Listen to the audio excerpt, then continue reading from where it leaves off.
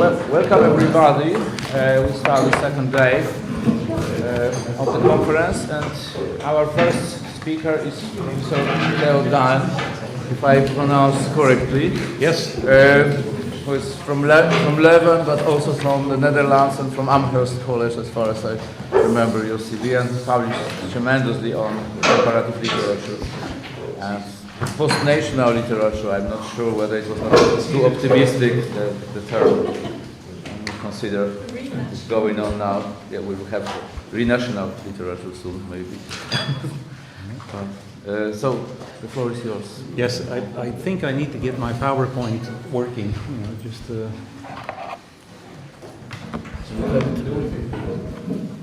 We can move it, but is it here already? It's there, and I've got the remote control, but it has to be on the left side. It's this one. Okay, thank you. And then we put it on slideshow from the beginning. Okay, that should be it. Okay, thank you. All right, thank you for the invitation. I'll just start right away. And yesterday I noticed that the number of historians far outweighs the number of literary people here.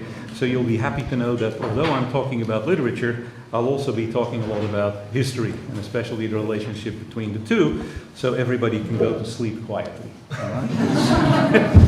In 1904, the British geographer, now I have to see whether, British geographer Halford Mackinder published a paper entitled The Geographical Pivot of History in the Geographical Journal, the official organ of the Royal Geographical Society. The region corresponding to Mackinder's definition spans all of European and Asian Russia and much of Central Asia, then also under Russian rule. It goes this way. This is the illustration from his paper, and you can see the pivotal area is the one dotted there, note the pivot area.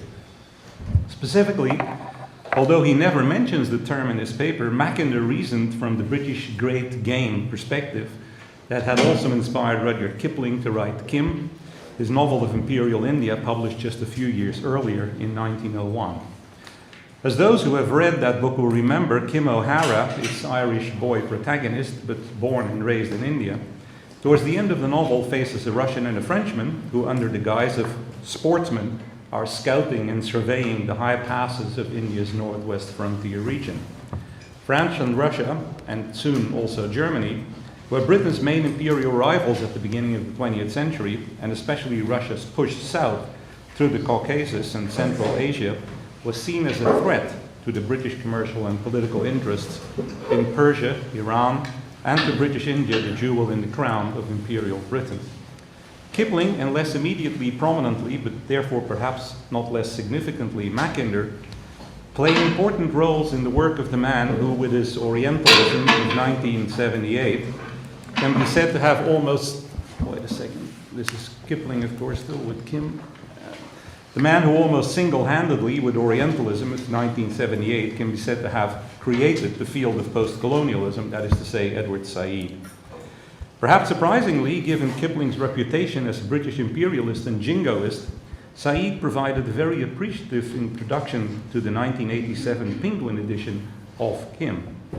Said there labels Kim a masterwork of imperialism, and hence a great document of its historical moment, but also insists that it is one of the greatest of novelistic ironies that Kipling's aesthetic integrity laid bare the impermanence of Britain's hold on India, thus turning Kim also into an aesthetic milestone along the way to midnight 15 August 1947, that is to say, Indian independence and partition.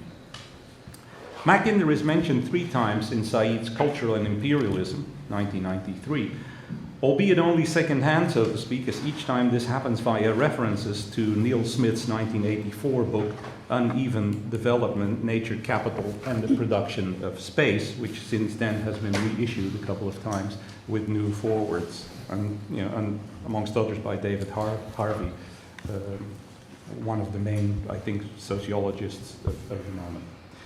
The first mention Said makes of Mackinder, whom he labels an explorer, geographer, and liberal imperialist, concerns a series of lectures on imperialism Mackinder gave at the London Institute of Bankers at the end of the 19th century.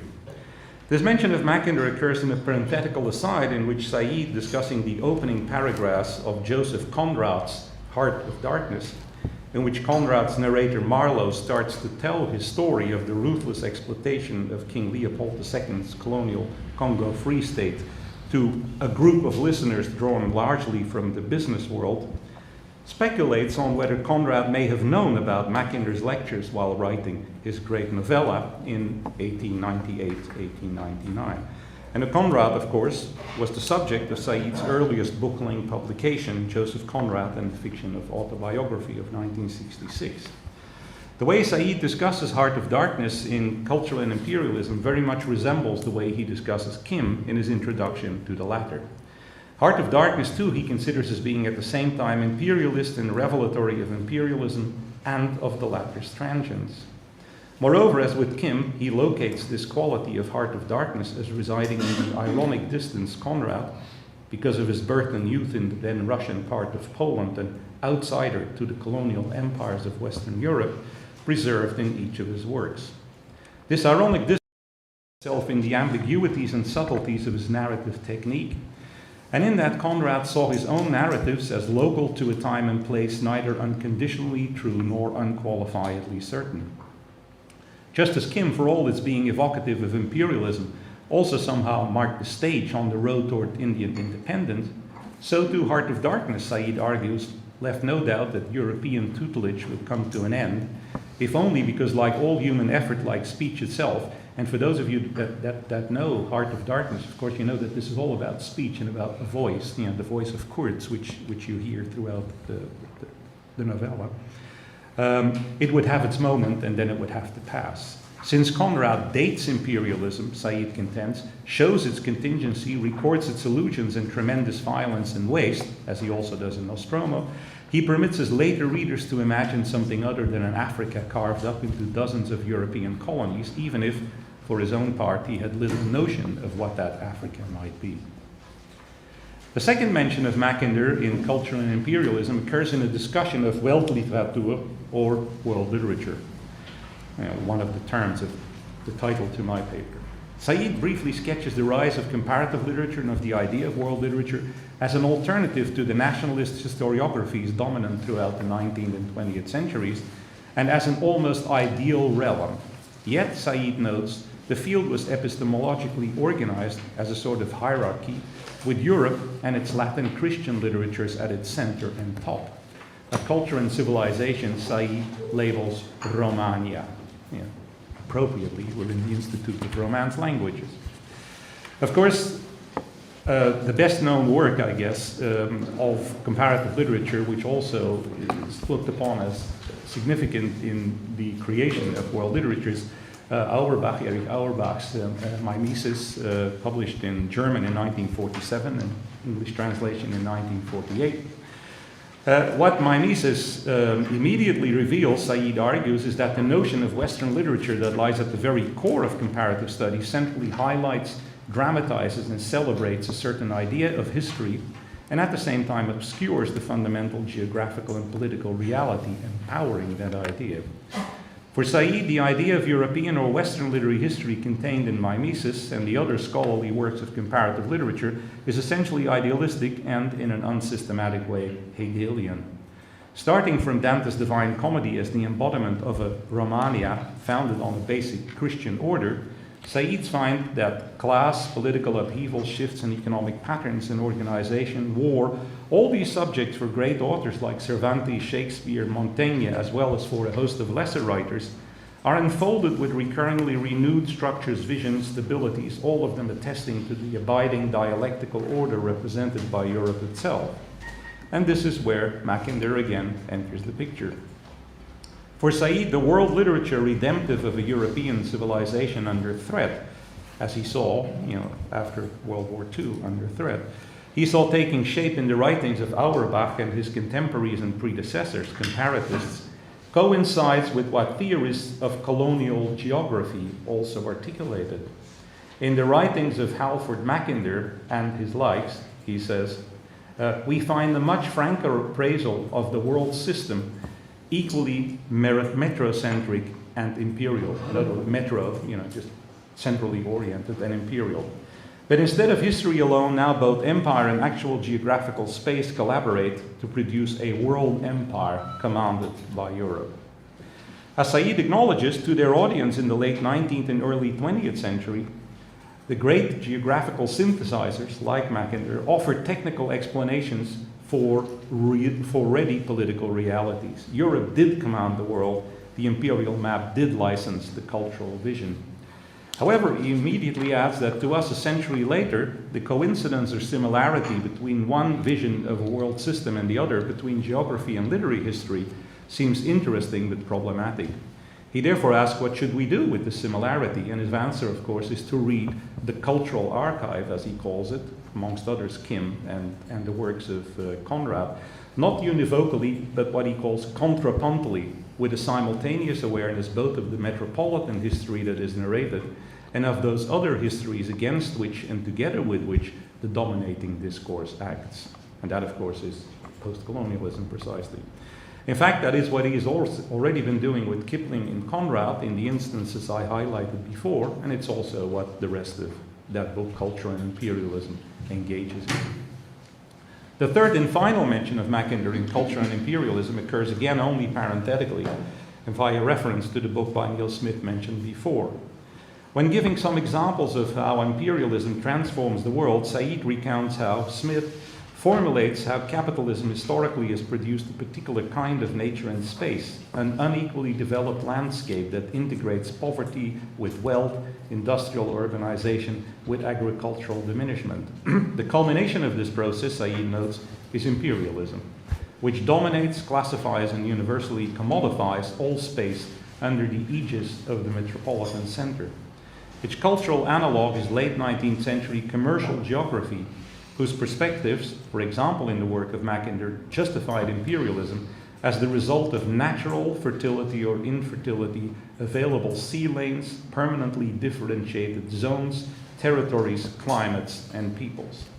The latter, of course, continued a trend set already in the 18th century in the works of Montesquieu, Voltaire, Herder. Here we're still with the Heart of Darkness, the next one.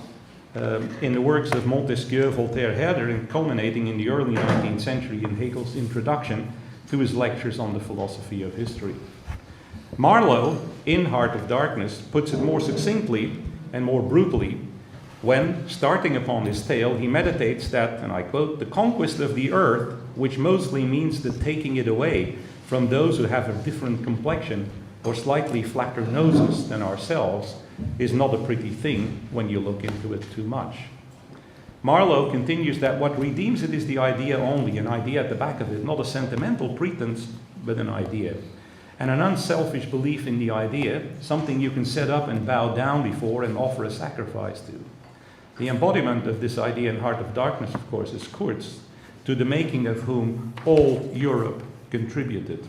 Quote, And the novella goes on to reveal the complete moral failure of Kurz and of European man. Following Said's dichotomous reading of Conrad discussed before, we can interpret this failure as just of the man who fell unfathomably short of the idea he represented or of the very idea itself. And this is where the ironic distance Said mentions with regard to Conrad comes into play. The irony is compounded, of course, by the fact that Marlowe himself, when he utters these words, has assumed the pose of a Buddha, an idol, just as Kurz has become to the natives, and that in the course of telling his story, as a result of the falling darkness, Marlowe will become a mere voice to his listeners, like to how Kurz eventually became to Marlowe himself. If we stop to think that the final words of Kurz are the horror, and that when Kurz's Brussels fiancée, the firm's believer in the nobility of Kurz and what he was supposed to stand for, in fact, in her turn, the very embodiment of Europe's belief in the mission civilisatrice, asks Marlowe what Kurz's last words were, he replies, not the horror, but he says the last word he pronounced was your name. Okay. In other words, we cannot but subscribe to Saidian contrapuntal reading of Heart of Darkness, just The novella actually saying the opposite of what it pretends to be saying. Post-colonialism then leads us to read world literature, and in the cases we've been looking at colonial world literature, differently and contrapuntally to Macinder's imperial world system. However, just as Said argues that Kipling's and Conrad's functions can thus be read as local to a time and place, neither unconditionally true nor unqualifiedly certain, so we may try and reread Mackinder, and especially the essay of his with which I started my talk, The Geographical Pivot of History, contrapuntally. As I mentioned, the region Mackinder saw as pivotal to world dominance starts from more or less where we are right now, that is to say Poland, and by extension Eastern Europe, and stretches throughout especially southern European Russia and Central Asia. As I also mentioned before, Mackinder's vision was inspired by primarily military, colonial, and imperial motifs having to do with Iran and India, and the British Empire, of course. Just as Kipling and Conrad, to different degrees, revealed a counterpart, or what, playing a little on Said's term, I will call the contrapart of the imperial vision, so too Mackinder can be read as doing the very same thing. Using what is undoubtedly too grand a term for what is in essence a very simple operation, this may be done by applying a deconstructive reading to the geographical pivot of history. By the way, I think Said himself never read this essay, as he nowhere mentions it, nor indeed, as I've intimated before, any specific piece of writing by Mackinder, but in the three instances I've listed merely references him through Neil Smith's uneven development. Moreover, Said concentrates on the colonial and imperial implications of what through Smith he gathers from Mackinder's theories, whereas Mackinder, certainly in the essay I'm here concerned with, actually sees things in a much larger frame. So let us now have a look at what Mackinder in fact says in The Geographical Pivot of History. In line with ideas prevalent around the turn of the 20th century, Mackinder sees human history as largely driven by geographical givens such as land masses, oceans, mountains, rivers, climate, and natural vegetation. After a circumstantial description of what he calls Euro-Asia, he arrives at the following statement. The conception of Euro-Asia to which we thus attained is that of a continuous land, ice girth in the north, water girdled elsewhere, whose center and north have no available waterways to the ocean, but on the other hand, except in the subarctic forest, are very generally favorable to the mobility of horsemen and camelmen. This is what Mackinder calls the heartland, to east, south, and west of which are marginal regions ranged in a vast crescent, accessible to shipmen. For 1,000 years, Mackinder notes, a series of horse-riding peoples emerged from Asia through the broad interval between the Ural Mountains and the Caspian Sea, rode through the open spaces of southern Russia, and struck home into Hungary in the very heart of the European peninsula, shaping by the necessity of opposing them the history of each of the peoples around, the Russians, the Germans, the French, the Italians, and the Byzantine Greeks. It is only with the discovery of the possibility of circumnavigating Africa at the turn of the 16th century, Mackinder posits, that it became possible in some measure to neutralize the strategic advantage of the central position of the steppe nomads by pressing upon them in the rear. The one and continuous ocean enveloping the divided and insular lands is, of course, the geographical condition of ultimate unity in the command of the sea, and of the whole theory of modern naval strategy and policy, 1904. Right? The latter, of course, naval strategy and policy, was precisely what made possible the British Empire, and therefore of vital importance to Mackinder's era. At the same time, with the rise of Germany and especially Russia, the British position became increasingly tenuous, as Mackinder went on to argue. But the land power still remains, and recent events have again increased its significance. The Tudor century, which saw the expansion of Western Europe over the sea, also saw Russian power carried from Moscow through Siberia. The eastward swoop of the horsemen across Asia was an event almost as pregnant with political consequences as was the rounding of the Cape, although the two movements remained long apart. But now, according to Mackinder, Russia has the clear advantage, as the Russian railways have a clear run of 6,000 miles from Virdalen in the west to Vladivostok in the east. The Russian army in Manchuria is a significant evidence of mobile land power, as the British army in South Africa was of sea power.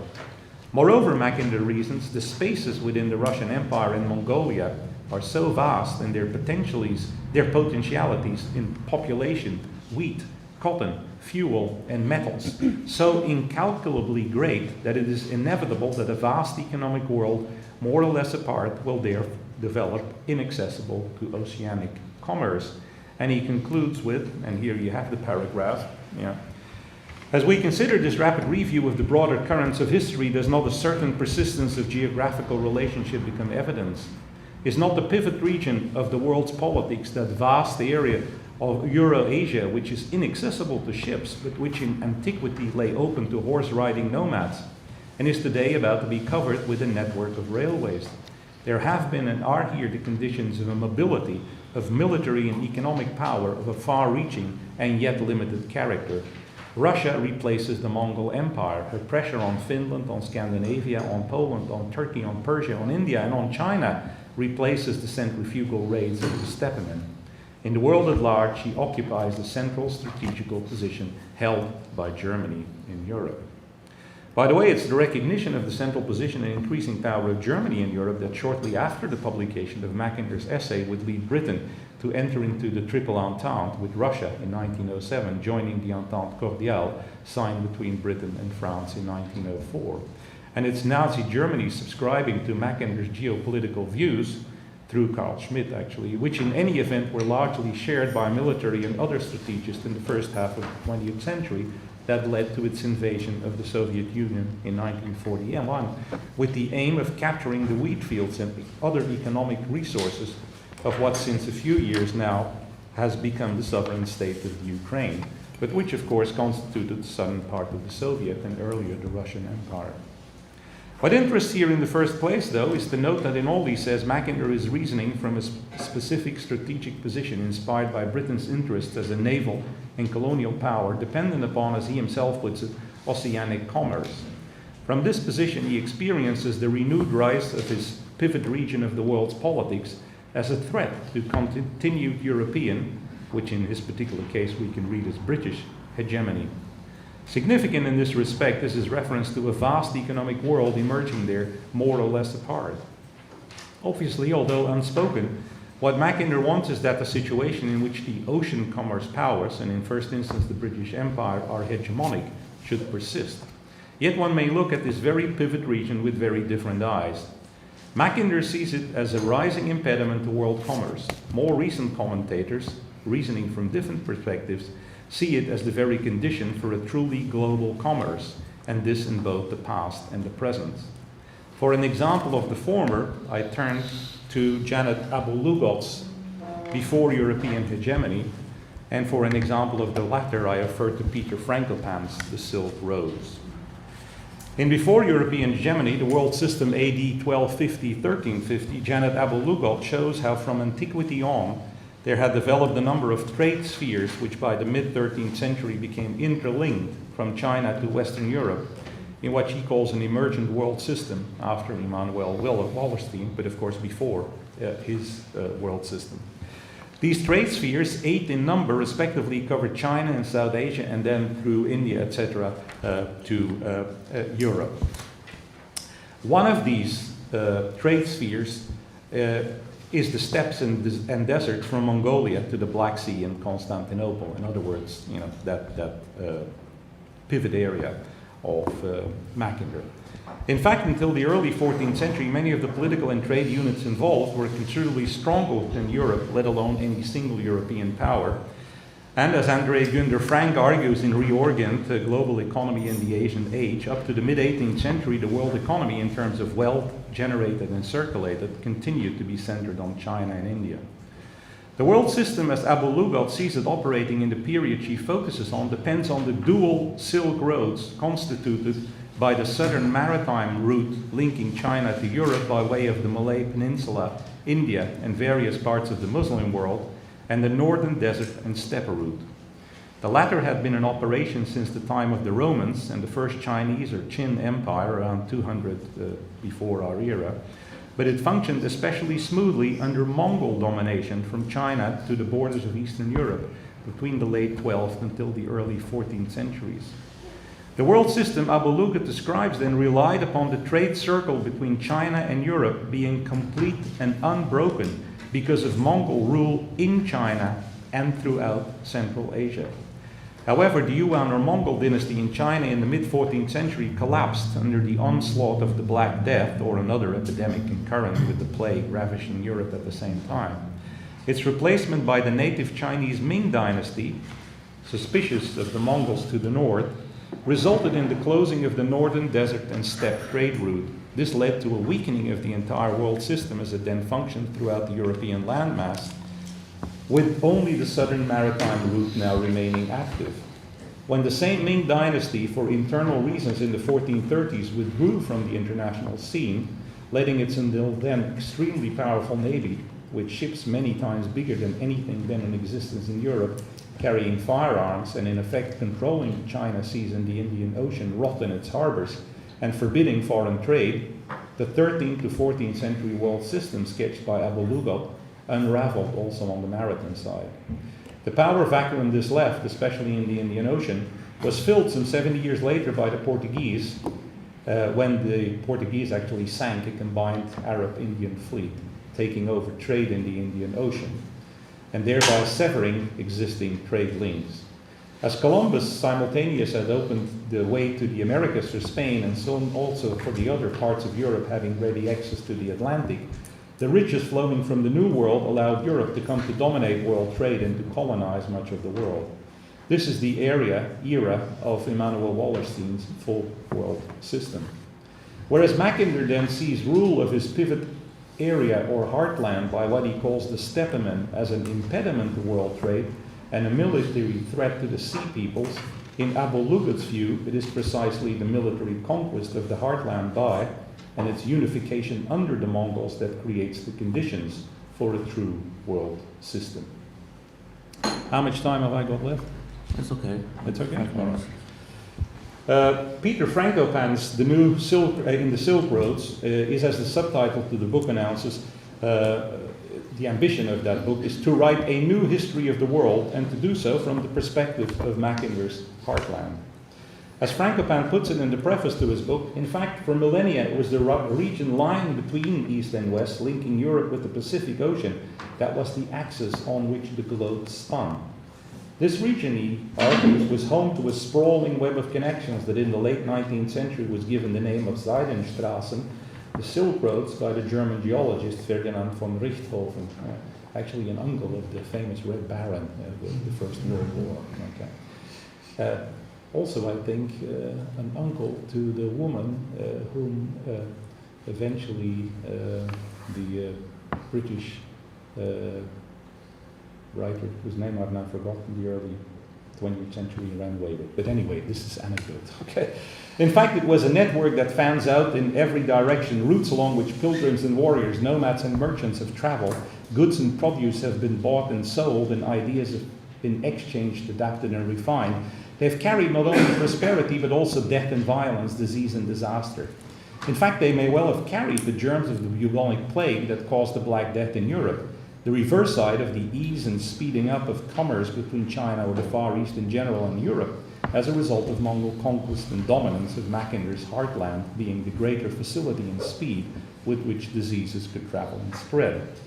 Actually, using a cultural referent not less resonant than Mackinder's heartland, Frankopan says that he could not understand why he kept being told of the importance of the Mediterranean as a cradle of civilization, when it seemed so obvious that it was not where civilization had really been forged. The real crucible, the Mediterranean, in its literal meaning, the center of the world, was not a sea separating Europe and North Africa, but right here in the heart of Asia. If this part of the world has been forgotten by mainstream history, Frankopan posits, this is in part because of what has been called Orientalism, the strident and overwhelmingly negative view of the East as underdeveloped and inferior to the West and therefore unworthy of serious study. But, he continues, it also stems from the fact that the narrative from the past has become so dominant and well established that there is no place for a region that has long been seen as peripheral to the story of the rise of Europe and of Western society. Abu Lughod, writing in 1989, both at the beginning of her book and also in her conclusion, warned that the world, and especially the Western world, better prepare itself for a real change in world system, similar to that she traced for the 13th and 14th centuries. Much of the literature dealing with world systems, she notes, seems to treat European hegemony as the end of the story. But from the vantage point of our analysis of a pre-existing system, it is possible to speculate on the impermanence of all systems. The change she refers to concerns the falling apart of a world system shaped by what retrospectively has come to be called the Silk Road. As we saw, this at least in part created the conditions for the rise of Europe, and hence for the historical narrative that Frankopan sees as having become so dominant and well established that it excludes all other narratives. However, he too warns the world is changing around us and networks and connections are quietly being knitted together across the spine of Asia, or rather they are being restored. The Silk Roads are rising again. And just as Europe was in reality rather peripheral to the 13th, 14th century world system Abu Lughod explored, so it risks being returned to that peripheral position again right now. I now come to the last book I want to refer to. Pretty much the same picture arises from a book that turns to the southern maritime Silk Road that completed Abu Lughod's earlier world system of trade, Robert Kaplan's Asia's Cauldron, the South China Sea and the End of a Stable Pacific. And as you can see from an earlier book by Kaplan, The Revenge of Geography, he returns to this geographical view of how history actually evolves, okay? And many other writers actually are doing so at the time. Frankopan muses at the end of his book on how the age of the West is at a crossroads, if not at an end. And just as the collapse of China, or at least of its ruling Mongol dynasty and its subsequent withdrawal from the world stage, created the room for the rise of the West in the 14th, 15th centuries, so now the reappearance of China on the global stage may well prelude the demise of the West and certainly of old Europe. Frankopan holds up a telling comparison which chimes rather well with the colonial focus of our workshop and of my paper and of the authors I referred to earlier. The West's growing preoccupation with China is not surprising, he tells us, for a new Chinese network is in the process of being built that extends across the globe. As late as the middle of the 20th century, he continues, it was possible to sail from Southampton, London, or Liverpool to the other side of the world without leaving British territory, putting in at Gibraltar and Malta and Aden and Bombay and Colombo, the Malay Peninsula, and finally reaching Hong Kong. Today, it is the Chinese who can do something similar. Specifically, Kaplan contends the Chinese are putting in for domination of the crucial part of that long maritime road linking Europe to East Asia, that is to say, the South China Sea. The South China Sea functions as the throat of the Western Pacific and Indian Oceans, the massive connective economic tissue where global sea routes coalesce. Here is the heart of Eurasia's navigable rimland, and of course these are echoes of Mackinder, okay, the navigable rimland, punctuated by the Malacca, Sunda, Lombok, and Makassar Straits. More than half of the world's annual merchant fleet passes through these choke points and a third of all maritime traffic worldwide. With the return to a world system in which the economic weight of East and South Asia combined is preeminent, as argued by Gunder Frank and Frankopan, as for the pre-European hegemony past described by Abu Lughod, the importance of the South China Sea can only grow. And it is China that increasingly lays claim to the entire South China Sea. Of course, those of you that have been following the news, this has been in the news for the last couple of months, persistently, okay? And does not hesitate to back its claims by naval power, challenge the dominance of the US Navy, which hitherto and after the British control these waters. Frankopan's new northern Silk Road, not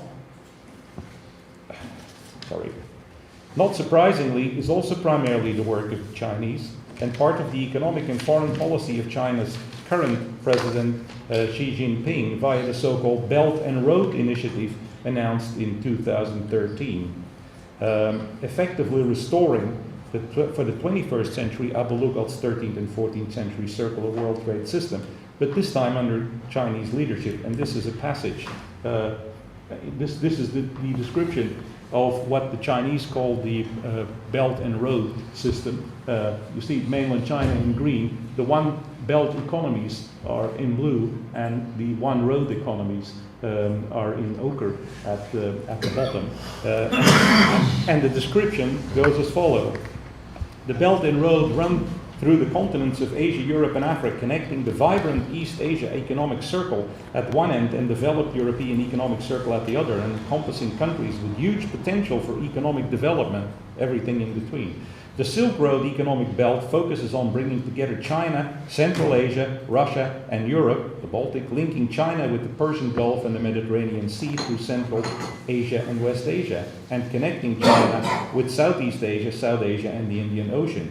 The 21st century maritime Silk Road is designed to go from China's coast to Europe through the South China Sea and the Indian Ocean in one route, and from China's coast through the South China Sea to the South Pacific in the other. In other words, the circle is complete again. You know, the same circle we saw in Abu Lughat's 13th and 14th century.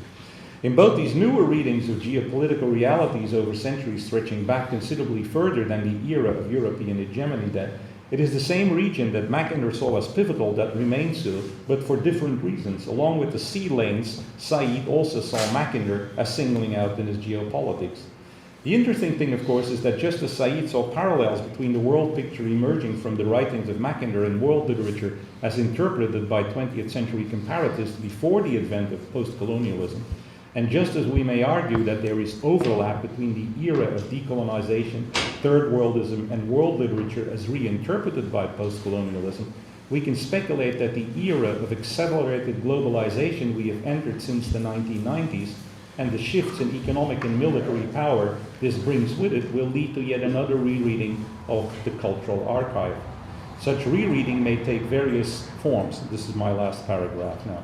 To begin with, and to stay with the same authors we've seen used before by Said, we might read Kipling's Kim, next to from an imperialist and post-colonial perspective, as Said has demonstrated, from a point of view emphasizing the circulation of goods and people in the Indian subcontinent, and the great game as an impediment to the same kind of circulation beyond India's northwestern borders, accessing precisely that continental Central Asian Silk Road pivotal to Abdul Lughat's old and Frankopan's new world systems. Next to such a close rereading of a single work by a particular author, we might recalibrate the canon of a particular author's work. For instance, with Conrad, we may turn from those works crucial to Said's post-colonial concerns, Heart of Darkness and Nostromo, to works addressing issues of trade and circulation, not just of goods but also of peoples in the China Seas.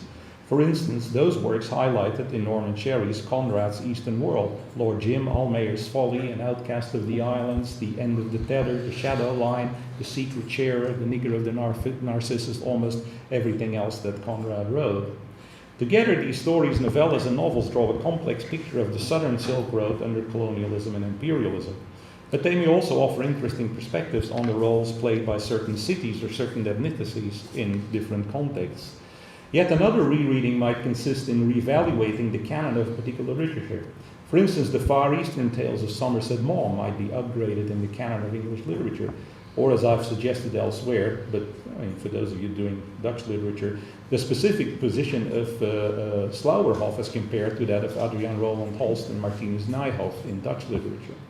Most far-reaching of all, of course, would be the changes in the relative positions of specific literatures within the widest field of world literature itself, with European literatures coming to occupy a less prominent place than they, or at least some major ones among them, and particularly English literature, have assumed ever since the rise of comparative literature and Weltliteratur, and the stock of others, particularly Chinese, Japanese, Indian literatures, and anything in between, rising. Indeed, if the Belt and Road principle China now follows in the economic sphere would eventually extend to the cultural sphere, as is actually already the case with the numerous Confucius institutes and all the rest proliferating around the world, this may well lead to an uplifting of the literatures related to all countries and communities covered by said policy. In effect, this would amount to a literary, in fact a wider cultural and scholarly global landscape in tune with present geopolitical realities, and consequent to a complete reversal of the hierarchy Said saw as paralleling Mackinder's colonial and imperial worldview. Thank you.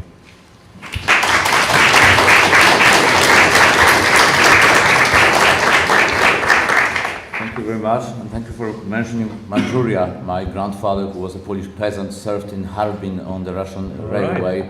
So it not once occurred to me that was local women who must have been an embodiment of the Russian Empire. Okay.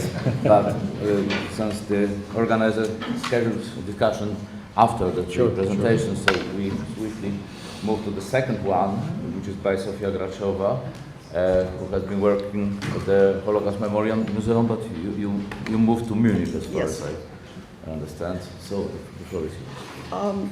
In my paper, I engage with two disciplines, and I conduct an experiment on double comparison. I take the notion of cultural hierarchy, or the idea that humanity consists of nations or peoples which display an equal degree of civilizing progress. I take this idea and I see how two disciplines dealing with difference between ethnic groups engaged with this idea, and I'm also dealing with two national cases, that is of Ukrainians and Jews. Now I need to qualify immediately that I'm only talking about ethnographers and anthropologists that operated in the Russian Empire. I'm not dealing with the Austrian imperial context. Medical ethnography is a discipline that studies folk medicine and customs related to health and hygiene. Physical anthropology, on the contrary, studies physical variation in the human population. In the early 20th century, race was a central category in physical anthropology, since it was believed that population groups differ from each other, which is manifested in presumably hereditary physical distinctions. Now, these are two different disciplines, and it is important not to conflate them, contrary to the practice of some scholars who do it. For example, John Efron, in his book Defenders of the Race, takes medical and anthropological discourse about Jews as something not uniform, but as a part of the whole. I, on the contrary, believe that disciplinary frameworks of particular ideas need to be taken into consideration. I will begin with medical ethnography. The study of folk medicine of both Jews living in small towns of Eastern Europe and of Ukrainian peasantry began around the same time, around the middle of the 19th century. Interestingly, there were many customs and practices that were shared across the ethnic boundaries. For example, both Ukrainian peasants and Jews living in small towns shared beliefs in harmful and protective magic, such as the evil eye, and they utilized various incantations and amulets to counteract it. There were obviously ritual differences stemming from the difference between Judaism and Christianity. I will talk a little bit about that later, but overall there was a lot of similarities between customs and attitudes concerning health among Ukrainians and Jews. However, when we compare actual ethnographic reports and depiction of these customs, you will see a drastic difference. When physicians started describing popular folk customs among Ukrainian peasants, they did so in value neutral terms generally. They did not look for the signs of popular superstitions as evidence of savagery or the lack of civilizational advance. Sometimes physicians who were writing about Ukrainian folk medicine even argued that this is a repository of popular wisdom that can be, if studied well and understood properly, can be even of use to modern medicine. This was very, very different from the depiction of Jewish folk medicine in ethnographic literature. In the ethnographic literature about Jewish health customs, beliefs, and attitudes, everything related to health and hygiene serves to determine whether Jews constitute a civilizationally advanced group or whether they are savages. And from the perspective of non-Jewish observers in the Russian Empire in the second half of the 19th century, there were plenty of evidence that Jews indeed are savages. And for example, the belief in evil eye was a basis to argue that they are not much different from the indigenous populations of Africa, and therefore granting Jews civil equality in the Russian Empire was much, much premature. So ethnographic literature concerning medicine and health featured, or rather was a very important element in the anti-emancipation discourse in the Russian Empire. Interestingly, Jewish physicians also engaged in the description of Jewish customs related to health and hygiene. And initially, in the 1860s to 1880s, Jewish physicians shared this negative attitude to all customs. They exposed such practices as irrational and extolled their co-religionists to adopt modern, that is, civilized European manners and attitudes. The attitude changed with the growth of Jewish nationalist movement in the Russian Empire. Importantly, there was a variation between the Zionist nationalism and the diaspora nationalism. Diaspora nationalists, unlike Zionists, did not pursue a Jewish statehood, but promoted the idea of Jewish political and cultural rights in their current countries of residence, specifically in the context of multinational Russian and Austrian empires. And diaspora nationalist-minded physicians/ethnographers started re-evaluating Jewish medical customs as evidence of Jewish cultural superiority. Many Judaic commandments, from ritual washing of hands to circumcision, became depicted as rationally grounded from the perspective of modern hygiene. And in this capacity, Jewish customs and rituals served or were utilized as evidence that Jews, as a nation, belong to the oldest culturally advanced nations in the world. And also the Jews populating the Russian Empire were culturally more advanced than some other groups populating that same empire. For example, the Ukrainian peasantry. A prominent case here would be the famous Jewish physician, anthropologist, and ethnographer Samuel Weissenberg. He was born in 1867, that is, he was in the generation of physicians who could not get professional training in the Russian Empire due to discrimination. He studied in Heidelberg, and probably due to that fact, he became integrated in not so much in the Russian anthropological milieu, but in the Central European German-speaking environment of anthropologists and ethnographers. He published many of his works in German. I would say the majority of his appeared in German first, then some of them were translated into Russian, but not all of them. He also published prolifically in periodicals in the Austrian Empire and Germany.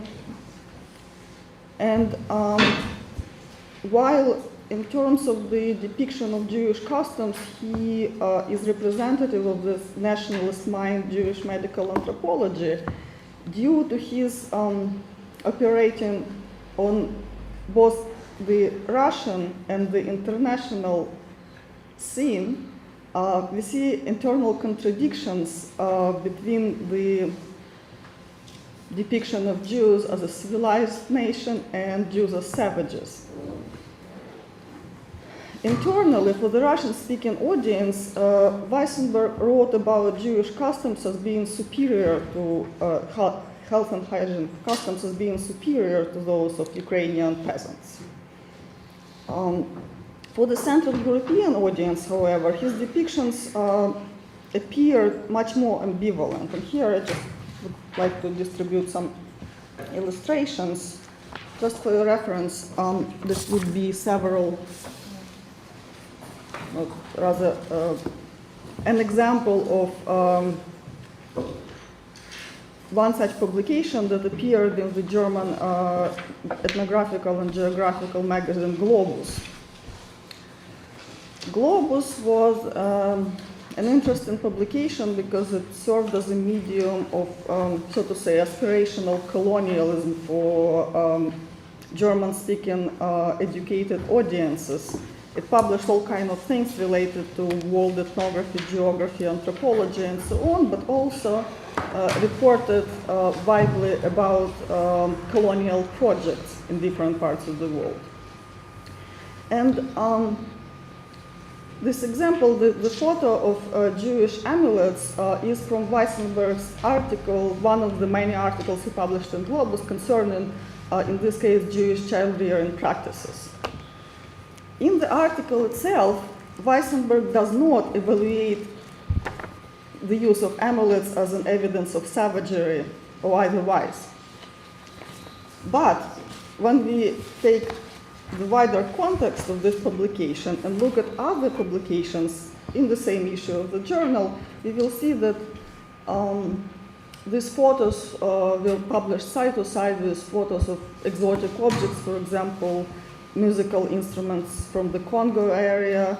They were published side by side with reports about German colonial projects, and unwillingly, by publishing, just by the mere fact of publishing this article in Globus, Weissenberg contributed to the self-orientalization of both the Eastern European Jewry that was the object of his study, but also of the region as a whole, by depicting it as being populated by savages, and therefore implicitly confirming that Eastern Europe can be a legitimate object of colonialism.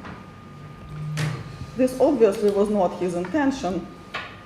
However, from my perspective, this was the entrance ticket to Central European anthropology for Weissenberg. Being marginalized in the Russian imperial milieu due to his religious affiliation, he achieved international success as an anthropologist, but he had to pay the price of accepting implicit rules of the game that apply to the whole discipline.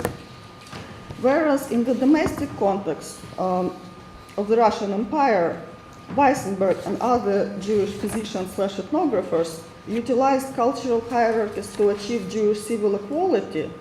By the same virtue, they also accepted and reinforced the division of humanity into more and less culturally advanced peoples, the assumption that legitimized international colonialism.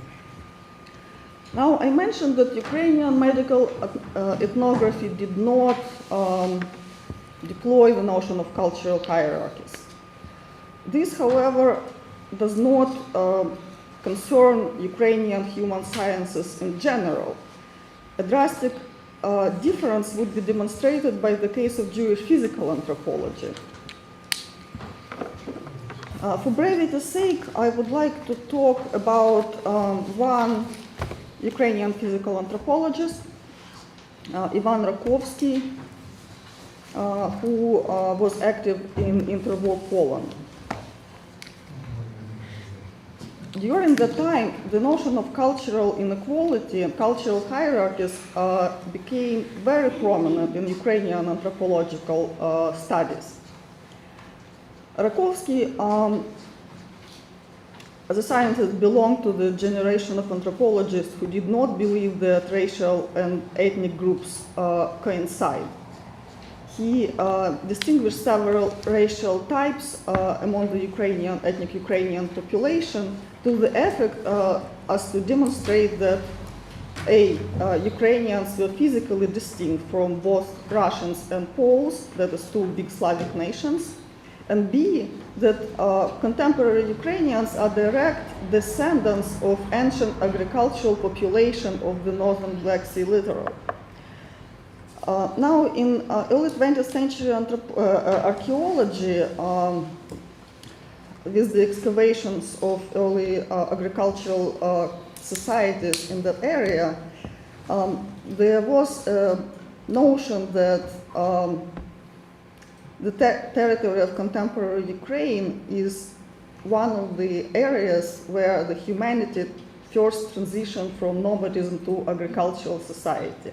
And in that time, it was also generally believed that agricultural societies, from the perspective of civilizing process, are superior to nomadic ones. So by showing that Ukrainians, or rather their ancestors, were among the first to transition to agriculture, Rakovsky argued that Ukrainians constitute an ancient, culturally advanced nation, and as such, they deserve a right for national self-determination. Instead, he continued, instead of living in their nation state of their own, they are colonially oppressed by the Polish Republic and by the Soviet Union. So we see how the discourse of national self-determination in this case is very deeply intertwined with the colonialist presumptions of cultural inequality and cultural hierarchies. Now, I would like to make several conclusions coming from this double comparison. First, there is a prominent asymmetry between the deployment of cultural hierarchies in Jewish ethnography and anthropology and Ukrainian ethnography and anthropology. Even within one national context of the Russian Empire, there are different chronologies, different frameworks, different political arguments that were made by referring to cultural inequality. There is also a very distinct disciplinary variation. As I demonstrated, Ukrainian physical anthropology was very heavily invested in the notion of cultural hierarchies, whereas Ukrainian medical ethnography did not engage with it. And this, to me, is a cautionary example why it is very dangerous to generalize on the validity and applications of certain concepts just on the basis of one disciplinary context. We need to be aware of disciplinary settings and see how concepts migrate from one discipline to another, rather than taking, for example, medical ethnography and trying to make general conclusions about the validity of cultural hierarchies for Ukrainian nationalist project. Finally, this comparison shows that both Ukrainian and Jewish ethnographers / physicians and anthropologists engaged with cultural hierarchies not for any explicitly international but for local reasons. They made local political arguments by employing this notion, but by doing so they also participated in a broader intellectual culture. And this culture was both an epiphenomenon of the age of colonialism, and simultaneously it provided legitimacy to past and current colonial projects. And finally, I want to say that there is no such a thing as local without considering the global when we are talking about ethnography and anthropology of the first half of the 20th century. Global and local dimensions are very deeply connected, and with this I would like to conclude.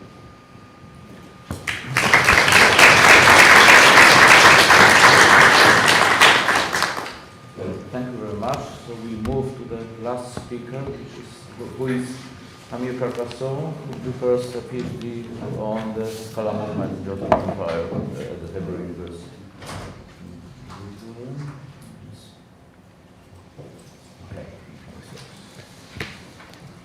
Okay, thank you.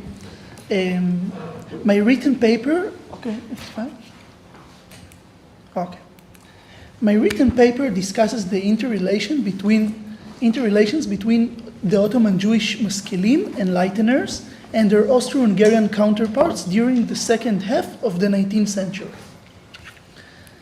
I have used the unique case study of an Ottoman Maskil, Jewish enlightener, Judah ben Jacob Nechama, a Sephardic Jew from Salonika, and his Austro-Hungarian counterpart, Chaim David Lippe, an Ashkenazi Jew who was born in Galicia and lived in Vienna. Here we can see the borders of these both vast and populated empires, which existed through hundreds of years and was collapsed together following the First World War. And there is Ottoman Salonika, now Thessaloniki, Greece. Judah ben Jacob Nechama was born in Salonika in 1826. His city of birth was one of the most important Ottoman port cities and one of the financial capitals of the entire Ottoman Balkans. During the second half of the 19th century, the 40,000 to 60,000 Salonican Jews has turned to a majority among the city's residents, at least until the city was taken over by the Greek regime in 1912. Many Salonican Jews were traders, and Nechama was a member of one of the more affluent merchant families in the city. The formative period of Nechama's life and work was the Tanzimat period, a period of legal and administrative reforms in the Ottoman Empire. The period was characterized by various attempts to modernize the Ottoman Empire and to secure its territorial integrity and its prosperity against nationalist movement from within and aggressive powers from outside of the state. In the 1840s, Nechama was exposed to the Jewish Enlightenment, the Skala literature, and found great interest in it. In the following decades, Nechama maintained extensive correspondences with Jewish maskilim, rabbinic scholars, Christian clerics, and Ottoman merchants. Many of these letters, dated between 1850 and 1895, were preserved in 2 volumes of Nechama's letters collection, Michtevei Dodi Miyain. The title's meaning in Hebrew is letters more delightful than wine. The 2 volumes of Michtevei Dodi Miyain contain 1,310 letters. The letters in the corpus have 89 different senders and 66 recipients. In this tentative map, one can perceive the geographical distribution of Nechama's letters. It is worth mentioning that 28% of the letters were sent from the Austro-Hungarian Empire, from nearly every district of it: Austria, Galicia and Bukovina, Hungary, Moravia, and the Italian districts of the empire. Most letters sent from the Austro-Hungarian Empire were sent from its capital, Vienna, 17% of the letters in the book. This is an important testimony of the direct link, so far unknown in research, between the Ottoman Jewish Haskalah and the more established and well-known branch of the Jewish Haskalah, the Austro-Hungarian one. Main example for this direct link between the maskilim in these 2 empires is the interrelations between Nechama and the Viennese Jewish bookseller, Chaim David Lippe. The connection between the 2 has began at least since 1882, and it was documented in 22 surviving letters written between 1888 and 1895. This documentation enables us to learn well the relationship between 2 European Jews, which although belonging to 2 sides of the colonial barricade, Oriental versus Occidental, have maintained between them a tight relationship, both personal and commercial. In the following minutes, I will focus on the methodological aspects and consequences of their interrelation between Nechama and Lippe, which their nature undercuts diverse aspects of the post-colonial dichotomy. In 1978, the literary theoretician Edward Said has formulated his post-colonial theory. Since then, the cultural studies academic Ella Shochat and the sociologist Yehuda Shenhav have attempted to convert and adjust it to the studies of Jewish world in the colonial era, and later in Israel. The outbreak of the post-colonial approach, and to a no lesser extent the broad criticism it was subject to, have led in the past 2 decades a growth of parallel study discourse in Jewish historiography. Many historical studies have found that the fact that the Jewish people lived in a diaspora, both in the West and the East, has led to a development of Jewish Orientalism phenomenon. As the historian Yaron Tzur demonstrated, the unique split between East and West has turned the Jewish national movement, as of the late 19th century, to one of a kind for combining nationalism and colonialism at the same time.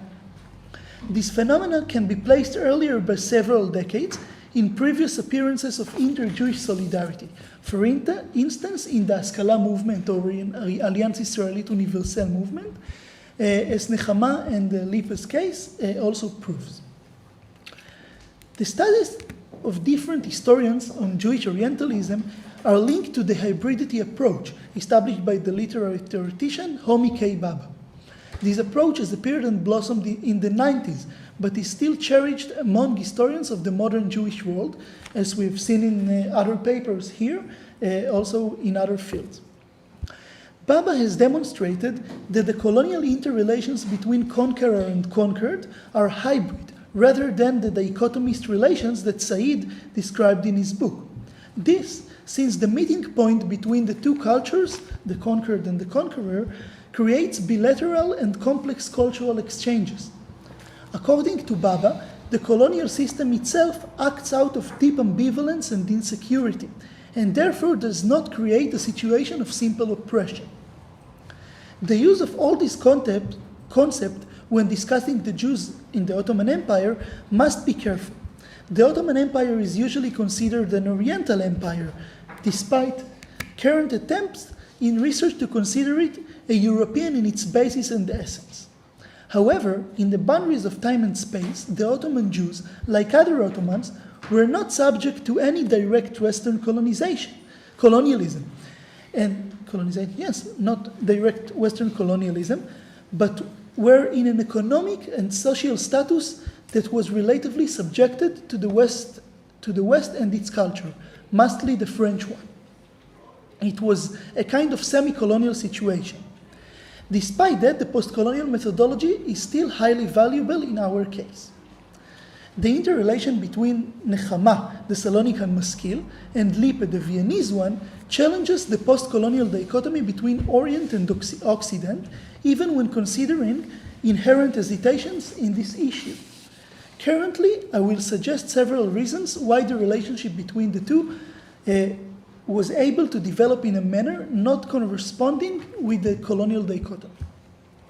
First, to a great extent, money answers all things.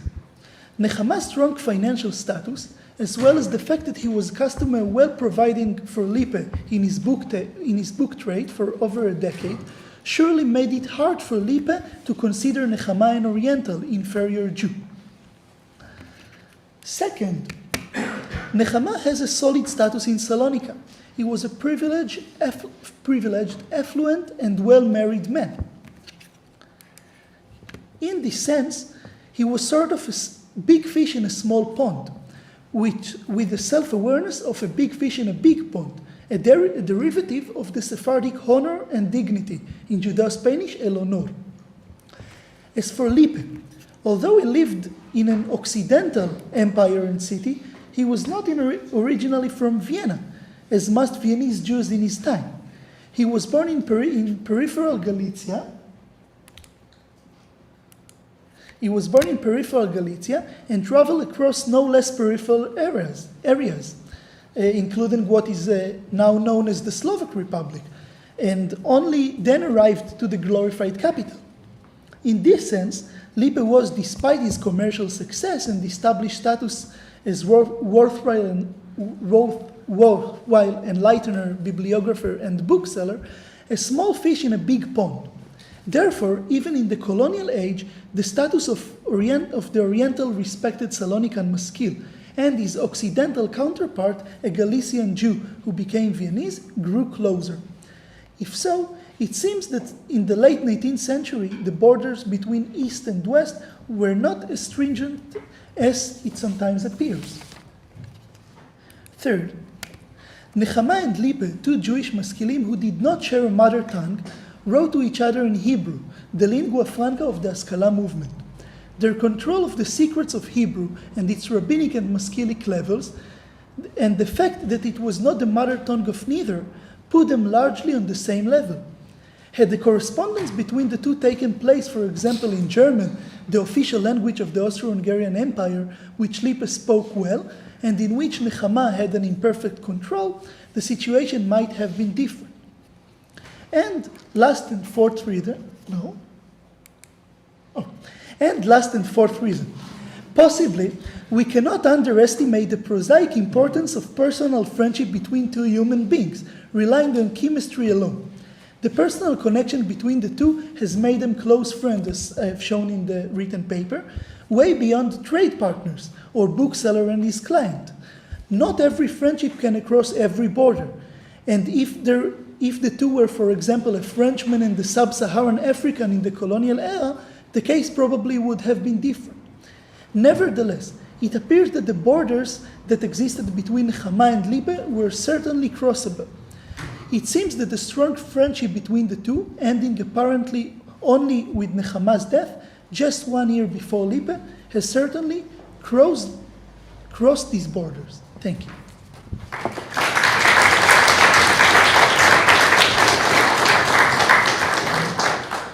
Well, I propose that we maybe have discussions separately for each paper because there were, well, the second and the third were more related. But so please, comments, questions for the first paper. Yes. Yes, thank you very much. I enjoyed it very much. But I was curious about the conspicuous absence of mention of the United States in your paper, because if one wants to give a counterpoint or reading to your own counterpoint or reading, well, then one would think of Frederick Jackson Turner's essay about the end of the American frontier. One would think about the beginning of the 20th century as an era in which the threat of American hegemony through American imperial expansion geographically, Cuba, the Philippines, and so on, but also intellectually, and the spread of ideas about feminism, homosociability, about race, and how that impacts on European cosmopolitanism long before the revival of Kant, means that in fact the elephant in the room is really the United States. Yes, it always is the elephant in any room these days. Although it's getting to be less of an elephant now. I think China is becoming the elephant rather than. No, I mean my initial point, my starting point, of course, was that I was looking for connections with Central and Eastern Europe, just so I concentrated on that part. Actually, Mackinder himself says virtually nothing about the United States. And in the, well, there were also geographers working in the US who developed theories akin to those of Mackinder. But people working in Europe at that time were actually little interested in what happened in the US. And if I can simply refer to Kipling again, of course, Kipling for a while lived in the United States, Captains Courageous deals with the United States, etc. That was very much there. But I think, at least the British geographers, the United States was still very much seen as an extension almost of the British Empire, and as the Anglo people dominating the world via the sea lanes. Perhaps I should have said that in core the point is that the largest migratory group to the United States before the First World War are in fact Central Europeans. Sure, yeah. So in fact the way in which they're writing, Karl Postler, Karl May, writing about America but also writing about Europe means that the two are inextricably linked in a subaltern voice. Yes. In that way. Yeah. Yeah, again, my concern was in particular with Said, with post-colonialism, and with the way I think that the readings that Said provides, especially through Mackinder, and as I say, only sort of parenthetically, because I don't think he ever read him himself, can be counter-read now from a different perspective, which is wider than what I think colonialism and post-colonialism actually are. And what else comes to play into that, such as various hegemonies? Yes, I mean, I can see the point, but that was not the point I was trying to make. Right. If I only have a question, since I'm focusing on non-European history, I've been a faithful reader of Abu Lughod, Wunderflank, Pomeranz, John Darwin, but there's another point. My wife is teaching English, and I love teasing my wife. So from time to time, I tell her that her profession is predestined to extinction, that she will, our son should learn Chinese and English and so on. So this kind of teasing, and she usually replies that we have to wait for Chinese Beatles and Chinese Hollywood. And whether, so my question is, do you think that there is a real possibility of Chinese, Far Eastern but Chinese culture dominating, like our conference in 50 years from now being in Chinese, or Chinese becoming a main computer language with a non-alphabet script? Because from some time I have a feeling like of a deja vu. 25 years I was a postdoc in Harvard, and I remember the phobia of Japan. And Ezra Fogel giving lectures to hundreds of students, coming and frightened that Japan would soon overtake the States. Of course, Japan is not China, and the change is really serious. But do you think that it's possible for the Chinese culture to dominate or to successfully compete English without Chinese writers writing in English, or writing movies in English for Western audience? Yeah, I mean, I'll take the analogy that was just offered, the elephant in the room in the United States. If we would have had this conference 100 or even 80 years ago, the fact that it would have been conducted in English would have been puzzling to most people. It would have been conducted in German and in French, not in English. The United States was a small fry, in the world of science. Even if you were an American, especially a chemist, a physicist, a mathematician or whatever, you published in German. In some other disciplines, mostly anthropology and all the rest, you published in French, not in English. This is something that only emerges after the Second World War. And I think we are subject to what is called, sometimes called presentism. We look back to the past with the idea that the present is fixed, and that therefore it has always been like that. It's not like that. I don't know, 50 years, I mean, of course nobody, some of you may still be here to check whether what I say is true or not, but most of you will not, so I feel relatively safe, So I'm not sure whether it's going to be 50 years or 100 years, but I'm pretty sure that Chinese is going to be at least on a par with it. Even if you look at the number of scientific publications now, citations and all the rest, there's already more of them in Chinese than there are in English. Admittedly, they are limited to another audience precisely because of the impediments. And I think for the time being, Chinese intellectuals, Chinese scientists are condemned, if you want to publishing in English precisely because that is right now the international language of science. But the same thing was true, as I just argued, for American chemists 100 years ago, American anthropologists 100 years ago. Things change very quickly, very quickly. And actually the point I was trying to make by referring back to Janet Abel-Lugold and then making the jump to Frankopan right now and to Kaplan is that what they are doing is basically taking this whole period of colonialism and post-colonialism, which we in the West have become fixated upon as the necessary be-all and end-all of history, of taking that out of the equation and going back to before and already looking forward to after. And I think that's also what is happening now with my discipline, comparative literature and world literature, is that we're trying to bypass the hegemony, for instance, of English. I mean, I've been involved with projects on world literature, anthologies, etc., etc. And if you look at the dominance of English in such anthologies, there's no warranty for that. I mean, the only reason why there's so much English is because everybody these days speaks English, at least as a second language, okay? And I think in future, the import of English will diminish as well. I mean, look at French, look at German, again, just what you find in anthologies and all the rest in both these languages is far less than what you would expect, historically speaking, in comparison to English.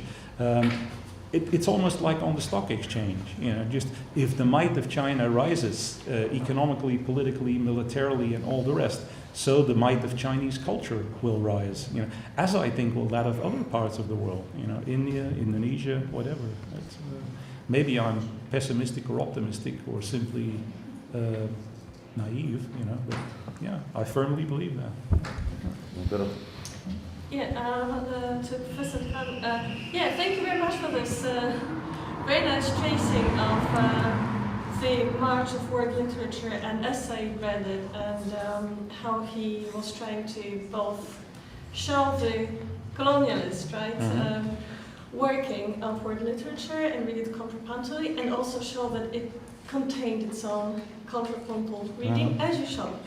But since you are involved in those projects, my question would be, how would you envisage or comment or perhaps, let's say, imagine this idea of world literature that is no longer imperial, non-imperial, but also decolonial, is it, right? Yeah. In some ways.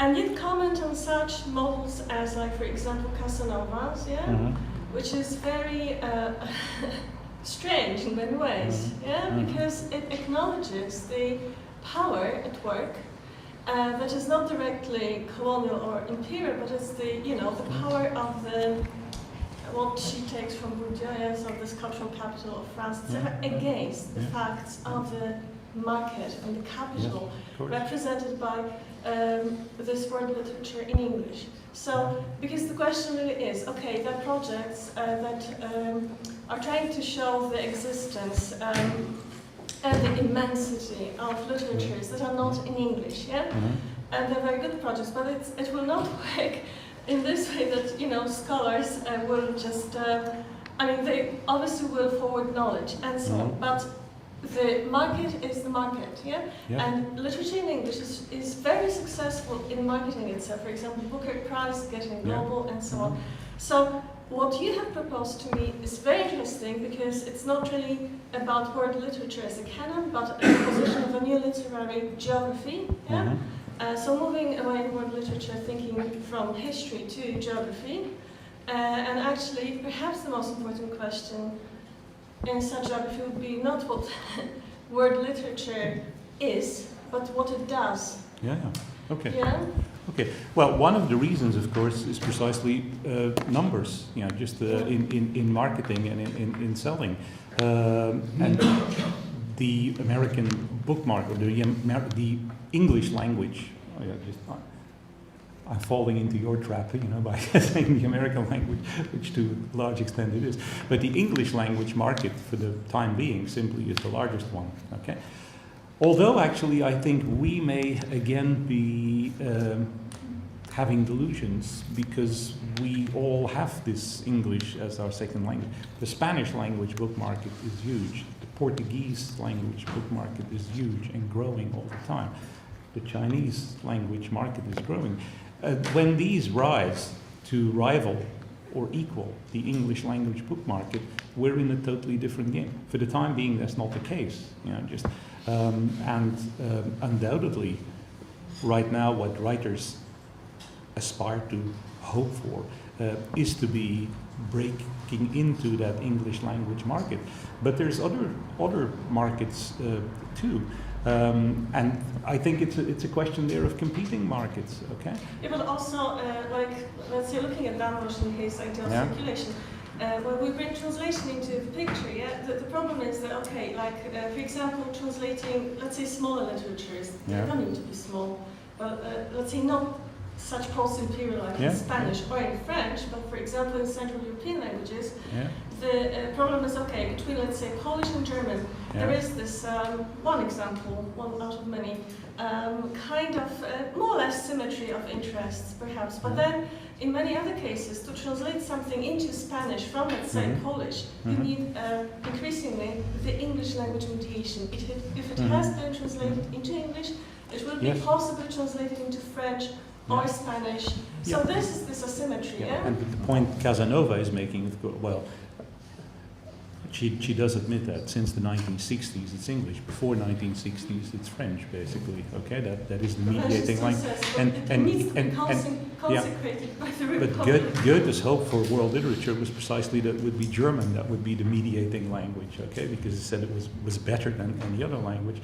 Yes, I mean, these things shift too, you know, and they shift according, again, I think, to political power, military power, economic power, and all the rest. I mean, culture follows trade, you know, that's one of the, and trade is going in a particular direction. I think the rest will follow. For the time being, you're certainly correct. I mean, English is dominant. If you look at the anthologies, they're the ones most widely sold are in English, of course. The one by Damrus, the one by others. It's Dirk and Renata, and we will have, unfortunately, maybe Sure. your last questions. Sure. But first Dirk, and then we... I'm extremely intrigued and increasingly concerned about the direction of our discussion. We are leaving constructionism and entering determinism. Very interesting that you, as a prominent scholar of post-colonial studies and world literature, felt the temptation of this neo-determinist thinking, of the revival of Mackinder and its rewriting in Kaplan. I would like to draw a parallel to Russian neo-Eurasianism, which also relies heavily on Mackinder. It is now available in English very well since 2014, Alexander Lukin's Eurasian Mission and Fourth Political Theory. I do not really recommend this reading because it is kind of neo-fascism, but it is telling in its determinist approach to economics and especially geology and climate in Geography. this case. Yeah. So could you relate to this criticism? Yes, I don't want to relate to their views, but I mean, I want to relate. Yes, I've more and more come. Actually, I wrote an essay a couple of years ago called "The Ends of Post-Colonialism" because I think it is at an end. I think there will continue to be post-colonial readings, but I don't think post-colonialism as a theory has very much new to add to things. Okay, why? Because I think it's a theory and an approach that's indicative of a particular period in Western history, which is coming to an end. And I think it is coming to an end precisely because of a number of the reasons that I've given. And that have to do with geography, but of course the geography is only a facilitator, so to speak, for trade, for commerce, etc. There's also the political conditions that need to be right. I mean, that's what that's what Lugoff argues with regard to the Mongol Empire, and that's what Frankopan now argues with respect to the rise of China. And whether we like this or not, I mean, I would prefer China, I guess, not to be so hegemonic. I very often, although I've spent a lot of my life as a so-called Americanist, I would have also liked the US not to be so hegemonic in many ways. But there are realities which you cannot deny. You know, if you call that deterministic. Okay, Renata. Well, I would like to remember our cover. Yeah. It's Africa, and Africa is almost absent in all these discussions. No, it's not Africa. No, It's New Guinea. I'm sorry. Colonialism. Yes, you are right. Geography. Yeah, you're right. But I was looking on this, sorry. It's Australia or what is it? What is it? Nonetheless, Solomon Islands. Africa It's Australia. this post-colonial Mm-hmm. issues is much less present. Well, The, the problem, but the covers you have shown of Africa, Frank, Africa is prominent in the middle of the cover, but nonetheless you are seeing citizens. And what is the position of Africa? It's one question. Sorry. Okay, The second question is for Professor Thomas. Had this Jewish intellectual any roots or any connection to Amsterdam or Sorry, but we were to move the discussion. Maybe we can pose this question later. Your last question. That was my comment in much more elaborate form than I could have expressed it. So I will just add one more thing. When you talk about Chinese and compare it to French, Spanish, German, English, and so on, they were all part of a Western European hegemonic complex. They were all complicit in imperialism, colonialism. Chinese is not as a language. And China's rise as a superpower comes only at the moment when the Chinese start taking the path of Western capitalist. Yeah. Well, that's my. Yes. I mean, I won't go into details, but I mean, Renato, Africa, of course, is in there. Actually, the Chinese Empire had links to all of East Africa, okay? And China, of course, is one of the greatest colonizers in history, except that their colonization largely happened before our era of colonialism. So colonialism is basically of all times and all places, including China, okay? And including the Chinese language. And I forget, what were you saying? I was saying that when you had this lingua franca changing over time, all of them were part of the Western European capitalist modernity. And China was not. And China only became a superpower at the moment in which it adopted the Western European capitalist model. Therefore, I do not see China developing into a hegemonic power as long as it's only at the moment following the path which was prescribed or predetermined. In a sense, the answer I gave, is also an answer I give to you. I mean, China certainly is a hegemonic power, has been a hegemonic power until the 15th century, and until it deliberately withdrew, and that had to do with a lot of internal circumstances, such as the decimation of the population, the disappearance of the Mongol dynasty, and things like that. And also with the fact that the Chinese were so convinced of their own superiority that they, in the 1430s, they decided that they would have nothing to do with the rest of the world because there's nothing they could learn from the rest of the world. They conquered Xinjiang in the 18th century. Okay, let's move to the second paper. Yes, please. Comments. I was to ask you one thing about the eugenics, because eugenics, after Nazi Germany, eugenics had become a taboo for many years, but then new research has shown that it was used in Sweden until 1960s, and in Poland before the Second World War, the eugenics society was very popular among also left intellectuals. So did it develop in a way among your anthropologists, either in what is Ukrainian, in the time of colonization, when you can still speak about Ukrainian thinking, probably 1920s, and among the Jewish anthropologists? Was it considered or discussed? Not really in the Soviet context. There were circles of biologists in Soviet Russia that were interested in eugenics, and they had a couple of publications, but no Jewish scholars were a part of it, and they did not do any studies on Jews. They didn't have any suggestions in that regard. But in Poland, in interwar Poland, there was actually a Jewish eugenic movement, and it had particular purposes of achieving higher social position. So it was a self-modernizing, a kind of self-emancipation movement.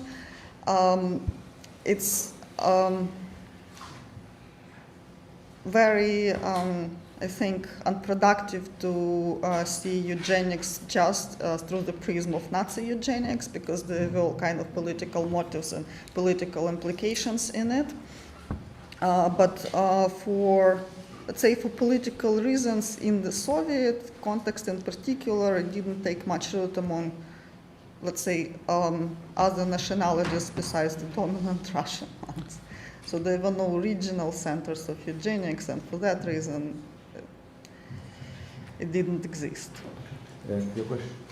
Thanks for the paper. I was wondering whether you can say something more about influence of inner Jewish culture activities on the anthropology discourse.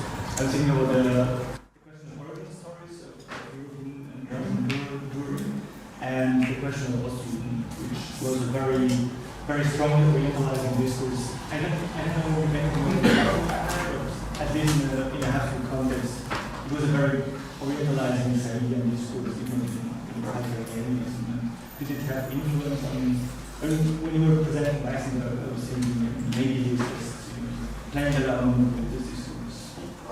Obviously, there were other Jewish populations in the Russian Empire, aside from the Yiddish-speaking so-called former Polish Jews. There were also Jews in Crimea, there were Jews in North Caucasus and in the Caucasus and in Central Asia. All of them spoke different languages other than Yiddish, and their ethnic customs and cultures were very diverse. Weissenberg conducted anthropological observations on all of those groups. So in terms of orientalizing discourses, he had other groups to orientalize. He traveled through these Jewish communities, and in his published reports, he casually remarks about the lack of artistic sensibility, the failure in observance of Judaism, the poor command of Hebrew among those communities. So while Eastern European Jews were the object of orientalization for, let's say, Central European Jewish intellectuals, in the Russian Empire there were other groups who were even more marginal, and those were main objects of orientalization. As for the origins of the Jewish people, that is a very relevant question. Weissenberg in particular was heavily invested in trying to establish where and when Jews of Eastern Europe became an ethnic community, and he believed that it happened actually during the migration of Jews from the Middle East to Eastern Europe through the Caucasus. So he believed that is the origin of contemporary modern Eastern European Jewry. There was a political argument with that, namely that Jews constitute an autochthonous group in the Russian Empire and they're not aliens, and that in fact they were Jews on the territory of the Russian Empire before they were Ukrainians or Russians. And then, of course, there was the international Jewish anthropology that engaged with all those issues in a different way. It was a very diverse intellectual environment, I would say, and it's hard to find the common denominator there. Yeah, I saw the hand raised, right? Yeah? No? Or maybe last question. Yeah. To come back to what we were discussing earlier about cultural hegemony, is there any indication that your authors were familiar with Darwin and social Darwinism, or were they inventing an anthropological categorization of their own? They were obviously familiar with social Darwinism, but they did not contribute to that very much. They more relied on the dichotomy between Kulturvölker and Naturvölker, the culturally advanced historical nations and the savage nations, so to say. So I do not see any direct or big impact of social Darwinism on their thought. And I'm sorry, there is one more question there. Do you have time? Very quick question.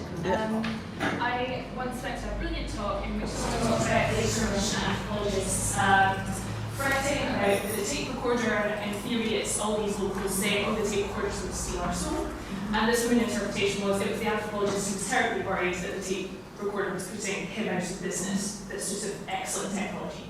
I wondered, therefore, more about your ethnographers and your anthropologists, and what sort of worries or anxieties do you find when you look through their documents about coming face to face with these communities? Do they feel like their research methods are up to scratch? Do they have their own worries about sort of meeting these people face to face? Can you tell me a little bit more about these people? Well, there was obviously the concern about establishing trust and obtaining reliable information.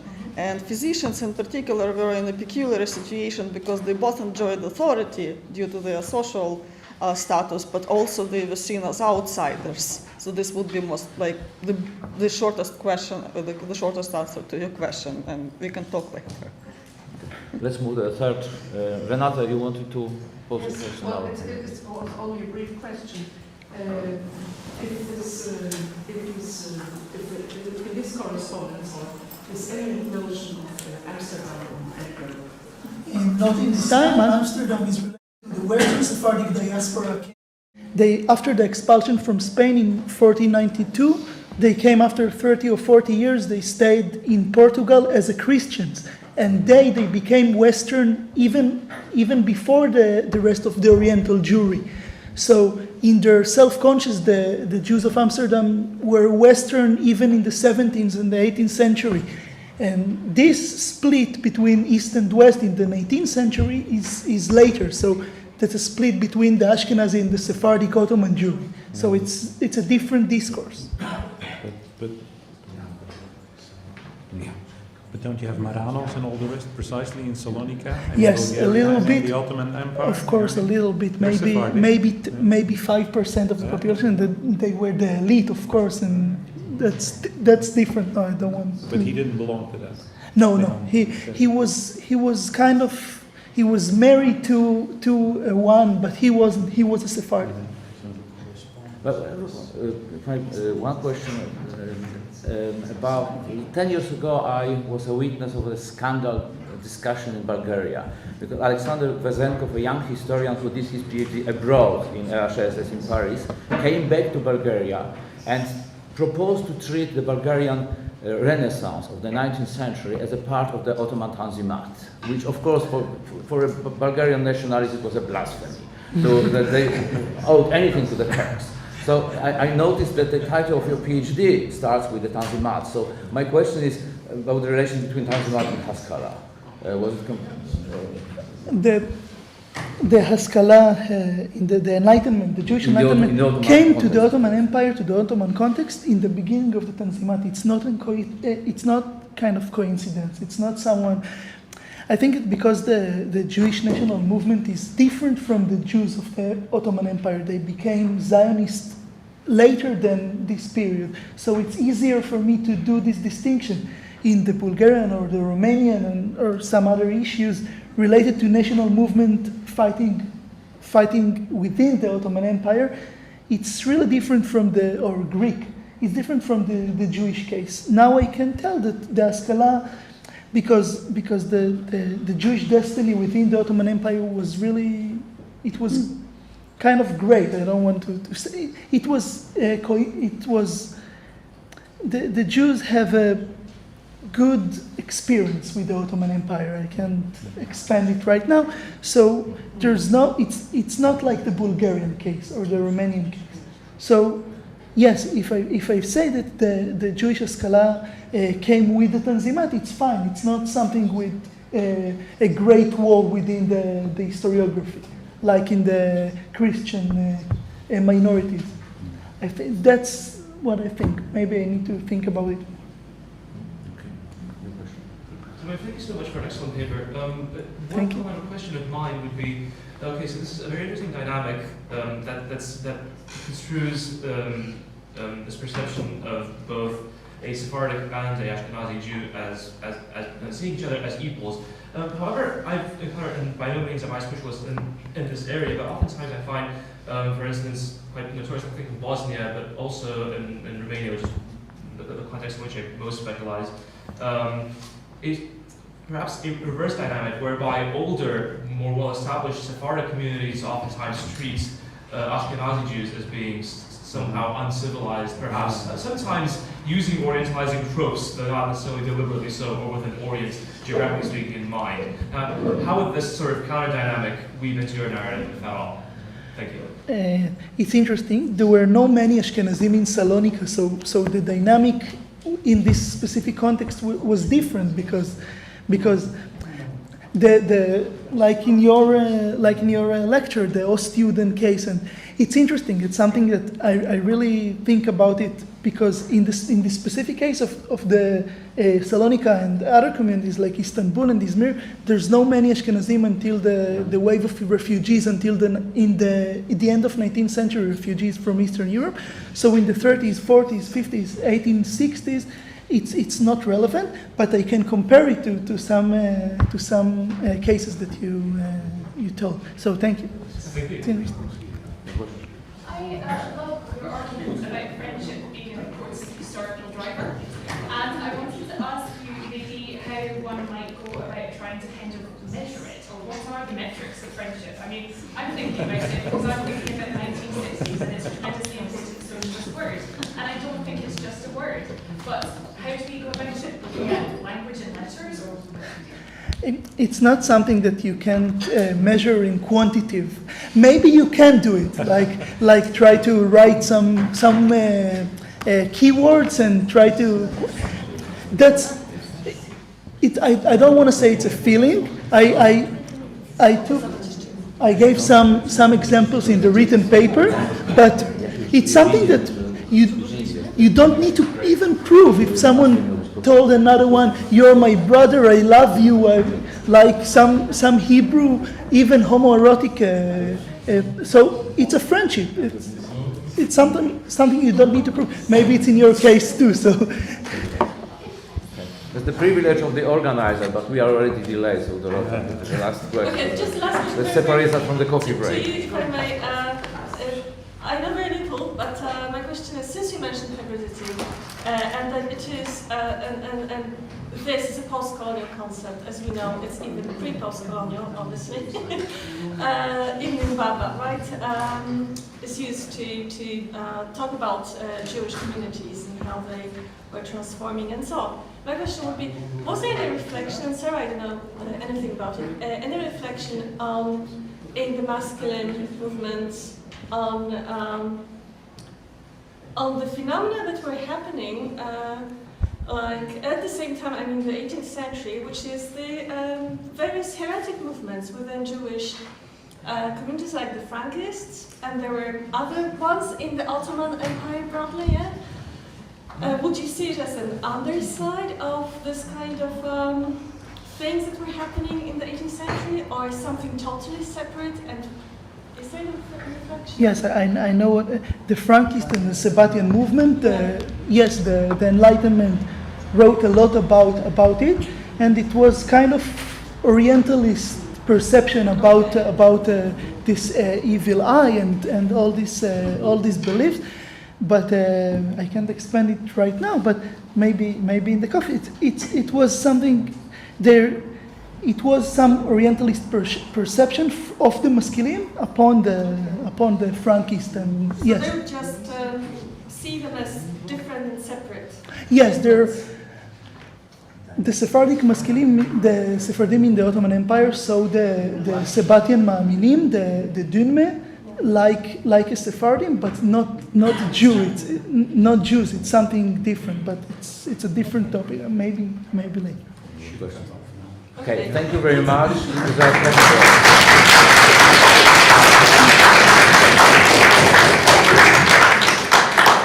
We are already in the Paper. fifth session now. It was really nice to read your paper.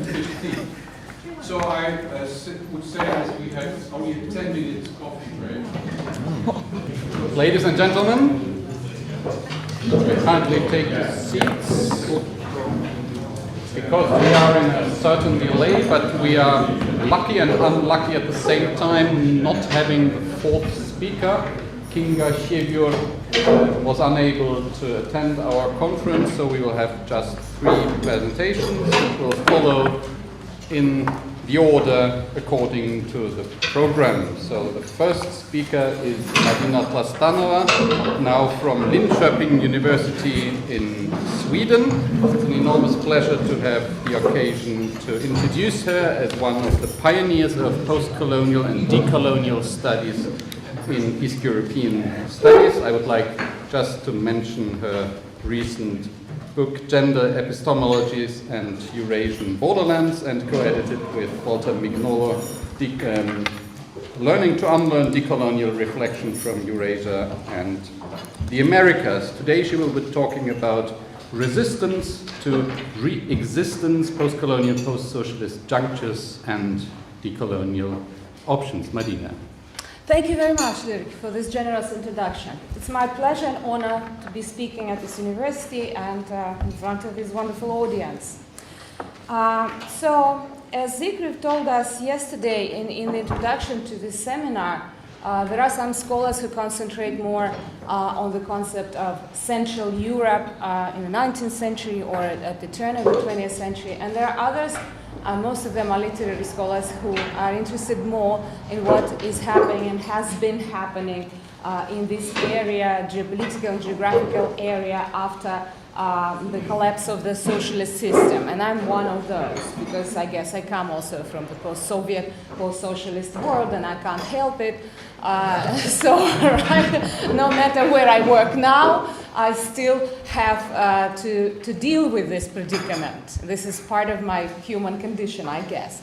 I'm joking, of course, partly. But you will see, this paper that I prepared for today is a reflection that comes from several years, actually, in several publications. One of them happened thanks to Dorota several years ago, who invited me to be part of her special issue where we were reflecting on post-socialism and post-colonialism in literatures.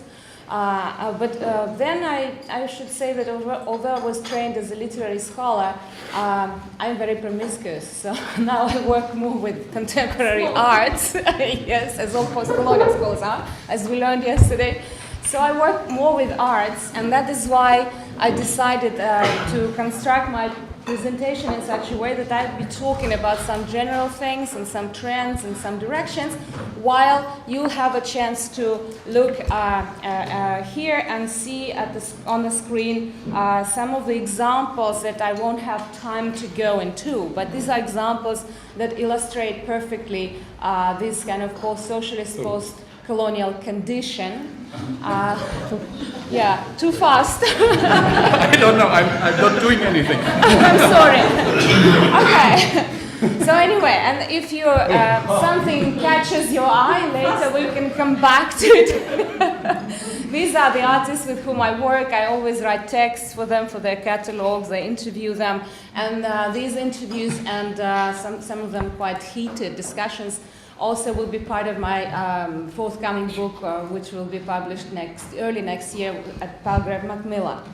Okay, so what happened in the early 90s, you remember in late 80s, early 90s, was the quick dismantling of the socialist world, which has led to a typical Western understanding of post-socialism, exclusively in temporal, and not in spatial terms. And I find it very important because thus what happened was that we started to ignore the people, the millions of people who share the experience of being branded for several decades as the communist East and are still inhabiting this symbolic East, which is breaking today once again under the pressure of the new geopolitical divisions and North-South axis.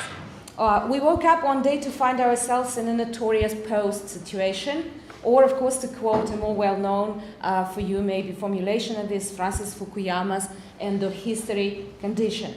Many of us woke up to a new reality of multiple dependencies, increased economic, mental and social lacking freedom, invisibility to the wider world, and the continued forms of silencing and trivialization by the dominant neoliberal modernity discourses. So all of this, I think, can be summarized in the growing dispensability of these post-socialist lives, which, of course, already rhymes with the post-colonial condition in many ways, but I will come back to this later. Of course, what happened was that history resumed its course since then, but the position of the ex-socialist world in this process has remained quite precarious, under-conceptualized for many reasons, both in the West and in the ex-socialist world itself. And it's high time now that the post-socialist people, many of whom also come from Central Europe, of course, attempt to reflect on our situation and our own condition of the trajectories and today's conditions and decide if and how can we still refer to this mutual shared experience of the deviant socialist modernity to build any positive future, and which agents and forces in contemporary world are interesting for us to have a dialogue with and maybe make coalitions with, because it's still an open question, of course. So what happened, what was required from us, the inhabitants of the collapsed once utopian and then later turned dystopian socialist world, I think fell into quite familiar option, or two options. One of them was Orientalism, Orientalist annihilation, and the other was more modern, contemporary, progressivist appropriation. The post-Soviet people, with few exceptions of the Baltic countries of Western Ukraine, Western Belarus, divided at the former imperial borders between the Asiatic Russian Tsarist Empire and the not sufficiently modern capitalist but still European Austria-Hungary, became equivalents of the losing race, I would say, if we apply the American parlance here, bound to disappear or merge with the global south. The post-socialist Eastern European countries were interpreted, of course, more in progressivist than Orientalist manner. They were considered to be reformable and eventually subject to European assimilation, yet this was a very problematic assimilation and still is, always with an inerasable sense of difference. The post-socialist other was offered to uncritically accept this existing hierarchy of the world where everyone was taxonomized. Maybe not in this physical anthropology sense that we heard before, but still taxonomized and assigned a very precise and never questioned place, and even being unhappy with this step on the humanities ladder, with this frozen human taxonomy naturalized in and by modernity, this post-socialist other is always afraid of losing this quite precarious position and being associated with those who stand even lower, like the global south today. Later, I think this was one of the reasons why we have this peculiar post-colonial complex and even fashion within Europe, when the post-socialist people started to compare their present situation with the former third world and regard the core Europe as their stepmother. Certainly, the after the end of history effect was far from being particularly new or original. It reiterated in slightly different terms the general logic of modernity with its quite habitual operation of translating geography into chronology and assigning whole groups of people living in the non-European places or non-Western spaces to other times, or rather positioning them outside time, outside history. What was new and different in the post-socialist case was that it was not some kind of archaic tradition, not the downtrodden savages, so to say, to which the Western modernity was opposing itself. Rather, it was also modernity, but it was a different modernity. It was a state socialist modernity which failed and was subsequently rendered as non-viable, while its practitioners had to be instructed on how to be fully modern and how to be fully human, of course, in the only remaining neoliberal way. It goes without saying that the progressivist paradigm has had an inbuilt feature of always keeping a sufficient lag between the modernizing catching up ex-socialists and the first-rate Western, or today we would say global northern subjects. And this logic, I think, was seriously shaken only much later when the global economic crisis demonstrated to the inhabitants of the first world that they were not really immune to joining the armies of dispensable people.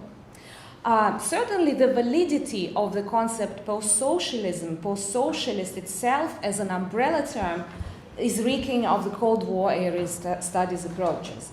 And is being questioned more and more together with the growing dispersal tendencies, relocating the former socialist subjects along different vectors and within different alliances, I would say, in the New World Order, where this precarious socialist semi-periphery is rapidly sliding into a more and more peripheral condition. If we look at the post-Soviet states, it becomes obvious that those who still remain, for example, under the Russian imperial rule today, like the Northern Caucasus, are in great variance with those who have been politically independent for the last 25 years, even if forced to always negotiate their rights with, again, as usual, stronger partners. And Russia being only one of the possibilities in this case, like it happens in the Southern Caucasus. So this, I think, is the historical juncture at which the post-colonial ghost emerges at the background of the post-socialist drama. It's a contradictory drama for sure, a complex drama, as it contains the initial euphoria of the post-socialist countries returning to the European bosom and very soon discovering their dubious status, sometimes secondary status. Then, of course, there is a more traditional subaltern post-colonial fate of the non-European Soviet ex-colonies, And the third position is the bitter post-imperial Russian sense of defeat, which is dangerously manipulated into today's imperialist revanchism, as well as many other local nuances and complexities. I think that erasing ideological differences between the symbolic West and East proved to be rather easy, and today, 25 years after the collapse of the socialist modernity, it should have been possible to sort of shelf, museumize the socialist experience. However, for some reason it does not happen, because the thin ideological film or layer hides the unreflected upon imperial and colonial complexes and persistent re-emerging power asymmetries which correlate with pre-socialist memories and mythologies, with socialist discourses which have always had their darker colonial side, of course, and which today's situation of the global coloniality also we have to take it into account. And this is a situation of global coloniality from which no one is exempt. Different from Francis Fukuyama's end of history discourse was summarized by Boris Groys, art and media theorists. This is what he says, quote, "The post-communist subject travels the same route as described by the dominating discourse of cultural studies. But he or she travels this route in the opposite direction, not from the past to the future, but from the future to the past, from the end of history back to historical time. Post-communist life is life lived backwards, a movement against the flow of time." End of quote. So as you see, Groys stresses that the communist modernity went against the course of the world history, in a sense transcended it. When the project failed, we were all forced to come back to the usual established course, speed, and most importantly, direction of history, and to the camouflaged but recognizable mild progressivism as opposed to radical socialist one. And this was interpreted by many as a way backwards, whereas for a number of social theorists, this trajectory reminded of the post-colonial situation, albeit, of course, with some important differences, which did not allow easily translating the lighter side of modernity into the darker one, or in this case, socialism into colonialism. In contrast with most post-colonial countries, which have not interrupted their successive movement along this progressivist trajectory, the post-socialist people were offered to forget about this previous socialist version of modernity and start from scratch in a paradigm of a different Western and neoliberal modernity.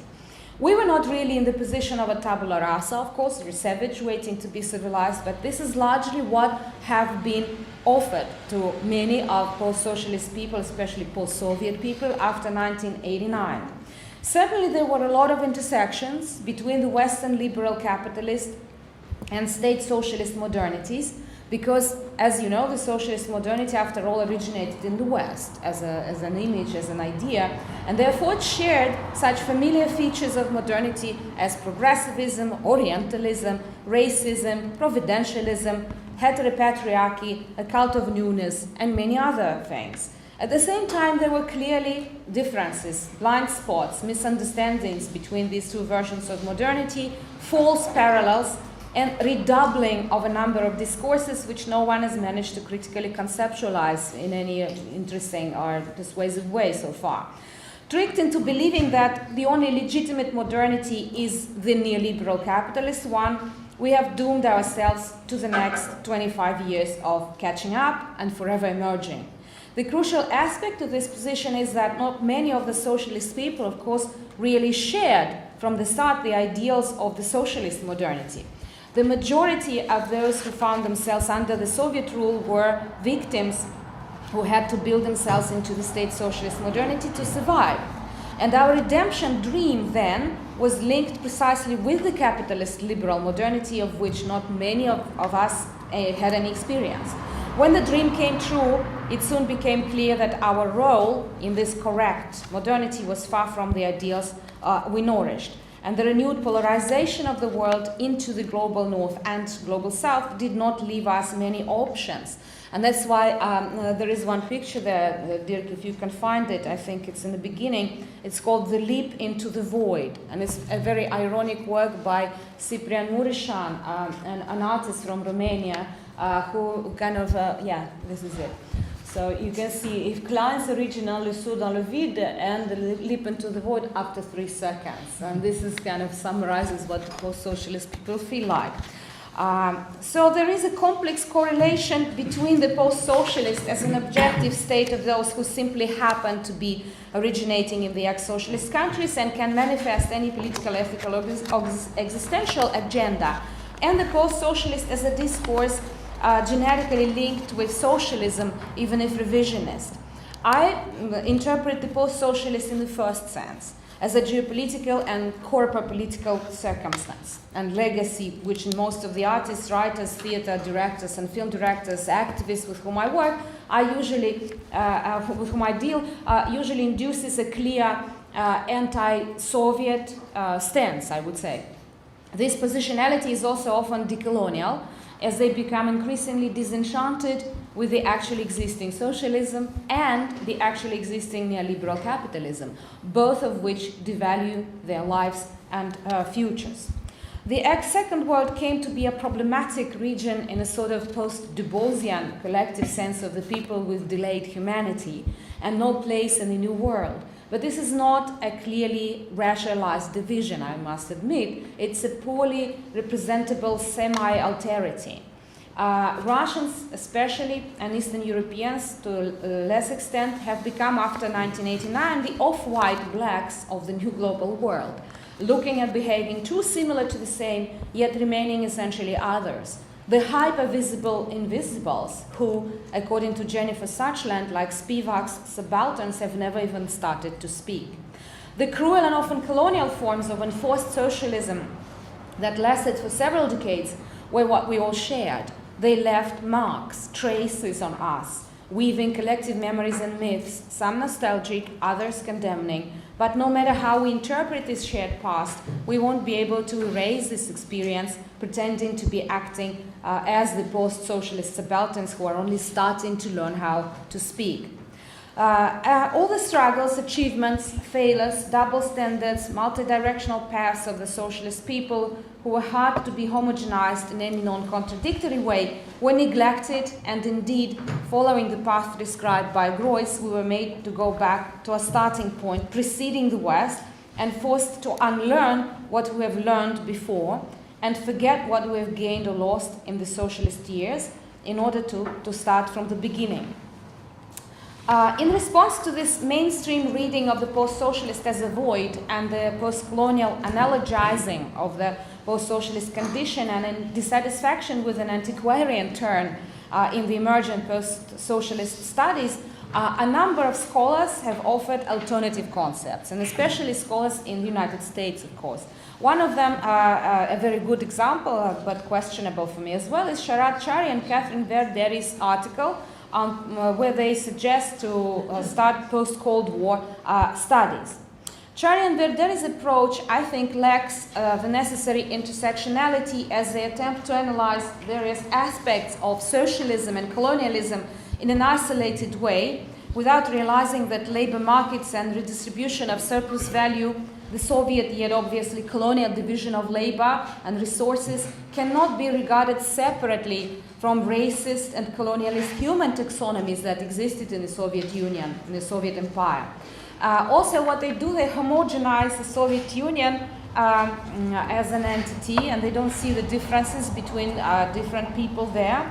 And as opposed to the rest of the socialist world, they don't take into account the imperial and colonial structures of the Tsarist Empire, because they start from the Soviet Union and they don't see that there is a lot of legacy from the Tsarist Empire, which is still there.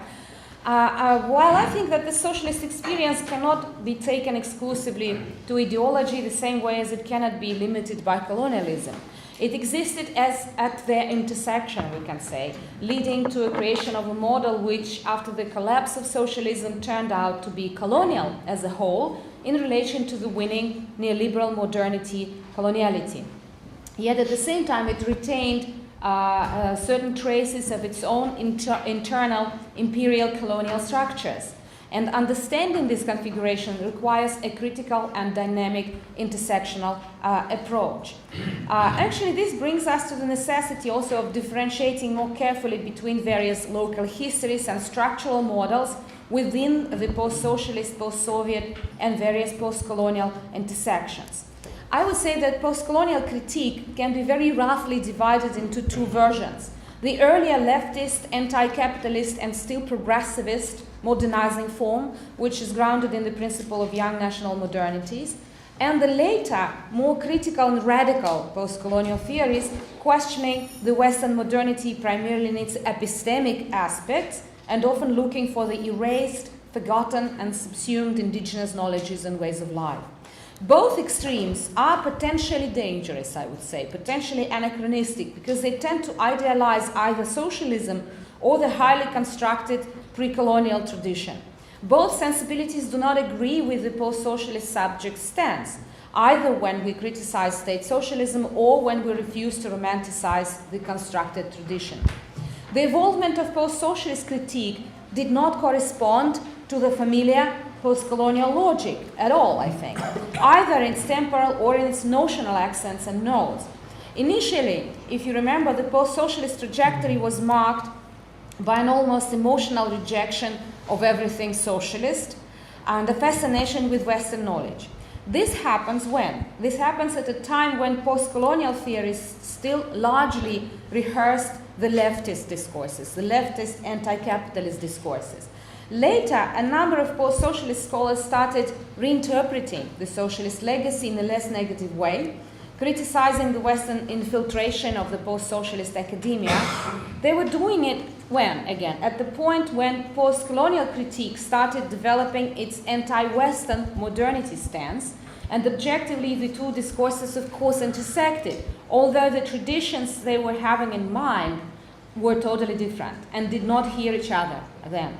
This very schematic juxtaposition of the speed and direction of post-colonial and post-socialist trajectories shows that there are indeed many intersections, but they often happen at different time periods and triggered by completely different reasons, leading nevertheless to similar results and even possible coalitions or dialogues in the end, because ultimately they manifest the specter of different reactions to coloniality of power.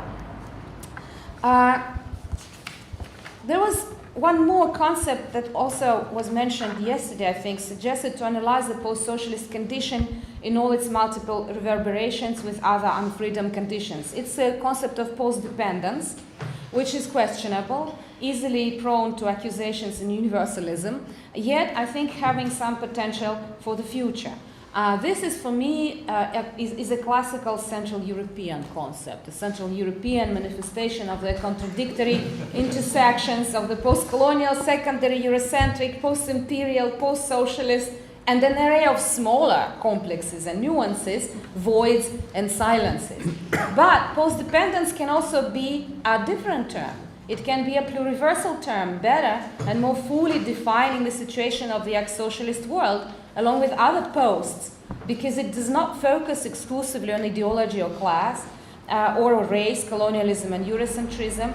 And the question is, of course, how to define the existing intersections between all of these posts: post-dictatorship, post-apartheid, post-colonial, post-Fordist, post-socialist. These intersections stem, I think, from the very nature of modernity, yet they are not always obviously connected with its darker colonial side. And it's crucial not to withdraw into one's local standpoint, experience of oppression, but to create conditions for some kind of alter global vision and transversal coalitions of struggle against all modern colonial forms of dependence.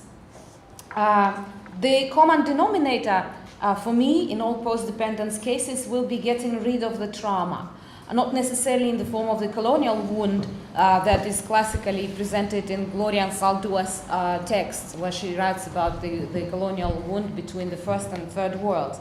It can be a trauma of imperial difference, typical for the Russian sensibility. It can also be an experience of a former second-rate European from Eastern Europe, who for centuries have been multiply dependent on various empires and today slowly and painfully re-enters the European world and wider the global world and struggles to discover and accept the affinities of his or her experience with the global south. In spite of some positive globalization tendencies like easier traveling and the involvement of critical cosmopolitanism, divisions, as we know, into sameness and otherness are stubborn, even if at times imperceptible. What can still allow us to regard the post-colonial and the post-socialist together, I think, is not a historical concept of colonialism linked with post-colonial studies, but rather the decolonial concept of the global coloniality. Global coloniality of power, of being, of gender, of knowledge, of perception. And taking this into account is necessary in any decolonial efforts to conceptualize this global coloniality as an integral part of modernity. And it is especially important that the main task of decolonial option is a critical analysis of modernity and its darker side, coloniality, tracing the genealogy of modernity's violence in relation to its others, external and internal others, and restoring the alternative genealogies of decolonial struggles in order to offer ways of delinking from modernity coloniality and decolonizing our being, our thinking, our knowledge, our perception. Decolonial option, for those of you who are not familiar with it, combines some elements of the world system analysis, critical race studies, ethnic studies, women of color feminism, and themes and issues typical for post-colonial works. But the difference is that in the center stands the concept of coloniality, which is not the same as colonialism. Colonialism is a historical thing that already ended, questionable arguably, but coloniality is an outcome of colonialist and imperialist histories, which is a trace of colonialism. It's with us even after colonialism is over, and it's especially obvious in intellectual, in epistemic areas, and of course also in the ways we perceive the world, the way we kind of shape our aesthesis, I can say. Global coloniality as an indispensable underside of modernity emerged as a conceptual and ideological matrix of the Atlantic world that since the 16th century has expanded all over the globe as a specific kind of imperial colonial relations and brought imperialism and capitalism together. And still today, global coloniality is manifested in particular local forms and conditions, remaining a recognizable thread, a connecting thread for the understanding of this quite different phenomena. Decolonial thinkers are delinking from the epistemic grounds and principles of modernity, and they try to unlearn the naturalized tools, concepts, premises in order to relearn and rediscover the forgotten and marginalized genealogies of thinking, of knowledge production, of being. I interpret the decolonial and post-colonial somewhat differently, I must say, from the generally accepted divisions. I see the post-colonial as an objective condition, a geopolitical and geohistorical situation of those who were born and raised in ex-colonial societies, while the decolonial stance is one step further, in the sense that it involves a conscious choice on our part of how to interpret reality and how to act upon it. It starts from a specific post-colonial situation, which can fall into the traditional sphere of interest limited to post-colonial British and French colonies, or focus on a more typically decolonial Central and South American configurations, or even go beyond both locales and venture into the unconventional imperial colonial histories of Central Europe, Eastern Europe, Ottoman Sultanate, or Russia. A mere description of a post-colonial predicament or an analysis of its present outcomes then must lead to the next step of developing an active ethical stance, political and epistemic positionality, whose goal is to decolonize thinking, being, perception, gender, and memory. And to sum up, maybe if you allow me to say a few words, the dispersal of the socialist world has led to various efforts to nominate and define the new disciplinary areas and approaches for the study of the post-socialist world, many of which intersect with the post-colonial problematic. In none of the cases, however, there was any questioning of modernity, coloniality as such, or its established normative system. No wonder most of the logical and epistemic operations used to define the emergent area of research dealing with the post-socialist world were quite limited by comparisons and defensive explanatory reactions to some presumably objective events like neocolonialism or globalization. Yet I think it is possible and maybe necessary to make a more radical step and question the very epistemic mechanisms that lie in the basis of modernity/coloniality. A bitter disappointment in and a radical delinking from modernity is what unites many people in the world today. But there is no space for any traditional abstract universalism here, as a person from Eastern Europe would experience this anger and angst differently from an Amerindian or an African. Instead of proliferation of posts, which tends to be descriptive and restricted, it's more important, I think, now to disengage from a number of modernity discourses which marred its socialist version similarly to the capitalist one, such as progressivism, orientalism, racism, sexism, and the imperial colonial power asymmetries.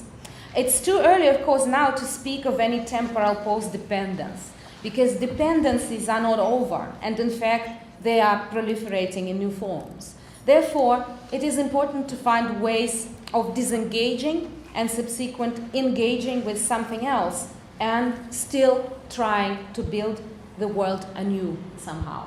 Thank you.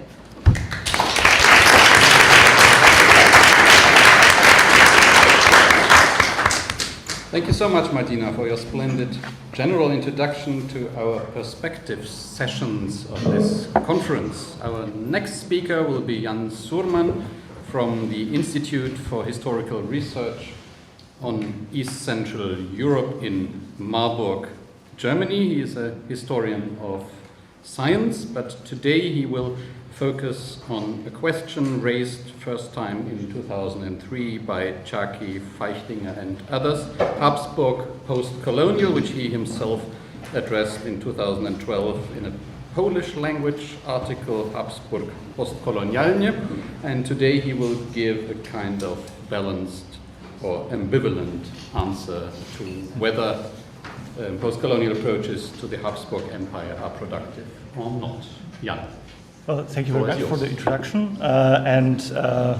It's actually, well, when I was listening to your talk, it was kind of, exasperating because many points I wanted to raise, you raised and gave answers which I also wanted to make. So I think I will either, dangerous. Either I will have to cut my paper into half, or I will be looking very.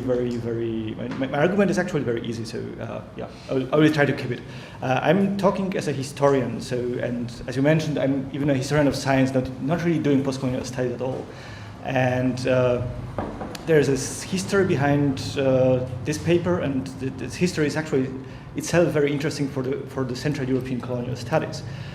We started the woman called Maurice Czaki, who they did 2003 the Habsburg postcolonial, and some years later we were thinking about extending it and trying to localize it to Galicia and doing a kind of bigger set of studies on it. We started 2008. We ended 2012 with a publication called Galicia Postcolonial, Prospects and Possibilities. And there's a question mark after the postcolonial, which is a very important one. And there is also the difference in the paper between postcolonial with a dash and postcolonial, which is very similar to postcoloniality and global coloniality. And when we were working on this collection of paper, I had a talk with a very prominent Polish historian in Moscow, and he knew me as a historian of science. And at some point of time, I said, "Yeah, the next thing I do is a postcolonial thing." And then I hear a kind of frozen tone. Are you one of them? And I was actually kind of scared what he means by one of them. And I explained to him what my perspective is, and he said, yes, we at the very end we had a presentation of the volume at the Polish Academy of Sciences, and they said, okay, the volume goes. But that actually brought me to the question, what was them, what he meant? And then I actually, at this point of time, he said the sentence, I didn't know that the Polish postcolonial studies, which are mostly based in the literary studies. So I knew some authors, but didn't really knew the discourse. And then I started to work with the discourse, and I was surprised, and I was. And the discourse itself is a very interesting discourse because it has something very political, something very post-socialist. It has something very emancipative, I would say, and it has some interdisciplinary problems. And there is a lot of problems with communication between literary scholars and historians. And I think this year, apart from this conference, there was several months ago a conference in Warsaw when historians initiated a discussion about how to write post-colonial studies for Central Europe. I don't know what the results of the discussions were. Maybe historians, I guess it was artes liberales. Yeah, but I think it was Kiniewicz who organized it. Yeah. So Kiniewicz is a historian, but he runs the artes liberales, the liberal arts college. Yes. Yeah. Makes a little bit of a difference. Yeah, but initiative came from him, I think. Yeah, sure. So the first email I got also, so making this point very short about the Central European kind of post-colonial studies. One of the problems I have with it is that they kind of conflate the, let's say, literary announcement with the historical reality. So. The kind of argument is if we find traces of post-colonial thinking, we can say that there was a colonial reality behind it. And one of the persons writing about this is Eva Thompson, who is kind of the beginner of the post-colonial studies in Central Europe, Poland. And at some point of time, I was trying to argue with her about what kind of historical sources she uses, and it was kind of hard. So this is. It's very hard for a historian to follow a lot of the papers which were written in this vein. Not only in Poland, Hungarian post-colonial studies are to a certain point similar, Romanian as well. So there's a certain strain of post-colonial studies which start with an assumption. We have the post-colonial Befindlichkeit, we have the post-colonial attitudes, we have the colonialism, and then what begins to be constructed is a kind of the story of an oppression. And it's so, for example, for Poland, it's a very nice story. So Poles were oppressed by basically everybody everywhere. Mm-hmm. So we have to move back and reinvent ourselves into the vein of, in Polish case, it's Sarmatism. I don't know what is the Hungarian case. So it's a kind of, at the very end of the post-colonial, this idea of post-colonial studies is very national post-colonial. And the big problem with it is like the last 20 years of post-colonial studies don't find place in it. We had Homi Bhabha here. So for example, Homi Bhabha doesn't really fit into this national discourse. And while this post-colonial theorists quote him, it's kind of heavily misquoted, and the idea of hybridity, it's completely misunderstood. So that is the historian's view on the post-colonial studies. Not the colonial studies. Now I see I have more connections to the colonial studies, and not on all post-colonial studies. So there are these two strains of post-colonial studies. And when I was actually working on this post-colonial volume, one of my colleagues sent me this picture, which is from a demonstration, I think it's 2010 in Budapest. So it's pro-urban demonstrators, and there's somewhere there is a banner, about European colonialism. So basically, a lot of colleagues of mine, when I was, trying to do this post-colonial stuff, they were basically thinking I'm trying to write a colonial history of Central Europe, which I don't, and that is why I try to distinguish between post-colonial studies and post-colonial studies, or trying to distinguish between how the post-colonial approaches and. Which doesn't actually require colonial past, and that's the big point I have.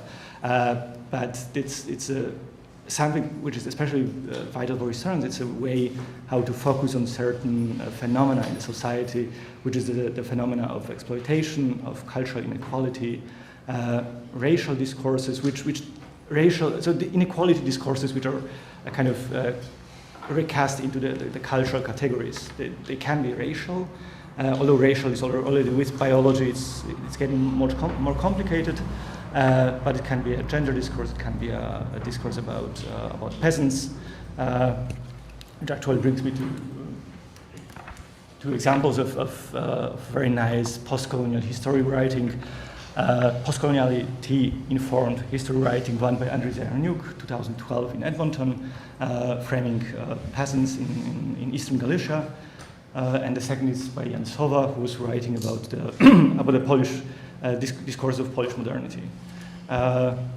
So there are, and this is exactly about this, not writing a colonial history, but writing history with using some post-colonial categories.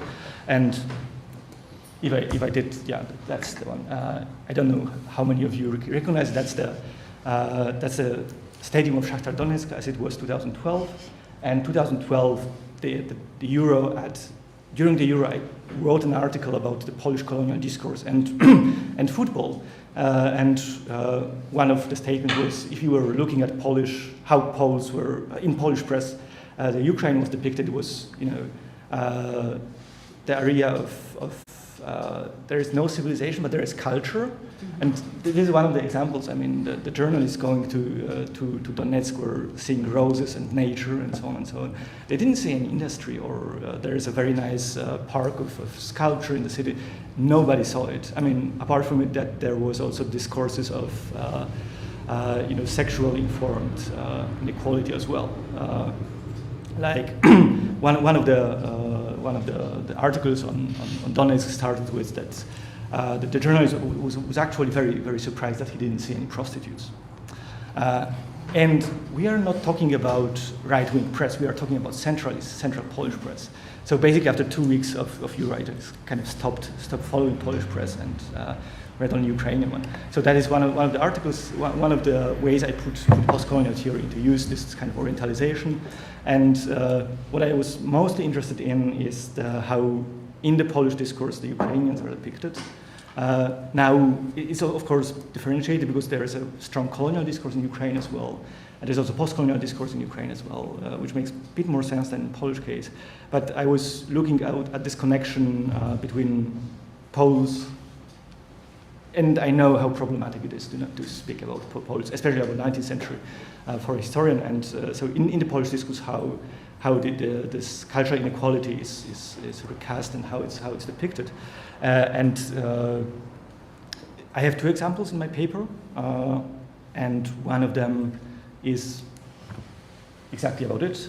So I was looking at the discourse about Polish language for the sciences in the middle of the 19th century, when in Galicia, German gets introduced at the university as the language of education, replacing Latin, which short time was Polish, and then German for 10 years, and then there is a new change from German into Polish again. And I was looking at how Polish intellectuals writing about this phenomenon position themselves. And you can read it more in extenso in the paper, but the main argument is that there is a kind of hierarchy they apply. So they always see themselves as below the Germans and below the French, but always our language is much, much better than Slovak, Montenegrin, Ukrainian, or Ruthenian at the time. And they always say, we should have actually the same rights as the German. And they have certain strategy how to make Polish in sciences strong again. And when they are arguing how they should do it, they are using some as a cultural argument. You have to have education in Polish in order to get to the next cultural level. But when they are talking about Ukrainian, they say they are not cultured enough. They need Polish to get cultured. So you see there is a obvious contradiction in it. And the second topic I was writing about in the paper, it's the discourse about the poverty of Galicia, which is very influential for the 20th century. For the 20th century stories about Galicia, also about for the colonial discourse, or exploitation discourse, which is very strong in the 40s and 50s, how the empires exploit the peripheries in Galicia in this case. So I was looking at the two very paradigmatic articles or pieces of writing written in the 19th century about the economical situation and cultural situation in Galicia. The first is by Ludwik Povidaj, which is called Polacy Indiani, Poles and Indians, in when he starts with, he takes up the comparison by Frederick, I think it's Frederick II, who talks about Poles and Indians, doomed to destruction, and then he's a positivist, so he basically says what the Poles should do in order not to perish. And he positions, so his example is we should do actually as the Germans do, so you can say this kind of auto-colonization, but he has a very, very strong positivist program, and this program basically says there is much more international interaction needed, and certainly things we shouldn't do is to kind of try to return to polish them and to polish conservative values. And he sees the Polish conservative values as something which is actually inhibiting the progress of Galicia. And the discourse about it is actually quite strong, and Alfred Szczepanowski, who writes the Nędza Galicji, the Poverty of Galicia booklet, is also using this metaphor, so this backwardness of Galicia, and he says also that Galicia is a poor country, but instead of, I mean, if you read how people write about this booklet, they say always that Szczepanowski was depicting Galicia in the Habsburg Empire and how it was exploited by the Habsburg Empire, but he doesn't do it. He actually says that the Polish nobility was exploiting the peasants, and that was the biggest problem for Galicia. And he has a modernization program, which is also a positivist modernization program, but it's always a program within Habsburg Empire and using the Habsburg Empire resources. And he uses some colonial metaphors. He was in Great Britain in East India Company, and always when he uses the colonial metaphors, is about the conservative Poles who are not, if they follow as they follow, they would be, I think, Bangladesh. So that's his example. Conclusions? I have 1 minute or two. So what I was trying to say, so there is a productive edge in the postcolonial theory. If you, in the postcolonial approaches, if you will not use it in a very orthodox way, trying to claim that there is a colonial reality behind it, and if you will use it like with one of the terms I'm working with, this nesting colonialism or nesting Orientalism, which is that basically like every cultural entity has an entity which is always below it. This goes, you can kind of change chains of Orientalization, and you look at the actors which are Orientalized and which are marginalized in the society. And for example, for the Polish context, one of the discourses you can analyze is the division between Warsaw and Krakow. I was actually trying to get Silesia somehow into it, but I didn't have any pictures. But you can, looking at this picture, the right one is Warsaw, the left one is Krakow, and you see that this discourse is actually very orientalizing for the last years. The Krakow is the culture which doesn't have economy, and Warsaw is the nest of civilization, which is the capital but doesn't have culture at all. I mean, this discourse is disappearing right now, but it's still very strong. And I mean, you can do it also with post-colonial categories, but it doesn't say that Krakow is colonially exploited by Warsaw. Thank you very much.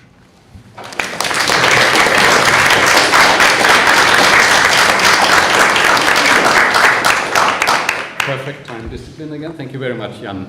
Our third speaker is Anca Baikoianu from the University of Bucharest. She is concerned in her research with the relationship between the post-colonial and the post-communist, or as her talk today will be titled, Grounds for Comparison, the Post-Colonial and the Post-Soviet. The floor is yours. Thank you. And also I would like to thank the organizers for having us here. It's great to see some old and new friends. I'd like to follow up a bit on what Jan has just said about being one of them.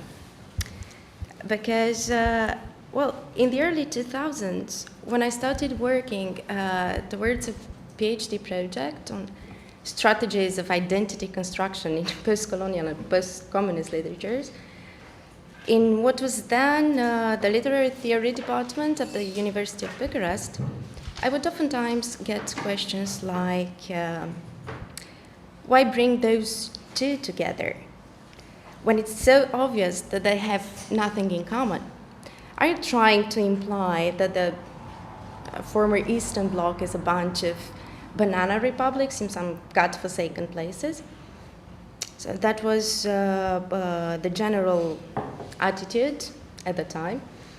But then again, years later, this general attitude greatly changed, partly thanks to the wonderful work some of you here have been doing. And the kind of questions I would get were something like, why speak about dissimilarities between the two when it's so obvious that this post-Soviet space has a strong post-colonial character? Okay, so that kind of made me think that the general attitude towards the post-colonial, post-communist connection may have changed, but the essentialist view behind it remained the same, and so did the underlying logic of sameness, requiring that only that which is similar can be compared. And in response to that, I started to look for alternative models of conceptualizing and performing comparatism, among which are Detien's constructive comparatism or Michel's traveling concept approach. Although they're stemming from different disciplinary backgrounds, these kind of approaches can be successfully discussed in relation to the post-colonial, post-Soviet connection on several accounts. First of all, they allow for the epistemological dismantling of large units, such as the post-colonial or post-communist condition, and hence for their being described as mutable social, political, and cultural configurations articulated around several constitutive features by means of a changing system of relation. This may seem just another way of asserting the intrinsic heterogeneity of the post-colonial or the post-Soviet, but what it actually does, in my view at least, is to replace normative descriptions with performative ones. In other words, to create the possibility of discussing the post-coloniality of the post-Soviet space without having to confront the problem of the latter's relative inadequacy to the former's definitional requirements. In very broad terms, the post-colonial, post-communist connection has been dealt with in two different ways. Either by claiming the right to incorporate the post-communist into the post-colonial sphere by virtue of partial identification. That would be the theories of East Central Europe's semi- or quasi-colonial status.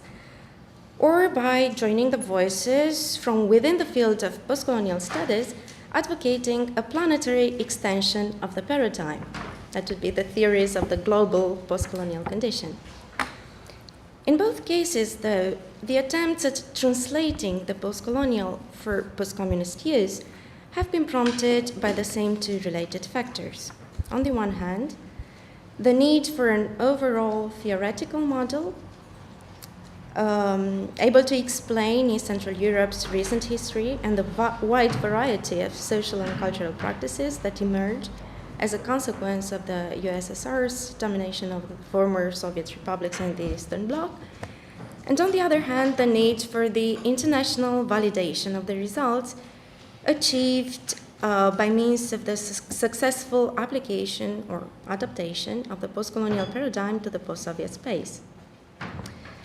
While the first is a requirement that any emergent field is supposed to meet, and the potential lack thereof, a recurrent criticism addressed at virtually all the established disciplines or academic discourses in the humanities, the second may be symptomatic for a certain peripheral sensibility, to which I will come back a little bit later. The need for theory in categorizing, conceptualizing, and interpreting the wide variety of cultural, social, and political phenomena related to the demise of the former Soviet bloc has been discussed very early on and in rather polemical terms by the promoters of overarching comparative models on the one hand and area studies specialists on the other. The tension between comprehensive interpretive frameworks and local specificities has subsequently been addressed in almost all the discussions concerning the post-colonial post-Soviet connection. In a relatively recent essay, Marcel Cornish-Pope speaks of the hodgepodge of ideological positions that replace the Soviet master narrative as an, I quote, ideological jumble that demands a critical revaluation able both to challenge the fragmentation of the social sphere into self-interested local stories and to resist the countercall of what Svetlana Boym has called a single all-embracing narrative, a single dramatic plot with devils and angels, black and white swans, hangmen and victims, end of quote. As I mentioned before, the need for theory is nowadays a shared requirement across fields of interest in the humanities. No discipline or area of studies can possibly claim to be taken seriously in the current academia in the absence of a solid theoretical framework. And theoretical fragmentation is usually seen as impeding on the development of research in any given field. While this state of affairs has its own history that depends on the meaning and value assigned to theory and theory production, it also finds a further justification in theory's usefulness as a heuristic tool that allows for the systematic description and interpretation of particular phenomena. At the same time, for the fields of interest placed in a subaltern or peripheral position with regard to mainstream Western critical discourse, the need for theory entails a call for epistemological emancipation. Scholars working with the minor or ultra-minor thus seek to strengthen their theoretical frameworks as a means of moving from a position of native informants, providing empirical data for the intellectual and academic center, to one of theory-producing agents, able to engage in a dialogue with the latter on equal terms. In other words, the appeal of the post-colonial paradigm for researchers working in or on East Central European space largely depends on the post-colonial's position as a hard currency in today's international market. Speaking post-colonially about post-communist issues is a way of entering the central intellectual stage through the ability of translating the vernacular realities of the post-Soviet space into the vehicular language of post-colonial theory and, more broadly, into the referential language of Anglophone cultural studies. The establishing of a real dialogue requires not only fluency, but also potential for innovation and creative transformation in translating the post-colonial. Thus, the debate around the post-colonial post-communist connection has placed a special emphasis on the ability of the post-colonial inspired post-communist studies to function as a critical transposition rather than as a mechanical translocation, as Jagoda here would have it, of post-colonial concerns, concepts, and subject matter. That equals to saying that, ideally, rerouting the post-colonial so as to account for the post-coloniality of East Central Europe could contribute to the critical rethinking of both paradigms by facilitating the emergence of a new theoretical vocabulary and the reevaluation of the cultural and mental implications of both colonial and anti-colonial discourses in the light of the USSR's exercise of power over the former Soviet republics and the Eastern Bloc. And yet, despite hopeful declarations as well as significant effort at producing valuable reinterpretations of fundamental notions in post-colonial studies, when considered from the angle of international reception, the two terms of the post-colonial post-communist relation are still very much unbalanced. The post-coloniality of East Central Europe remains a parochial concern addressed almost exclusively by scholars of and or from the region, while largely unacknowledged by or being perceived as irrelevant for practitioners of post-colonial studies and the borrowing of post-colonial frameworks for the theorization of post-Soviet realities, however critical and creative, inadvertently contributes to its being disavowed by a large portion of foreign audiences as a derivative discourse which cannot productively supplement or compete for visibility with the revisions and revaluations constantly produced within the post-colonial field itself. This situation is further reinforced by the peripheral sensibility I was mentioning before, which fuels the need for theoretical validation from outside the region. I can think of no other explanation for the prominent position given to David Moore's PMLA article, Is the Post in Post-Colonial the Post in Post-Soviet, toward the global post-colonial critique, which, although intellectually weak and strategically at odds with the regional interests in introducing the post-Soviet into the broader post-colonial debate, has become one of the major references in the discussions pertaining to the post-colonial post-communist connection, simply because, as the editor of Baltic Post-Colonialism puts it, and I quote, "It is encouraging, perhaps even empowering, to have a prominent scholar outside the diaspora community confirm the application of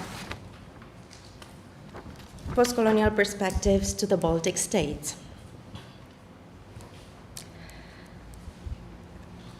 Well, to cut a long story short, I'd say that we can distinguish between two different manners of dealing with a post-colonial, post-communist connection.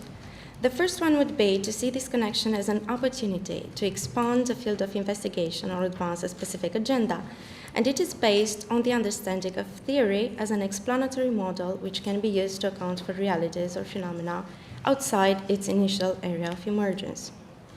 In its wake, I suggest to call this the traveling theory approach.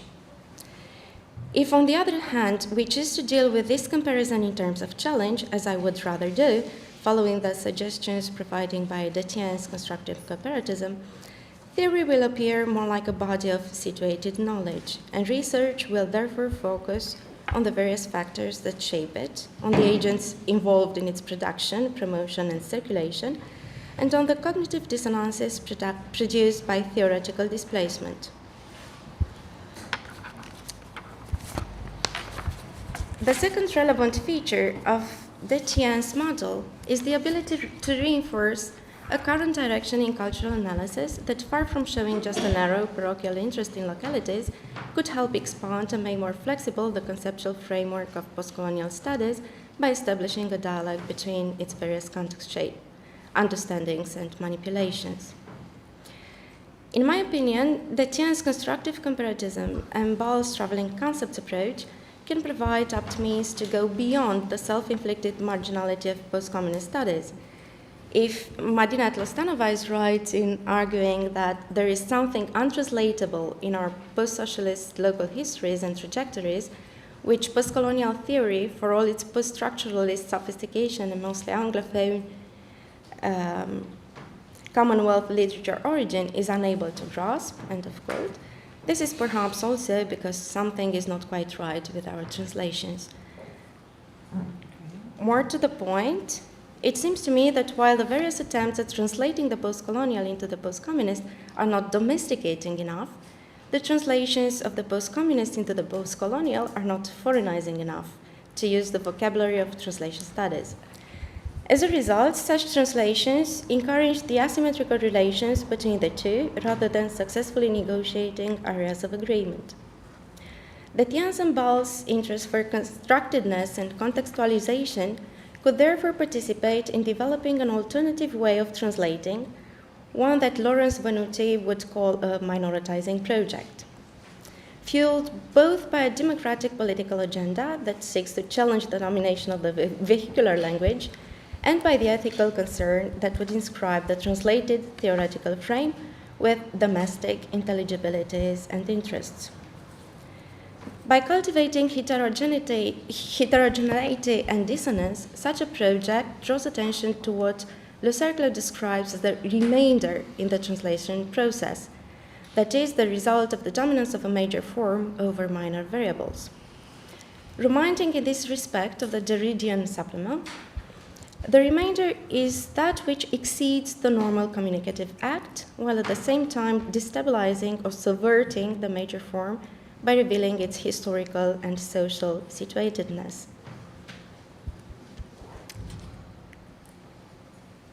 Another advantage would be of these alternative models would be to help us move away from the all-pervasive logic of domination and resistance that has been part and parcel of this debate from the very beginning.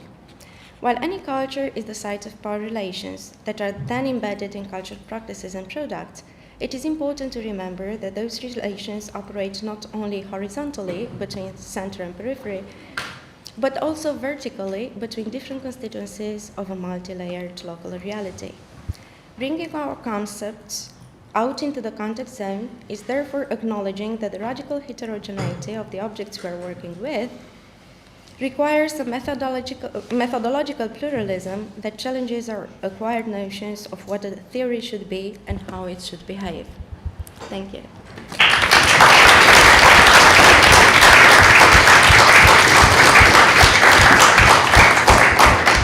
Thank you so much. Despite the fact that all speakers perfectly stuck to the time allocated to their papers, we are late, and the organizers urged me to round off at 1 o'clock, so we have 18 minutes for a joint discussion. I think in contrast to the previous section, all these papers were so close together that it makes sense to discuss them jointly, and I would rather encourage you to ask questions first. I will collect several questions and then give the floor to the speakers to answer them collectively. So please go ahead, and if you have 5 questions, maybe you think of which is the most important to ask.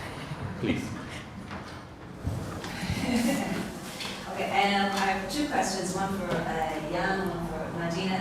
And Jan, I'm just referring to that discussion you had about the conversion of the University of Edinburgh from German to Polish, and how these 2 figures, if I understood correctly, considered Polish to be inferior to German. And if you could just explain, do you mean in purely academic terms, as a scientific language, or do you mean in broader cultural terms? And if so, is that an index of colonialism, or post-colonialism, that these have adopted that discourse? And then for Nadina, I'm just wondering about the whole concept of coloniality, how you would periodize that. You know, it's quite a general concept. It's very appealing, but where does it begin? When does it begin? Yeah. Okay. Okay, so please. Thank you very much. And I have 2 brief questions as well. One for Nadina also, and that is, if I could ask rather anachronistically, when do you think the decolonial is? And I'm thinking of the use of lag time, not just kind of post-prosthetic and everything else, but Muno Zuf's work on revolutionary time. One was mentioned in the 3rd paper as well.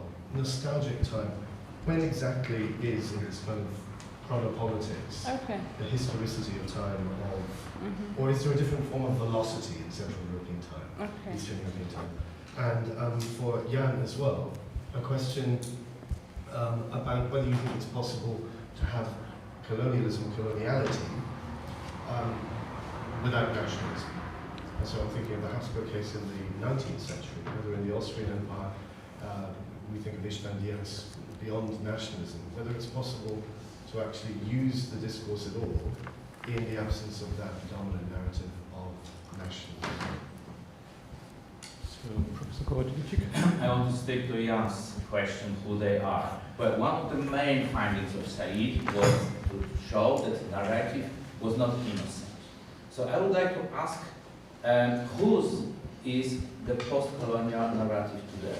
Because when we read, or when we look to the Polish far right, and today mainstream politicians, they usually accuse the West, or Western Europe, or the European Commission, of adopting the post-colonial, they don't use post-colonial, but I would find it in the narrative, in order to dominate Poland today. Like saying about women's rights in regard to adoption, they try to limit the number of Poles, of course, versus the others. Or they tell every subject should be equal, but they are supporting Carrefour and Volkswagen and big Western companies against Polish tiny business. So it seems that it's there. I mean, the leftist liberals use post-colonial discourse in order to dominate. But when you look at the same rightist politicians, like, I don't want to go into Orban's, but a few days ago, the Polish Minister of Justice, Zbigniew Ziobro, proposed to hire Mel Gibson and Tom Cruise and to pay in Hollywood to make a movie showing the real Polish history. They would be wide. The idea is not completely new because like 10 years ago, I was asked to consult the idea of making a movie with Mel Gibson playing John Sobieski, evading the Turks and getting money from Austrian business not to allow Turkey to join the European Union. It's quite serious, but millions involved. So, who's this post-colonial belong to leftist liberals or to far-right politicians in our area of the world? Because I can imagine both. Okay, so my questions will be very brief. That's why they will seem very primitive, and apologies for this. To Madina, if I can be provocative a little bit, what do you do in your theoretical work that is also quite activist, let's say, not to make an impression that the decolonial option is not an attempt to provide a rewarding telos or a good ending in the utilitarian sense, yeah? To our need for a smooth and complete narrative, and this is linked with a question to Anka. Thank you for this bringing together, this whole huge theory that has been happening behind those attempts to translate and apply and relocate and reroute, etc., post-colonial theories into the region.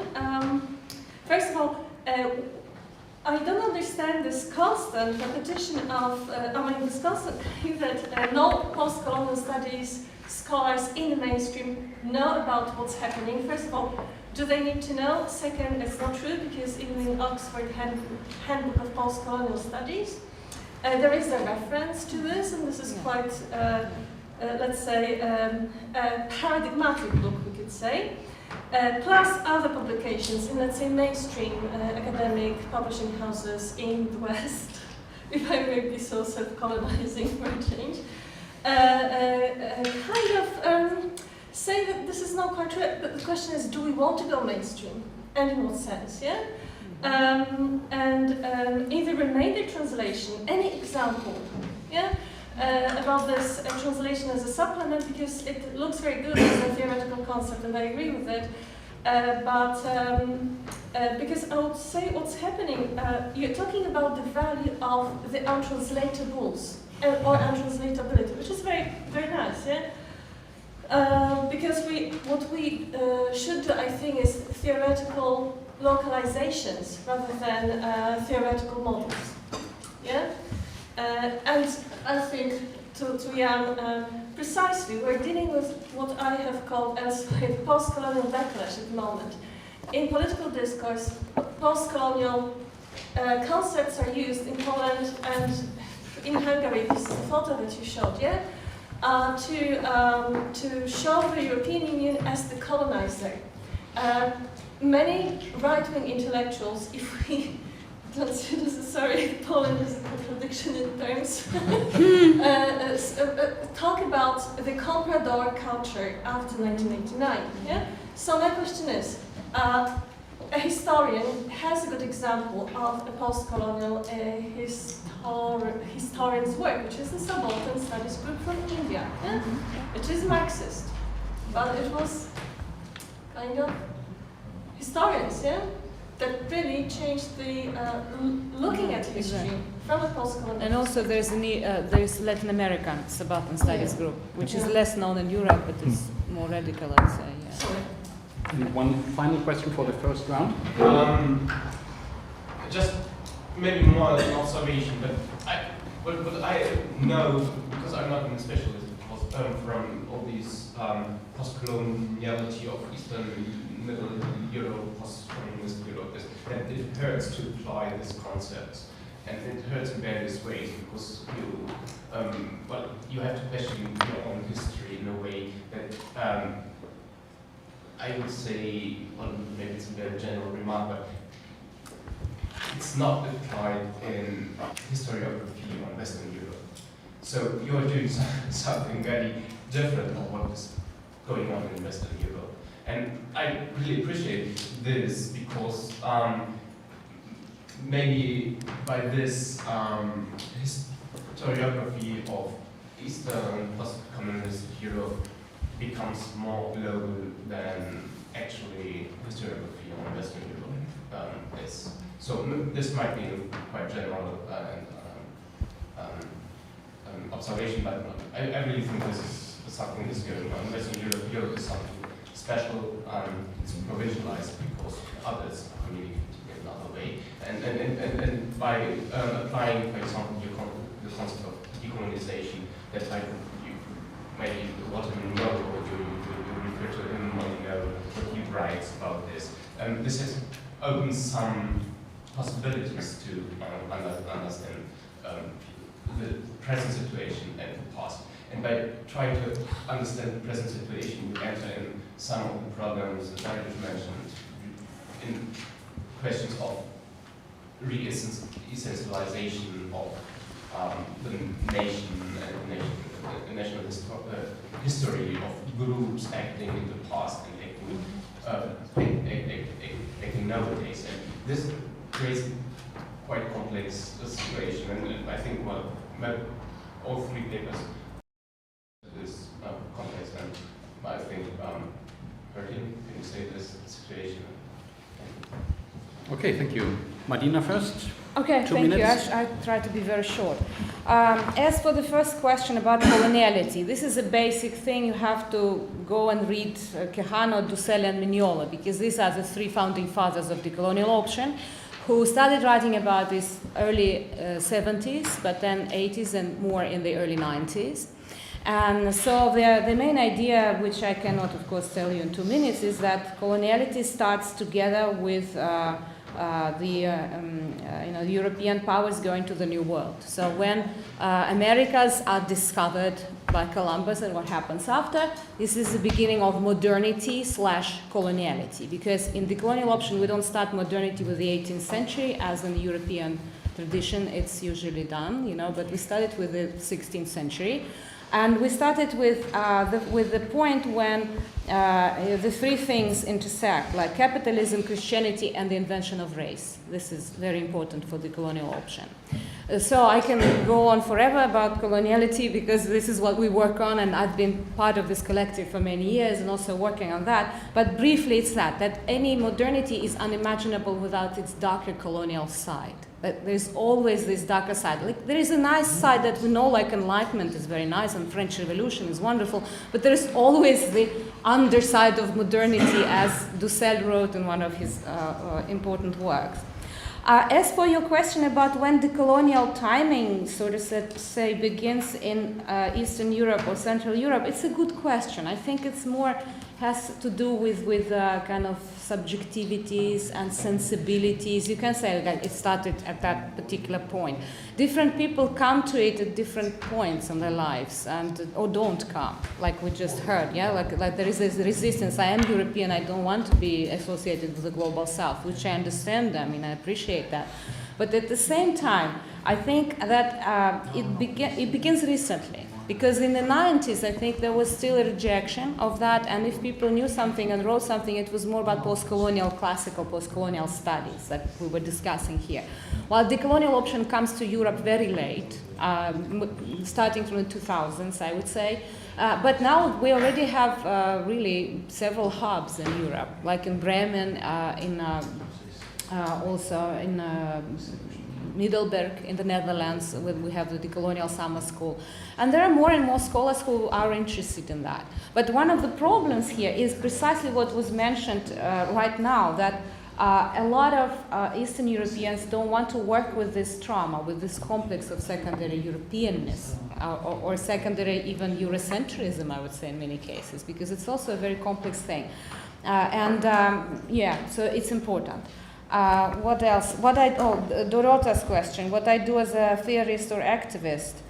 Well, first of all, I prefer now to be activist than a theorist. I do more and more activist projects. I try to go outside the university because I find university to be a dead institution. And as well as museums in universities, I mean, they are the epitomes of colonizing, modernity in this colonizing stage. But anyway, So what I do is precisely to go back to the beginning of the colonial option. Why is it called option and not studies? We don't want to be institutionalized and called post-colonial studies or decolonial studies. Because studies is about subject-object division. It's about studying something as an object, and it immediately brings all of these things that we were discussing, human taxonomies, progressivism and all of that. So in order to avoid that, we say we are an option.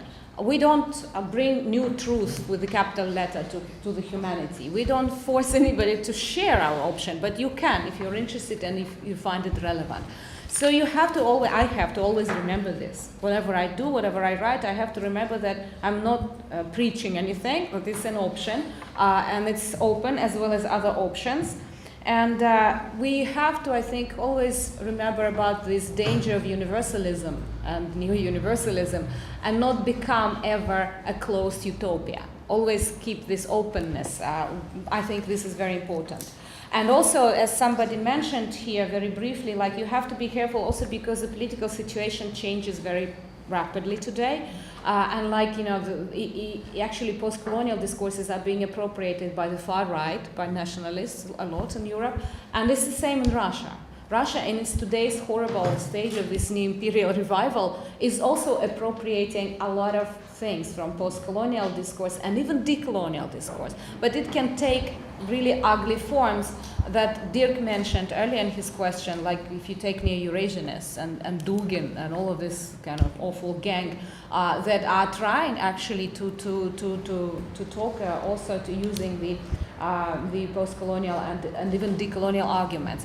And since I deal a lot with the activist art through festivals and through working with artists, I recently noticed that the far, not Nazi, but kind of neo-fascist artists who are very much against the Putin's regime as well. Interestingly enough, I don't know why, but when I interviewed them, I knew that they read us, they read the colonial option, and they just change it and twist it the way they need. So there is this danger, and that's why we have to always be careful and always start anew, I think, with any new project or paper. So there is this danger. Yeah, thank you. Maybe a second. Okay, thank you. I very briefly addressed your two-headed question about the mainstream and the untranslatable. Yeah, you're absolutely right in saying that there is a concern at the center with the post-coloniality of the post-Soviet space. And I'm sorry if I imply that they have no clue about it. But yeah, there is some important work being brought towards the center, and still this kind of concern from an international point of view remains peripheral. That was what I was trying to say. Maybe that's its values, right?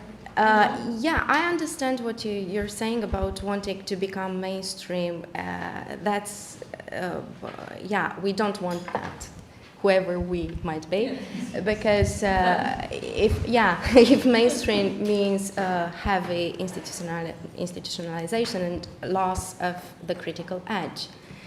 But I think that we do want to be somehow visible and influential, because otherwise we wouldn't be doing what we're doing. And my point is that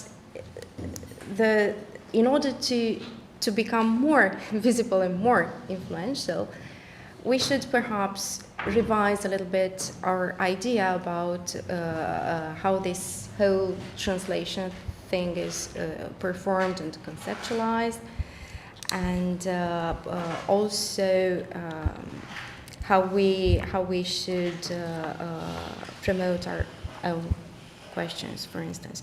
Because I'm not, to tell the truth, I don't believe in the untranslatable. I mean, I do admire Barbara Cassin, and I enjoy reading Emily Ampty just as much as the next person. But I have worked as an editor and a translator for long enough to know that there is no untranslatable.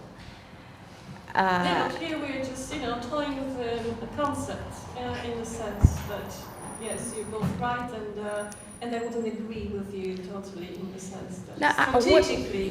What I meant was, what I meant was that, I was pointing towards the productivity of dissimilarity and dissent, basically.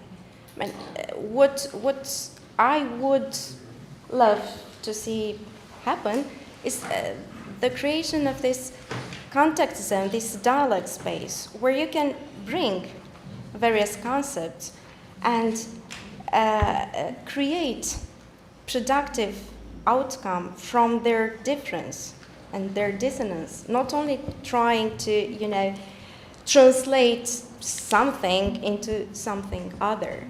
And I was speaking about situatedness, and that's all I'm saying. But you're right, of course. I mean, we basically agree. Okay, thank you. Jan? So very, very briefly, all the questions. I start with the Lviv discourse of language. It was kind of a technical discourse about the richness of language and the richness of vocabulary, but it was cast in very culturalizing categories. So it was basically said our language is culturally less developed than German because we didn't have enough time. As soon as we have the university, we have the time to put the language in progress and so on and so on. So it was very culturalizing text. Coloniality without nationality. Nationality is one of cultural entities, so you can basically. But that depends actually how do you want to speak about define your coloniality. I would say, for the Habsburg monarchy, the coloniality in classic terms is hard to argue because it's a composite empire. Most ministers of finances, for example, are Galician noblemen. Doesn't happen in other colonial contexts. So, but if you are using this culturalizing concept, then yes. So, but then you can also speak about Warsaw and Krakow. But this leads me actually to this big thing about mainstream, does it hurt, and so on, Marxist, which is in a very short. The mainstream question is: I don't believe the Eastern European, Central European postcolonialism will be accepted under the umbrella concept of postcolonialism, just because there is too big opposition that there was never a colonial concept. And people are saying very, very openly that they are actually even offended that you are taking the colonial concept and using it for Central Europe when things like this didn't happen. The whole racial discourse and so on. The other question is what is actually a mainstream. I lived in 3 countries and every mainstream is different. For example, my mainstream is Habsburg postcolonial, Swiss postcolonial, and a very good German postcolonial literature. Probably nobody knows. So there is a lot happening there as well. And it won't enter some mainstreams. It will not enter Central European postcolonial mainstream, for example, although it could, and it probably should. There's actually. With the question about that is a brave thing to be postcolonial because it hurts. If you look at a Polish postcolonial discourse, it actually has to hurt because that's a tradition of Polish discourse from the Messianism, so Polish as a Christ of nations. It has to hurt. That's a history of suffering, and that's where postcolonialism suits very well, and that's how it's actually told. Yes, there are some problems with. I would actually love to see the history of Germany, the German unification as retold through the colonial concept, because there is a lot of cultural imperialism happening with the acceptance or forceful use of High German instead of dialects and so on and so on. But So the post-colonial studies in Germany or in Switzerland are used in very different directions, not in directions which I would say would be very, very critical for the own historiographic traditions. And then we had the question about post-colonial and the current state and the Marxism. So the current elites are using the post-colonial, that's for sure, and they are using it. It's very, very interestingly because they are openly searching for a surrogate hegemon, which has to be actually a foreign one. So they're searching for an acceptance, and that's one of other problems I have with post-colonial theories. We want to take part in this global discourse, what for? I mean, cannot we have local discourses, which will then, at some point conflate into something global? Do we have this big global discourse taking place in Princeton, Harvard, and Cambridge? No, we probably don't. I mean, that's a very, very post-Soviet, or let's say actually post-colonial attitude to want to be post-colonial, I would say.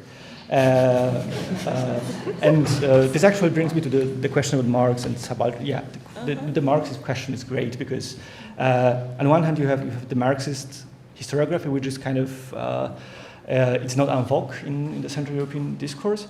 On the other hand, the colonial metaphor for Central Europe is actually Lenin's metaphor from his imperialism writings, and like nobody discusses about it. So I mean, it's a taboo, and these people are actually retelling Lenin in a very certain way, not thinking about it. Yeah, that's actually all the questions I have, I think. I think that's a very good point to round up with Lenin. So please join me in thanking our speakers for a very coherent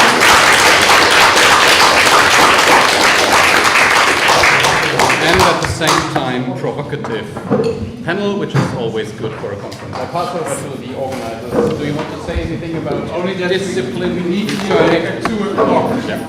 So there's a little bit less time for lunch.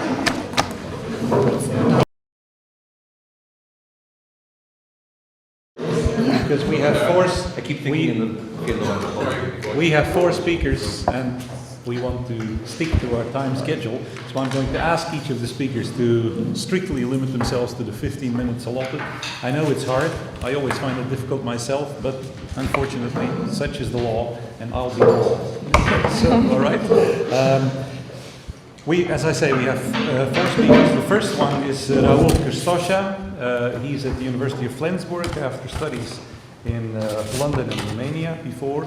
And he's going to speak on the unbearable virtues of backwardness, Mircea Eliade's conceptualization of colonialism, and his attraction to Romania's interwar fascist movement. But he just told me that he has altered his original paper, so I don't know, is the title still The paper is, thank you first of all for the introduction. Can I start? Sure, yeah. Because you all have the paper, I felt like I don't need to repeat what's in the paper. And the details of Eliade's experience in India are in the paper, so I'm not going to talk about those. We can of course ask questions about it, and I'll be happy to answer them. What I would like to do is talk around and about the paper, and basically, on the one hand, focus on what I find most interesting and the reason why I chose to write this. And secondly, to broaden a bit the details about Romania's fascist movement, because I think from the paper you get the point of Eliade's experience in India, but not so much of why he was attracted to Romania's fascist movement. And I think, first of all, I'd like to thank the organizers. I think it's a wonderful conference, and I'm really happy to be here. It's not my main topic of research. I actually work on anti-Semitism and then fascism in Romania as a primary subject of research. But Eliade is extremely important in this debate. And in a way, I was talking earlier about this, he's our little Malinowski. He's someone who is associated with the establishment of a field, of a discipline, of history of religions, although he called it history of religions. He hated both the words history and religion as describing the discipline. He would be much more about hermeneutics of religion, if you want. Secondly, I think it's interesting that I get to talk right after the discussion finally got to what I think is quite important, the ways in which post-colonial discourses are being appropriated by the far right. And of course, we talked earlier about this in contemporary Europe, especially Central and Eastern Europe. But what I'm doing here is basically looking at how Mircea Eliade's view of colonialism brought him to Romania's fascist movement before there was a post-colonial theory and a post-colonial discourse to speak of. And sort of, in this way, I guess I'm hinting at some affinity between what constitutes post-colonial discourse and post-colonial theory and some attraction to a nativist, exclusionary, nationalist, fascist movement. That's Eliade, the most famous picture of him that we have. He was almost blind, and towards the end of his career at the University of Chicago. And I guess from all this presentation plan, which is way too much to cover in 15 minutes, I'm going to focus mostly on 2 things. One is cultural debates in interwar Romania, dealing with peripherality and backwardness, and trying to sort of determined the position of Romania as a semi-colonial, quasi-colonial, but not purely colonial status, quoting from Todorova. And in turn, in how his experience of India at the political level led to his genuine cultural pluralism and support for decolonization, his anti-colonialist stance, and on the other hand, to his attraction to Romania's anti-fascist movement. And I'm going to try to do that. By the way, while I'm speaking, two things. If I speak too fast, please tell me to slow down. I have a tendency to speak faster when I get excited. And the second thing, if I realize Romania is quite an obscure area for many of you, perhaps. So if there's anything which is unclear, please feel free to stop me to clarify. I won't answer very long questions, but if it's something like, okay, what is that? I'd be happy to do that. I begin with this quote. It's a book written a long time ago, 1951, as you can see. It's called Romania, Political Problems of an Agrarian State. And it opens with this statement which is quite blunt. You know, Romania is economically one of the relatively backward regions of the world. It's not as backward as vast areas of Asia and Africa, but like them, it is faced with the problems of an agrarian society in the 20th century. Now, a few pages down, at the end of the introduction, the author reaches quite a decisive conclusion as well. And just that bit over there, which I should have underlined, if I can have the thing. This bit, that the domestic political activity, the domestic political activity is understandable only as a variety of responses involving the copying, modification, or rejection of Western political and ideological models to the social and economic dislocation which growing contact with the West has brought about. Now, to me at least, that sounds like the semi-colonial, quasi-colonial scenario that I was talking about earlier. And to a large extent, the cultural debates in 19th century and into Romania focused on this, on the country's position vis-à-vis the West. And I'm going to apologize to my Romanian colleagues for simplifying this. Of course, the situation is much more complex. There were two main camps. One camp argued for immediate acceleration of development and catching up with a more developed West, completely adopting wholesale the Western model of development. The other one insisted on Romania's specificity and peculiar position, the familiar metaphor of a bridge between East and West, and insisted that because the country is different, the pattern of development should be different from the Western European one. Now, both these orientations in the 19th century were secular. After World War I, the second one became increasingly religious, Orthodoxy becoming almost synonymous with Romanian nationalism. Reason for that being that with the demise of the Orthodox Church in the Soviet Union, Romania found itself in the position of being the most populous country, most populous Christian Orthodox country, and the Romanian Orthodox Church and the Romanian intellectuals wanted to take this opportunity of this situation in order to promote themselves as the cradle of Christian Orthodoxy in Europe. This reality of economic, political, social backwardness was felt by intellectuals in a very different way as a cultural trauma. And the quote you have there from Eliade, which is from his first famous book, The Cosmos and History, or The Myth of the Eternal Return, published in 1959 in English. We have the quote there, which basically sets this issue of backwardness as a purely geographical contingency, and then the fact that the geographical contingency should not determine the state of a nation and the model of development. Now, before talking about the old Eliade that we're all familiar with, this is the Eliade I'm talking about in this context. 1928 to 1931 is the time of his trip to India. And at the time, Eliade is 21 years old. He's born in 1907. So in 1928, when he sets out for India, he's 21. And that's quite important. He's already famous in Romania as a leader of this new generation. If I was mentioning earlier the two orientations, the modernists and the traditionalists, the new generation of interwar Romanian intellectuals attempt to position itself in between the two, combining an attempt at syncretism with the Western European avant-garde. There's a critique of Western European civilization. Yes? Just a little bit. All right. Thank you. So there is a critique of Western European civilization in Western Europe at the time. The Romanian intellectuals are simultaneously trying to be in tune with that, but also pointing out towards the specificities of, and that's what the new generation is trying to do. Eliade is describing it in one of his programmatic articles called Spiritual Itinerary as a generation tormented by the imperative of synthesis. Yes, still. I'm sorry. Walk, don't run. Okay. So before leaving for India, he's already sort of acknowledged as an informal chief. They joke about him, calling him chief or guru of the Romanian new generation of intellectuals. Due to this article, Spiritual Itinerary, I mean, it's either you see it as an article in 12 installments or as 12 articles with the same title. I tend to see it as one article with 12 installments. In any case, when he's leaving for India, his departure for India is also a case of contingency. He goes to Rome on a study trip. He wants to study the Italian Renaissance. He comes across a book called History of Indian Philosophy by Surendra Das Gupta. And he reads in the introduction that there's a Maharaja in Kasim Bazar who's offering scholarships to people interested in studying Indian culture, Indian spirituality, Indian. And he sort of immediately writes to the Maharaja asking for such a scholarship. And he contacts the professor as well, asking if he would be willing to tutor him as a student.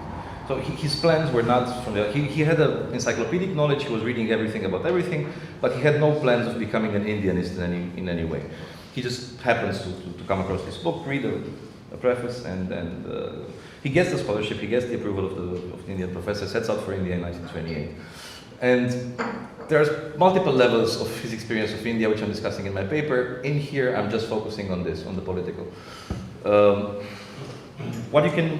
Before departure, he is quite outstanding among the young intellectuals in that he does not take any kind of political position. He actually argues quite forcefully in all of his articles that intellectuals should take an apolitical stance, they shouldn't get involved in politics, should stand aloof and then deal with scholarship, not with the day-to-day business of politics.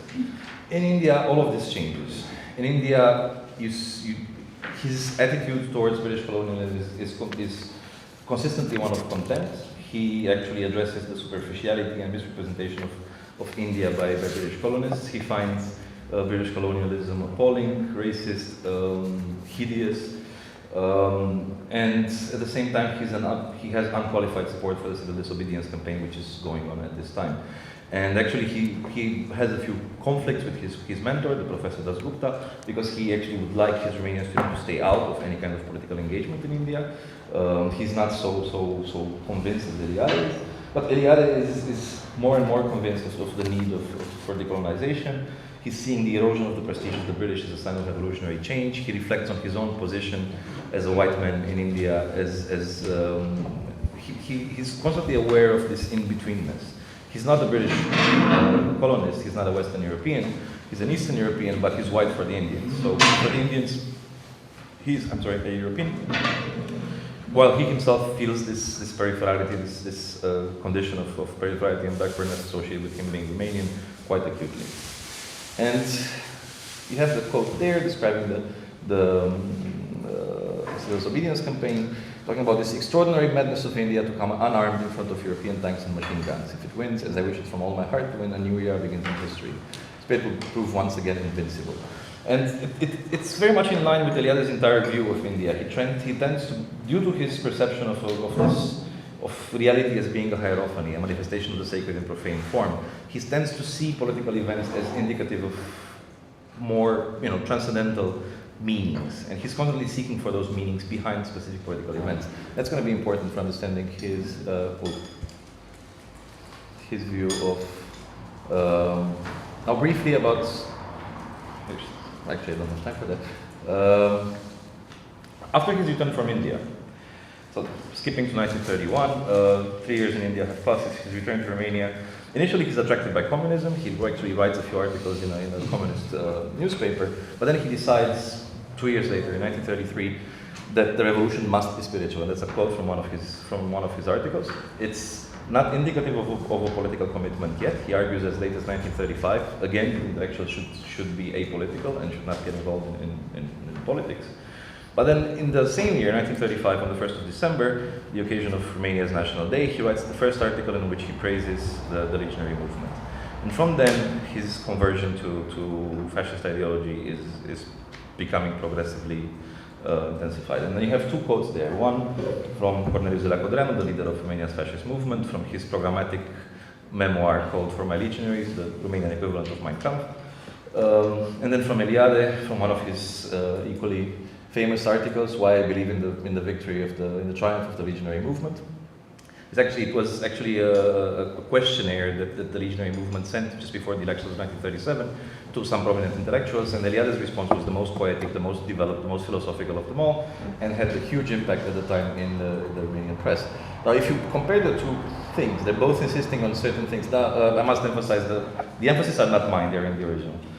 And it's, I think, quite relevant because both of them emphasize the spiritual and Christian nature of the legionary movement, which, for people who study the movement, is something that's quite particular about it. I mean, while there is absolutely no doubt that it fits in the family of fascist movements, it's not an exaggeration, it's not a case of borderline radical right, maybe fascist, it's clearly a fascist movement, but it's one that differs from many others in its emphasis on spirituality and Christianity as fundaments of their doctrine.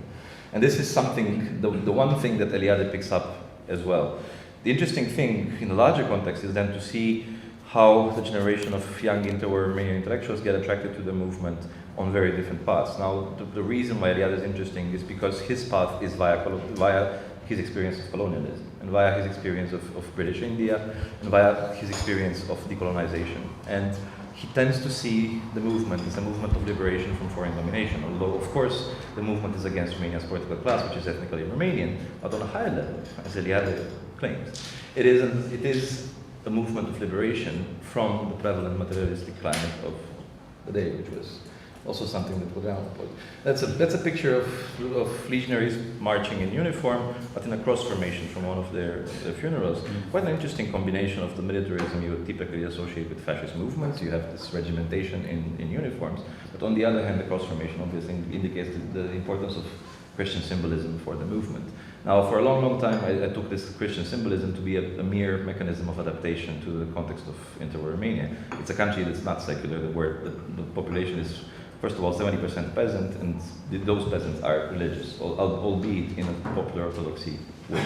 They're not exactly Christian dogmatists, but this is exactly the kind of religiosity that Eliade is interested in. And when I was saying earlier that he called the discipline history of religions, while disliking both history and religion as terms, his interest, he might sound very Christian from the quotes that you have there, but his interest in religion was more in religious experience, which is why for him yoga practice, surrealism, the use of psychotropic drugs would have the same value as religious experience proper. His interest is in access to the sacred, and he believes that access to be highly individual, not collective, not via organized religion. He's actually he's quite spiteful of organized religion, especially of the orthodoxy prevalent in Romanian society, which he sees as, I quote, a provincial response to Western provincialism. And by Western provincialism, he means that the particular Western view of the rest of the non-European world by which they impose the structure of domination and so on. Now, the interesting thing is that when Eliade converts to legionarism, when he's a full supporter of the movement, and by the way, the question in Romania so far has been asked, was he or was he not a member? There are people who actually claim that this article that I was showing you earlier was not even written by him, that this is somebody else writing in his name.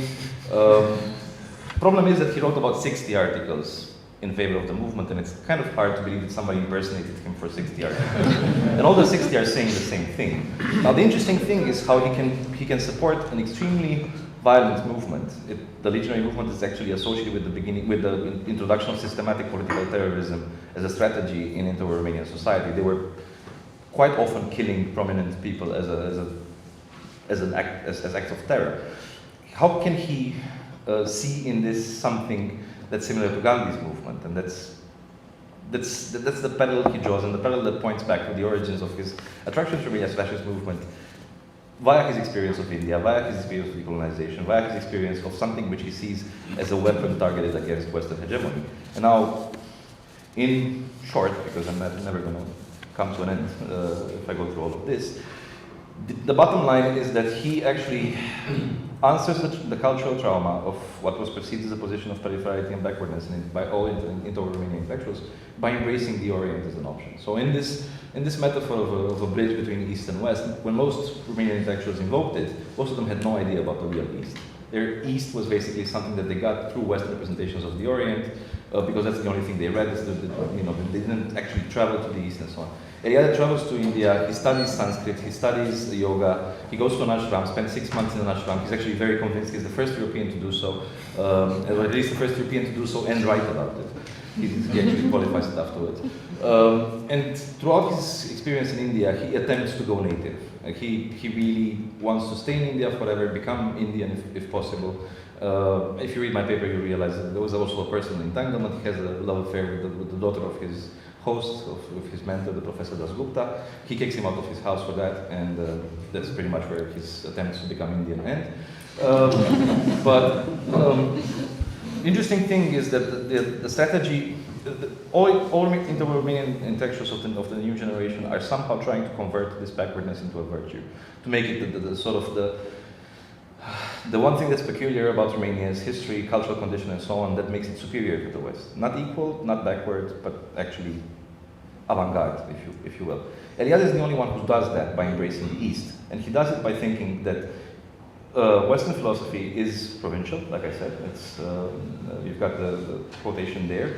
It's first by jealously isolating itself in its own tradition and ignoring, for example, the problems and solutions of Oriental thought. Second, by its obstinate refusal to recognize any situations except those of the men of the historical civilizations, in defiance of the experience of so-called primitive men, of men as a member of the traditional societies. Thank you. And that's pretty much his basis for what he would later call a new humanism. A new humanism which is occasioned by the historical moment that decolonization represents, by the fact that these people who are entering history, the capital H, they are seeking to become active subjects of history instead of its passive objects. That's again quotation, the emphasis in the original. And this historical moment, he believes, calls for intercultural dialogue. However, this dialogue, and here I'm sort of pointing to what Marina was saying earlier, has to transcend the empirical and utilitarian language of Western European cultural hegemony. It has to find another ground on which to communicate in order to be genuine. And that ground, according to Eliade, was the revalorization of spiritual experience. So hence his interest in religions. The one thing these people have in common, they all have a system of religious beliefs, beliefs in the sacred, even if, which, like I said, by including surrealism in his examples, he clearly sees that also it doesn't have to be a properly religious, it can be a secular one, but that entails some access to the sacred. And because he sees the scientific method as inextricably linked and complicit with colonialism, something we're all very familiar with, he thinks that this dialogue cannot occur in the language of science. It has to occur in the language of something else, and that something else for him, this decolonial language, if you will, for Eliade, has to be based on spiritual experience, because that's the one thing that all these peoples have in common. And to conclude, I guess the case study of Eliade shows that this politics of emancipation and independence from foreign domination, this notion of this positionality, can translate simultaneously into both cultural pluralism, support for decolonization, call for an intercultural dialogue, and support for an exclusionary fascist movement, as long as both of them are seen as weapons directed against Western cultural hegemony, which is something consistent throughout both his scholarly work and in his political articles. Thank you.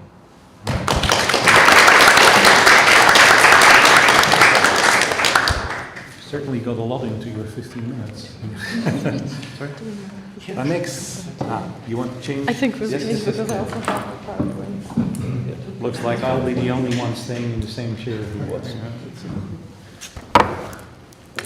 Our second speaker is Agnieszka Sadeska, who took her initial degree from Jagiellonian University in Krakow, but is now connected both to Jawaharlal Nehru University in New Delhi and Abraham Karls University in Tübingen. And she's going to speak on something that in many ways I think is going to pick up where Raoul left off, namely a reportage from the post-contact zone, Polish travelers' take on British colonialism in India. Please. Thank you for the introduction. It's actually a really good location to speak after Raoul because it's in a way deals with what would happen if Eliade would become communist and actually go to India afterward. This paper is based on my doctoral research, and I looked at texts of 8 different authors. Some of them were reporters, professional reporters sent by newspapers, and some of them wrote sort of pieces of reportage, but they were not reporters, but sort of officials visiting India on a number of different official trips.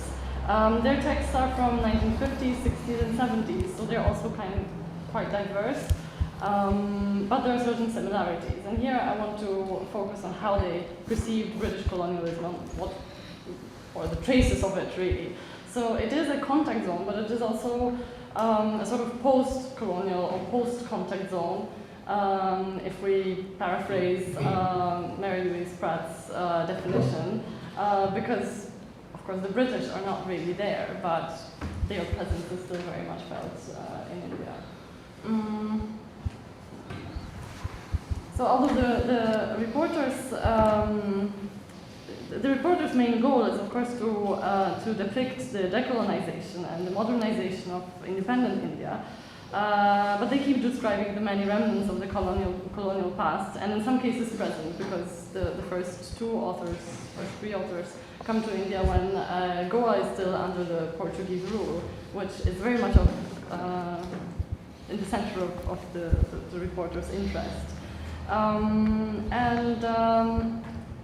There are several paradoxes that sort of characterize their writing about India and their position in India.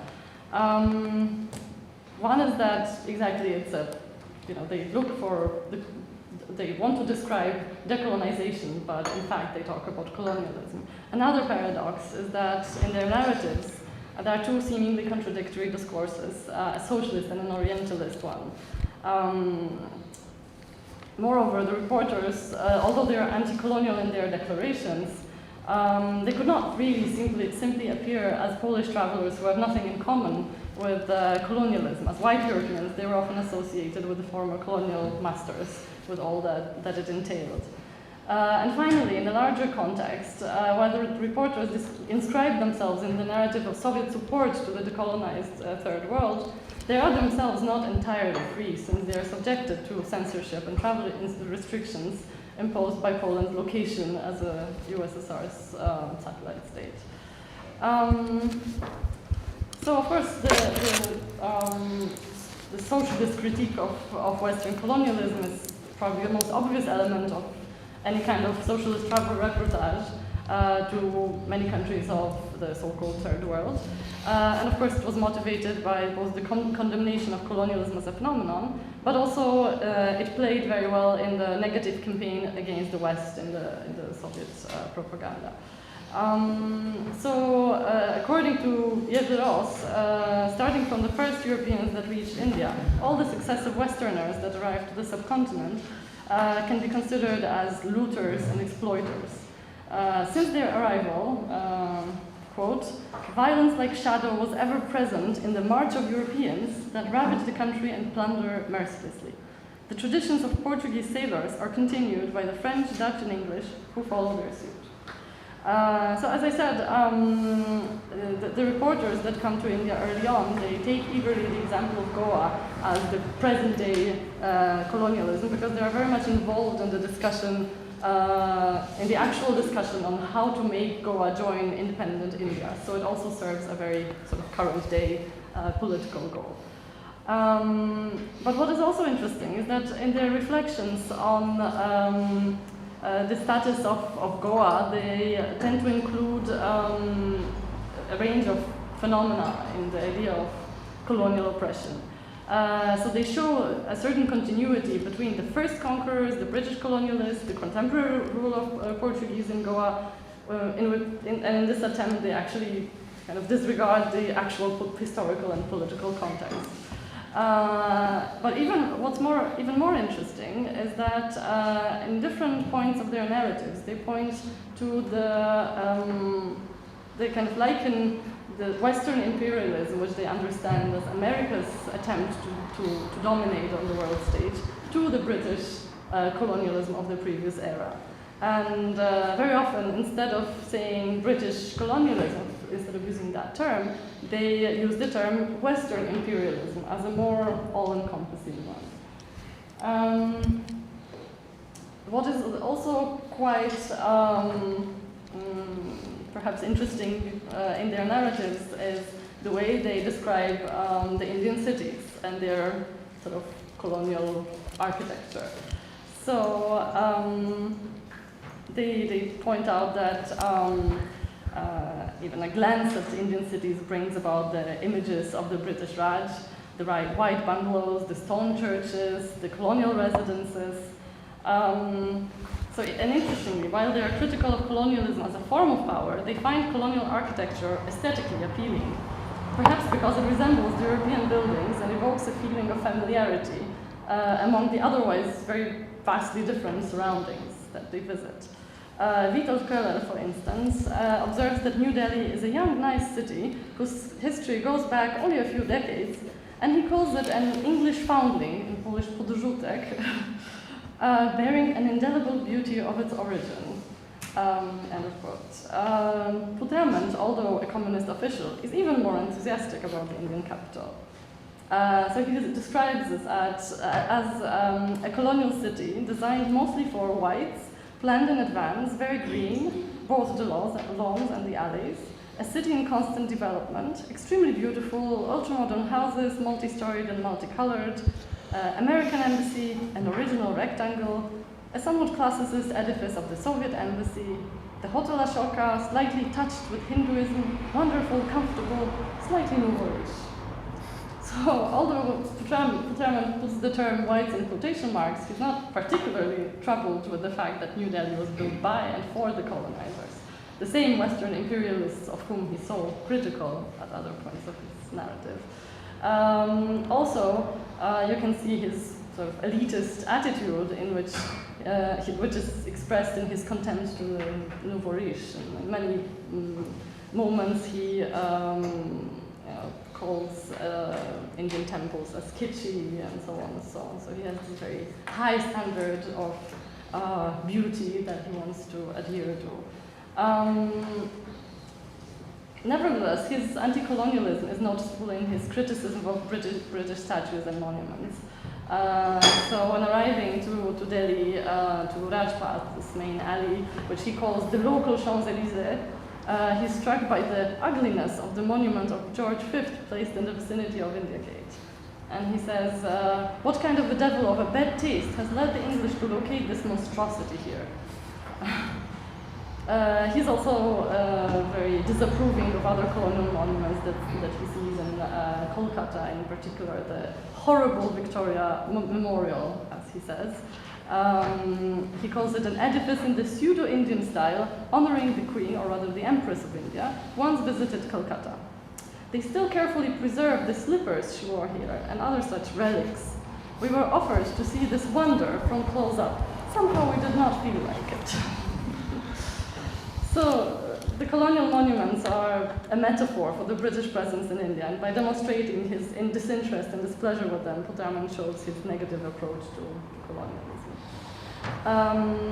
Another interesting aspect of this criticism of colonialism is that the reporters liken, they try to compare the colonial exploitation of labor to the exploitation of workers in early capitalism. In order to do that, they juxtapose images of modern-day Kolkata, I mean modern-day, in their time, of course, with those of 19th century London. For instance, Putrament describes Kolkata and focuses on a bridge joining the two sides of the city. Quote, a huge bridge on Hooghly, the local mighty dirty river, a tributary of the Ganges. A Victorian bridge, tall, with a thick network of bindings, clogged with cars, rickshaws and cyclists. A horrendous mix of the ugliness of 19th century London with the Bengali poverty. Surprisingly, Jerzy Chodziłowski, who visits Kolkata 10 years after Putrament, makes an almost identical observation. Kolkata was built by the British, by the English. That is why a European walking around the city center or the factory and ports district at the banks of the Hooghly River might feel a bit like in London, Hamburg, Amsterdam, or even Łódź of the previous century. Thus, in both reporters' accounts, Kolkata is placed side by side the main centers of European industrial revolution. It is one of the elements of the capitalist system that they see as exploitative and unfair. What is more, this link between capitalism and colonialism continues in how the reporters portray India after decolonization.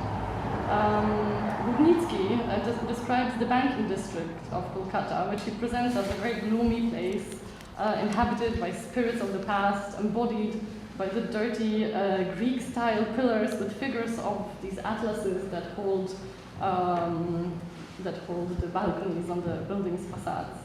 And he sees this landscape as sort of static and unchanging. So he says, for 100 or 200 years, the dark fingers of Indian clerks write into the white books the same words, names, and addresses. Only the numbers are ever increasing. This is the only thing that changes. The dirty atlases over the gates and the goddesses from allegories, faded from the sun's heat, point their lifeless stare at the crowd. Górnicki clearly labels those who are the oppressors and those who are the oppressed, introducing a visual difference between dark fingers and white books. He mentions the increasing numbers representing the growing income of the colonizers, a fortune made at the expense of the colonized. In his opinion, colonial domination led to a standstill and froze India in time, not allowing for its development and progress. And although Górnicki comes to India in the 1960s, he still feels the effects of the colonial era. Once, walking around the crowded streets of Kolkata, Górnicki spots a Chrysler car. Hallucination, he asks himself, and describes the passenger sitting in the back of a car as a pink, robust gentleman with side whiskers. The reporter makes an instant connection. I'm finishing. The reporter makes an instant connection. Although he does not wear a cylinder and a tobacco brown overcoat, his neck is adorned with a discreet tie instead of a necktie. But these traits, the blonde sideburns, a smirk on his lips, which century is it, really? Thus, for Górnicki, every wealthy Englishman in an expensive car is a living memory of the colonial era, in different clothes but with the same attitude. He suggests that the business ties between Britain and India were not fully severed at the end of political dependence, and the British keep taking advantage of India till now, for instance, through the banking sector. It is a suggestion that if no radical changes are introduced, the effects of colonialism will never disappear. Finally, Górnicki exclaims, "Oh, Victorian England, red-haired, Puritan, with your stiff bustle, England ruling the waves, England of cruel admirals and deceitful diplomats, you did not neglect anything that would allow not to hate you till the end." This personification of England presented as a sort of malicious and cruel and arrogant old lady. England in Polish is Anglia, like a female. So this critique of India's colonial past is a way to express sort of very contemporary ideological concerns. On the one hand, the anxiety about the growing role of United States of America in the world, and on the other hand, the pervasiveness of the capitalist system in which India, to the displeasure of the socialist partners, is also becoming incorporated too. So I think I will finish here, Okay. and I think more is in the paper. Thank you.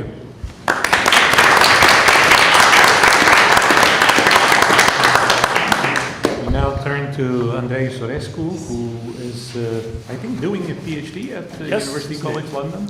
Okay, and he's going to speak about the many meanings of colonization in 19th century Romania. Well, thanks so much. I did have a PowerPoint, but it doesn't really have any worthwhile visual aids, so I do think I would probably just confuse and sort of like be defaced and lag behind it, or vice versa. So I might as well sort of rattle off my notes as I go. Now, when I say this might be an overstatement, so first of all, I have to qualify.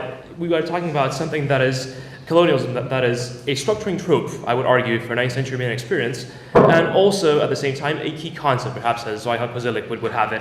In any case, it is not merely a synonym for settlement, but is understood in a differential relationship with conquest as another relevant concept, as defined in the vein of, let's say, 18th century natural law jus gentium, which is still prevalent at the time, i.e. something that affords rights and privileges to a conqueror and also creates a situation whereby you have a conqueror class and a subjugated class of natives. Now, conquest and colonization are important, I would argue, in 19th century Romania on two levels. First of all, you have colonization as a structuring trope of history itself. The history of the nation is the history of colonizations. At the same time, once the nation state is established, we're talking about the mid-19th century here, there is a pervasive sense of colonial encroachment, even though we are in Europe, especially from from the Germans, both in terms of the informal German Empire that may or may not be doubled by colonies on the ground in Romanian lands, but also by a very pervasive sense of Austro-Hungarian economic colonialism. Now, in what concerns this dichotomy between colonization and conquest with regards to Romanian history, now we have to understand that we're talking about the very first generation of Romanian historians and statesmen, the founding fathers of both Romanian nationalism and the nation state, people who studied in the West, who start an offshoot of the 1848 revolution, which fails, unfortunately, rather ignominiously, and who ultimately get their chance at state building as of 1859. Now, the main historical narrative that deals with colonization in this regard is something that, without focusing on this concept in particular, is very familiar, I think, to any Romanian in terms of the various historical epochs that mark the development of the principalities of Moldavia and Wallachia, which then would become Romania ultimately, both in terms of periodization, but also in terms of important benchmarks in history. So, for instance, the foundational moments of Romanian ethnogenesis is the Roman conquest of Dacia in 106. This, however, creates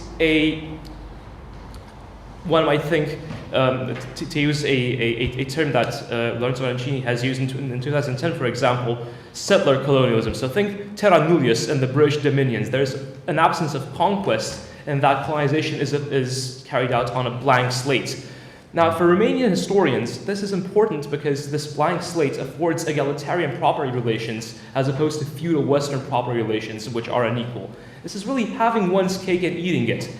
Romanians are a European people founded by the Romans, and indeed, this narrative of strictly Roman origins is prevalent until rather late on in the 19th century. But this is to say that they're European people minus the central problem of feudal inequality. Now, this is quite important, I think, because it allows us to understand how history is not a narration that is voiced by Herder waking up one fine morning, but is done by history users in context. It is not history of the nation full stop, it is the history of the nation as deployed by history users, be they authoritative voices or not, in a given context. And this context is, in the Romanian case, the continued issue of serfdom until a massively important agrarian reform in 1864. Now, for these people, these founding fathers of the Romanian nation state, the history of the nation is seen as a history of contracts, freely entered, rejecting Western categories unto historical past with presumed continuity between the Roman heritage and the here and now, which is to say that for 19th century Europeans, Roman law categories were of the present, but for Romanians thinking themselves Romans were also the past. Now, this is quite important because this is also doubled once the nation state is established by anxiety with modern colonialism, bypassing all of this, thereby laying the nation and the state bare. Okay, so the concepts of colonization, at least starting with 1837, a young historian and future statesman, Mihail Pogălnicianu, renders ancient historians' accounts of Roman settlement as colonization, making use of concepts such as ager publicus for describing unoccupied lands in Moldova from Roman days to well until after the birth of the principalities. This was not seen as a merely convenient anachronism, but it was thought a genuine reflection of the very categories employed then and there. Secondly, the specific Roman institution of a colony was at the heart of French and German debates regarding the origins of feudalism in the first half of the 19th century, and is to this day considered to be a still enigmatic missing link between ancient slavery and medieval serfdom. However, not only did its socioeconomic emergence post-date the conquest of Dacia and the history of the Roman Empire, owing to its restrictive placement on a legal gradient between freedom and unfreedom, the Colonat has seldom been exalted as a bulwark of liberty, as the Romanians have, but rather the contrary. And finally, one similar social institution, akin in its substance to late Empire Roman colonies, but also similar to serfdom in Romanian lands, had also existed elsewhere in the West. And therefore, once you get a handle on this narrative of the history of the nation as a history of successive waves of colonization, you sort of get the sense that, yes, indeed, colonization as opposed to conquest is vested with this very clear nuance of affording agency rather than constraining it. So let's just briefly focus on a still canonical text that simply throbs with issues of colonialism as understood, per my definition, merely underneath the surface. So, for instance, in 1844, the historian and future 1848er, which is a revolutionary, Nicolae Bălcescu, published a pamphlet on, and I quote, "the social state of working plowmen," one of the inaugural texts of the rule question. From the outset, Bălcescu argued that the difference between the plowmen of various nations, and I quote, lay in the difference between private and common property, the first originating colonization, the other in conquest. While the former was typical to the early emergence of property in Europe, the latter was endemic to Asia and elsewhere, which is to say also both Asia and the feudal West. The one was reliant on agriculture, willing to assimilate indigenous populations, and was egalitarian in dividing the land, whereas the other was despotic and extractive. Now, subsequent debates in Romanian lands to Bălcescu's simplified dichotomy as a starting point. Roman colonization proved the basis of not simply ethnic, but also social and legal continuity between Roman law in its original state and Roman law as understood in the 19th century, retrojecting freedom and equality. And this indeed stood in stark contrast with what historians writing and coining concepts such as feudalism in its 19th century historiographical sense in the West. Guizot, Laboulaye, Niebuhr problematized conquest as a process rather than a single decisive event, but this did not serve the purpose of construing this sort of settler colonialist egalitarianism as the foundation of property relations in Romanian lands. Now, Bălcescu then went on to repeat his maneuver of denying conquest when referring to the foundation, the scalecat, of a not entirely barren Wallachia and Moldavia by Transylvanian chieftains in the early Middle Ages. This meant a temporal leap of well nigh 1,000 years, during which importantly barbarian conquest and settlement had not occurred. That the Moldo-Wallachian lands, hitherto exposed to the attacks of migratory peoples, were not empty at the time of the Descalecat was crucial for the author's argument, because he could thus posit the continued habitation of the Moșneni, freeholders in mountainous regions, who was implied had retained their freedom since Roman times, therefore living relics, continuity, and who were presumed in the course of debates on property to have also retained Roman property structures. 2, the strength of the Moșneni at the time of the foundation of the principalities, let's say 13th, 14th century, and the relative weakness of the Transylvanian princelings allowed Bălcescu to emphatically and explicitly deny that this could have been an instance of conquest, but rather of a second colonization. Now, what you do have, these people were confronted with the issue of serfdom in the here and now in the 19th century, whilst also claiming that feudalism in the Western sense had never existed. Now, how come? Well, a third colonization came into question, the settling of the vecini, literally neighbors, onto the still empty lands that Bălcescu referred to by the Latin ager publicus. Again, as much a retroactive description of as a concept presumed to be familiar to medieval Romanians in some sense. This was necessary because of past flight from misrule. The constant wars in the Middle Ages with the Turks impoverished freeholding warriors and therefore indeed eroded equality. Famously, Bălcescu then went on to decry the tragedy that gave rise to what could indeed be termed a local form of feudalism, contingent. This was the legal enserfment of the aforementioned peasants by an otherwise glorious prince who needed them to be tied to land so as to make sure they had an army, Michael the Brave. So it's neither conquest nor feudalism, but rather freedom for the future, because in 1864, debates surrounding land reform had to balance prudential matters of principle with this historical overview that ultimately claimed that fundamentally in Romanian lands property was private because it was Roman, because colonization as settler colonialism. Now, the second part of my argument goes as follows. After all of this is said and done, there is an increasing sense of encroachment from colonialism as more commonly understood, as the influence of a Western or indeed Central European core in this case. And again, you have looming large matters of the law of nations, specifically what happens when a country is underpopulated. Now, for instance, one author that is key to such debates in Romanian lands is Emil de Vatel, who was a major authority in natural law and international law in the 18th century, who was quite adamant that even though a country may be underpopulated, there is no reason for it to fear or indeed countenance population by other powers with other peoples. And yet, we find pervasive tropes that suggest Romanian anxiety with regard to this very possibility. So, for instance, in 1861, the Central Commission tasked with harmonizing the legislative frameworks of the recently united principalities, that's 59, would come to debate the ethnic limits of property laws in terms of both population settlements and right to buy.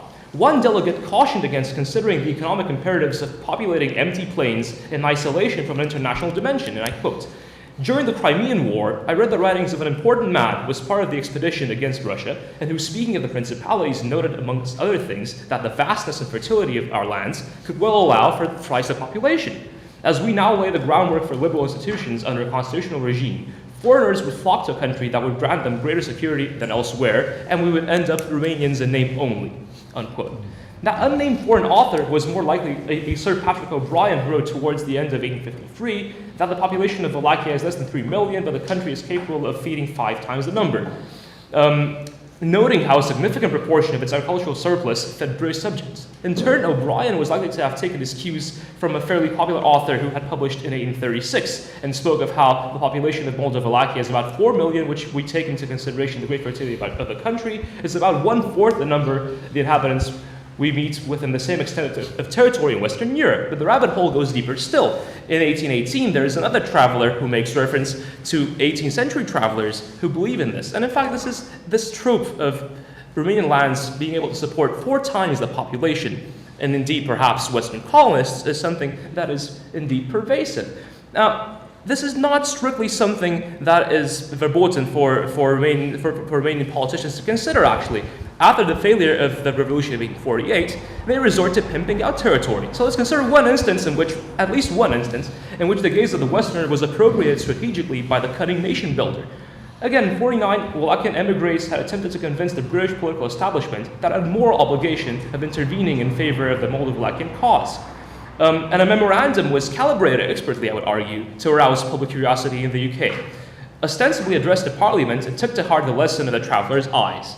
And I quote, "Sufficiently shielded against the illusions of patriotism, I can safely affirm that independently of the importance of the geographical position, the principalities have a considerable intrinsic value once restored to liberty.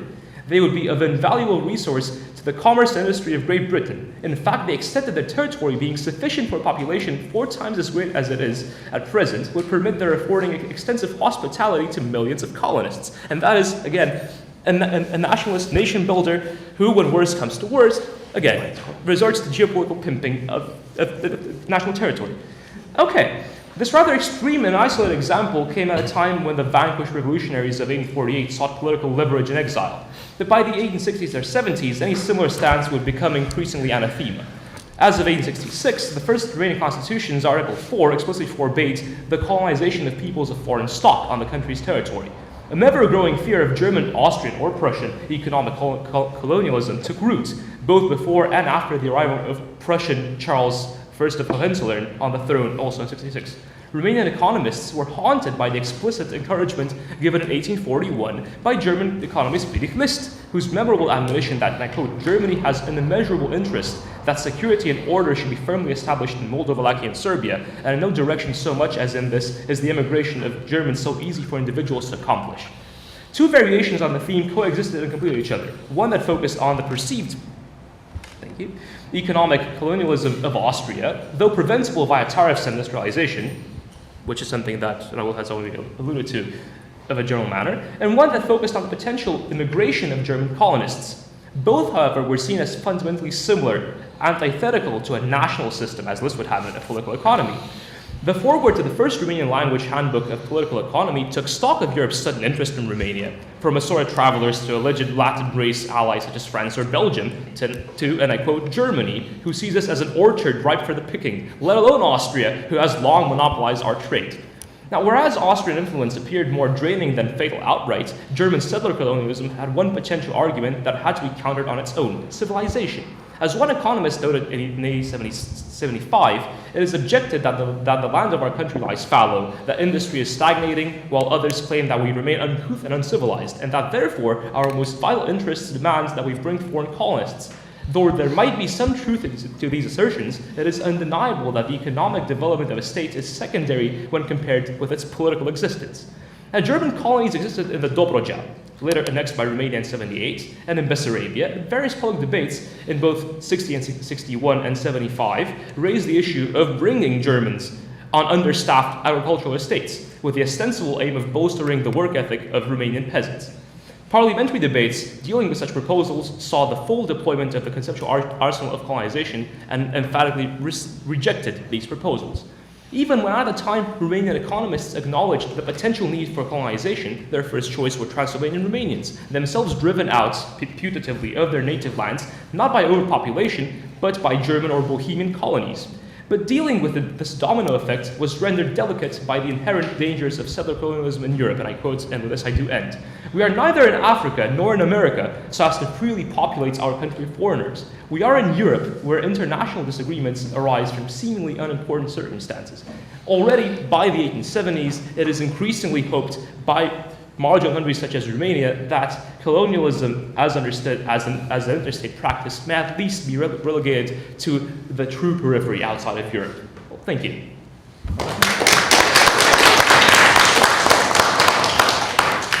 Thank you.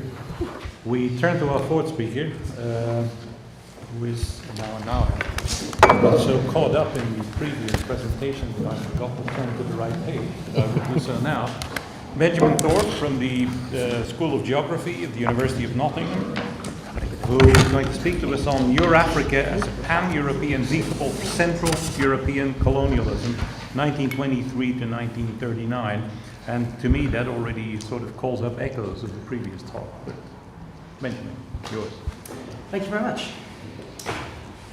Okay, the Italian geographer Paolo D'Agostino Orsini di Camerota opened his 1934 book, you see here, above right, above left, which he gave the title Eurafrica, by writing that, quote, "One finds these days a great deal of talk about Eurafrica." Yeah, you can. And this was very true. In the 5 years leading up to the publication of this book, a number of other works have been published on the topic, rendering the concept of a united Europe politically tied to Africa very familiar indeed.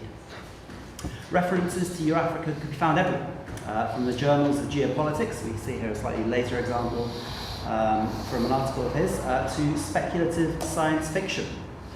And we see here Hermann Sergel's vision of a drained Mediterranean literally joining Europe and Africa, which sparked a veritable subgenre of science fiction in the 1930s premised on this exact idea. So in short, by the mid-1930s, the concept of Eurafrica had suddenly become ubiquitous. However, if we dig into the archival record, we can find that the term had only been invented in 1929. Specifically, it was coined by the Austro-Hungarian nobleman Richard Coudenhove-Kalergi in a 1929 article in the journal he edited, Pan-Europa. Now in today's talk, I want to explore who Coudenhove-Kalergi was, why Eurafrica was a useful concept for him, before moving on to look at one of the central logics that he used to justify it, which was the provision of colonial access to those Central European states that lacked their own colonies in Africa. And in doing so, I want to push back against the more established association of the idea of Eurafrica with French efforts to reconcile its own colonial or indeed post-colonial empire with participation within the European political integration. Instead, the case I want to make here is that by looking at the originary expression of Eurafrica, we can see that it is as much a Central European story as it is a French one.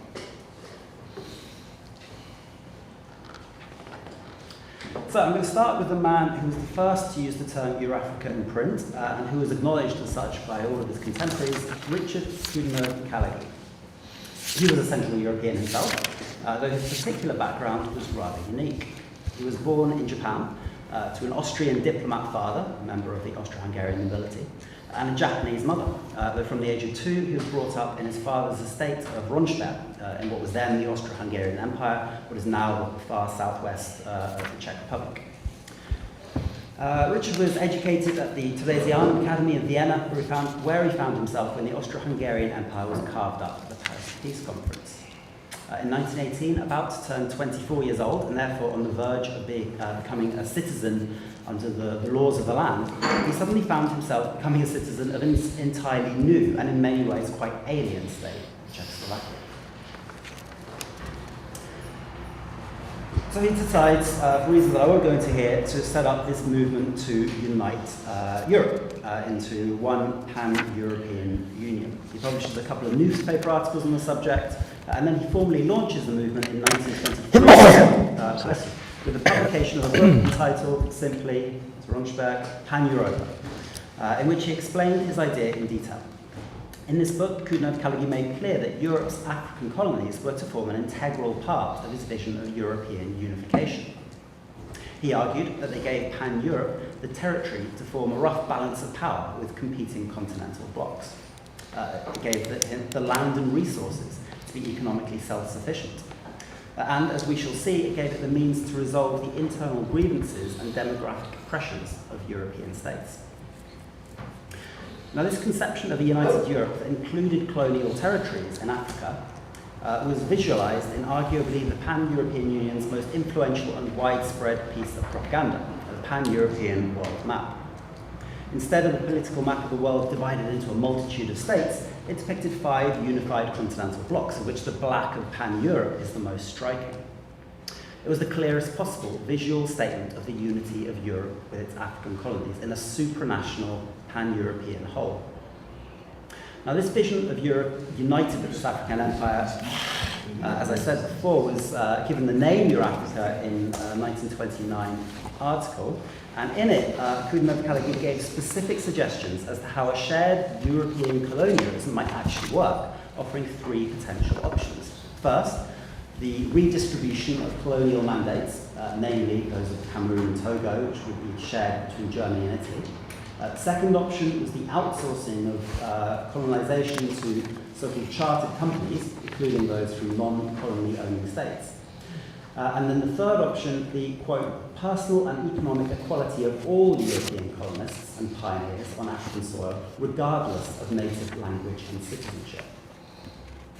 Now, this third solution was clearly Coudenhove-Callagy's preference.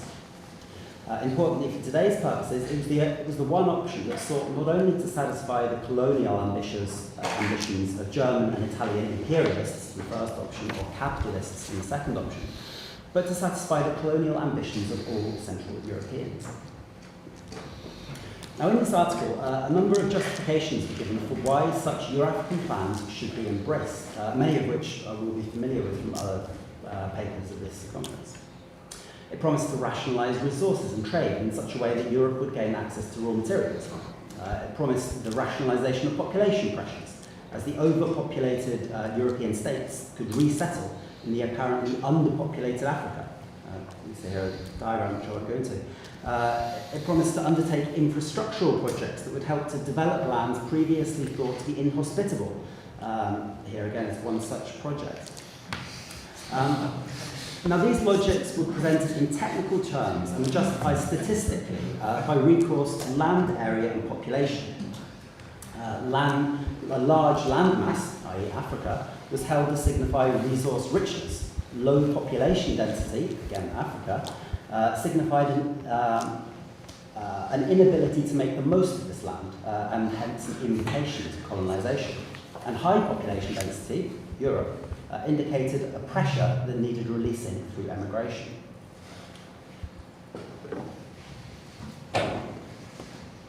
However, complementing these purportedly technical justifications was an equally strong moral historical argument, which held that the establishment of a shared Euro-African space was also a matter of international justice. Now, this framing of Europe's African colonies in terms of justice clearly drew on German colonialist discourse. In particular, influential among them was Heinrich Schnee, you see here. And this discourse asserted that the stripping of Germany's African colonies at Versailles was flagrantly unjust. Their complaint was that this decision had been justified not on the basis that Germany was the defeated power, but on the basis that Germany had mismanaged the colonies and was thus unfit to be awarded any mandate for control of African territory. Now, Coudenhove-Callagy agreed that Germany had lost its colonies by a breach of trust of the Allied powers, as he called it, who had failed to respect Woodrow Wilson's fifth point, the one concerning the impartial arbitration of colonial claims, when the mandates were handed out. This state of affairs, Coudenhove-Callagy wrote, quote, embittered the German patriot more than the loss of the colonies itself. So they demand colonies not so much for the colony's sake, but as an expression of their equal footing as a great power and in the name of international justice. Now, on the issue of whether to accede to the demand for the restitution of German colonies, Coudenhove-Callaghan was more equivocal. By sympathising with the injustice of their seizure, he therefore lay himself open to the accusation of appeasing German expansionism. However, what I want to argue today is that this charge falls flat on two counts. First, the German colonialism he was trying to appease was probably a majority position among the German public at the time, but it was emphatically not one endorsed by the government. Neither in the Weimar period nor under Hitler, who severely criticised colonialism in Mein Kampf before belatedly embracing it in the mid-1930s. The second count on which the charge of appeasement fails is that the pan-European solution was not only about the specific political injustice of the stripping of German colonies under rationalist pretenses, which was itself just one part of Coudenhove-Callaghan's frustration at what he saw as the betrayal of Wilson at Versailles, but also about the set of broader historical injustices that meant that some countries had colonial empires while others did not. Eurafrica would set this broader injustice right, since, as Coudenhove-Callaghan put it, those European peoples who, as a result of their geographical position and historical destiny, did not receive fair treatment at the time when the extra-European world was divided up, would find in the great African colonial empire a field for the release of their economic energies. Now, we can speculate as to why Coudenhove-Callaghan made this argument. On one hand, as we've already seen, we can talk about his own position as a Central European, who might naturally enough think this way. We might also think of how, as a disappointed Wilsonian, who presenting his own scheme as the true expression of the League's internationalist goals. However, there was another more instrumental reason for Coudenhove-Callaghan to argue for Central European access to African colonies. This was his fear that the historical justice that had deprived them of this access could fuel a future European civil war between a Western European bloc of colony-owning states supported by London and an Eastern bloc of non-colony-owning states supported by Moscow. And this argument played into more widespread fears in the interwar period about the division of Europe and the potential for European civil war, as we see here in Karl Haushofer's depiction of a Europe divided along quite similar lines, according to whether or not each state had the indignity of having a minority treaty thrust upon it. Or indeed in Hermann Sogel's use of an image of Europe that was literally at breaking point.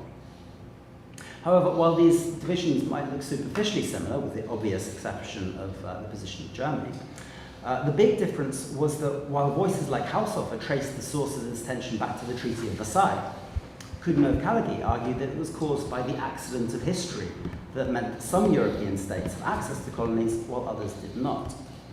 And it was this, he argued, which created the present volatile political situation, which he described as the political tinderbox that just needed a spark to explode.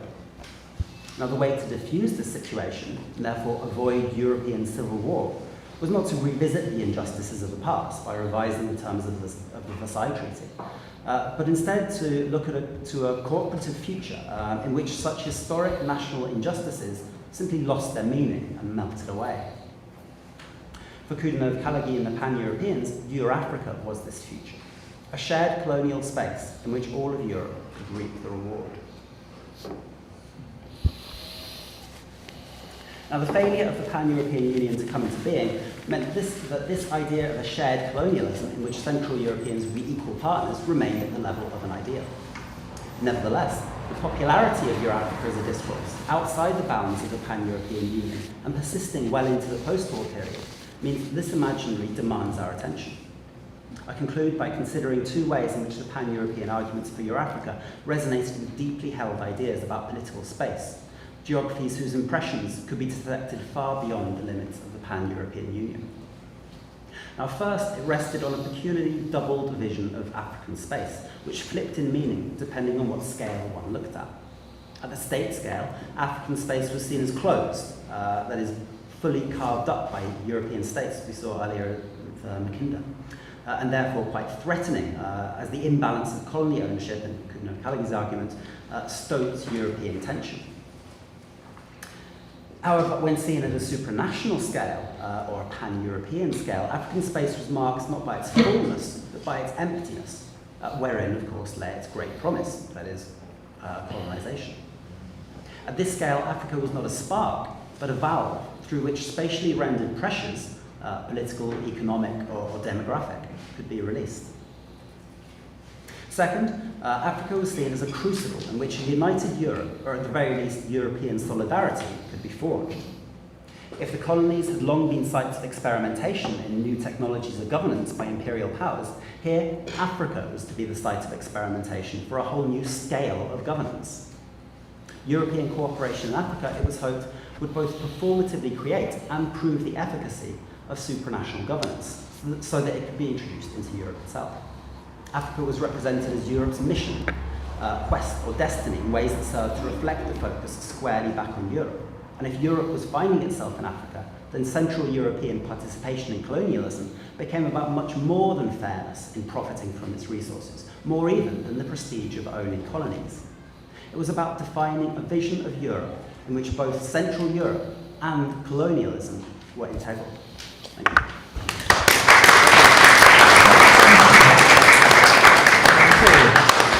We started slightly late, so we end slightly late with our presentations, but we have at least 20 minutes left, even if we want to stick with the rest of the timetable for questions.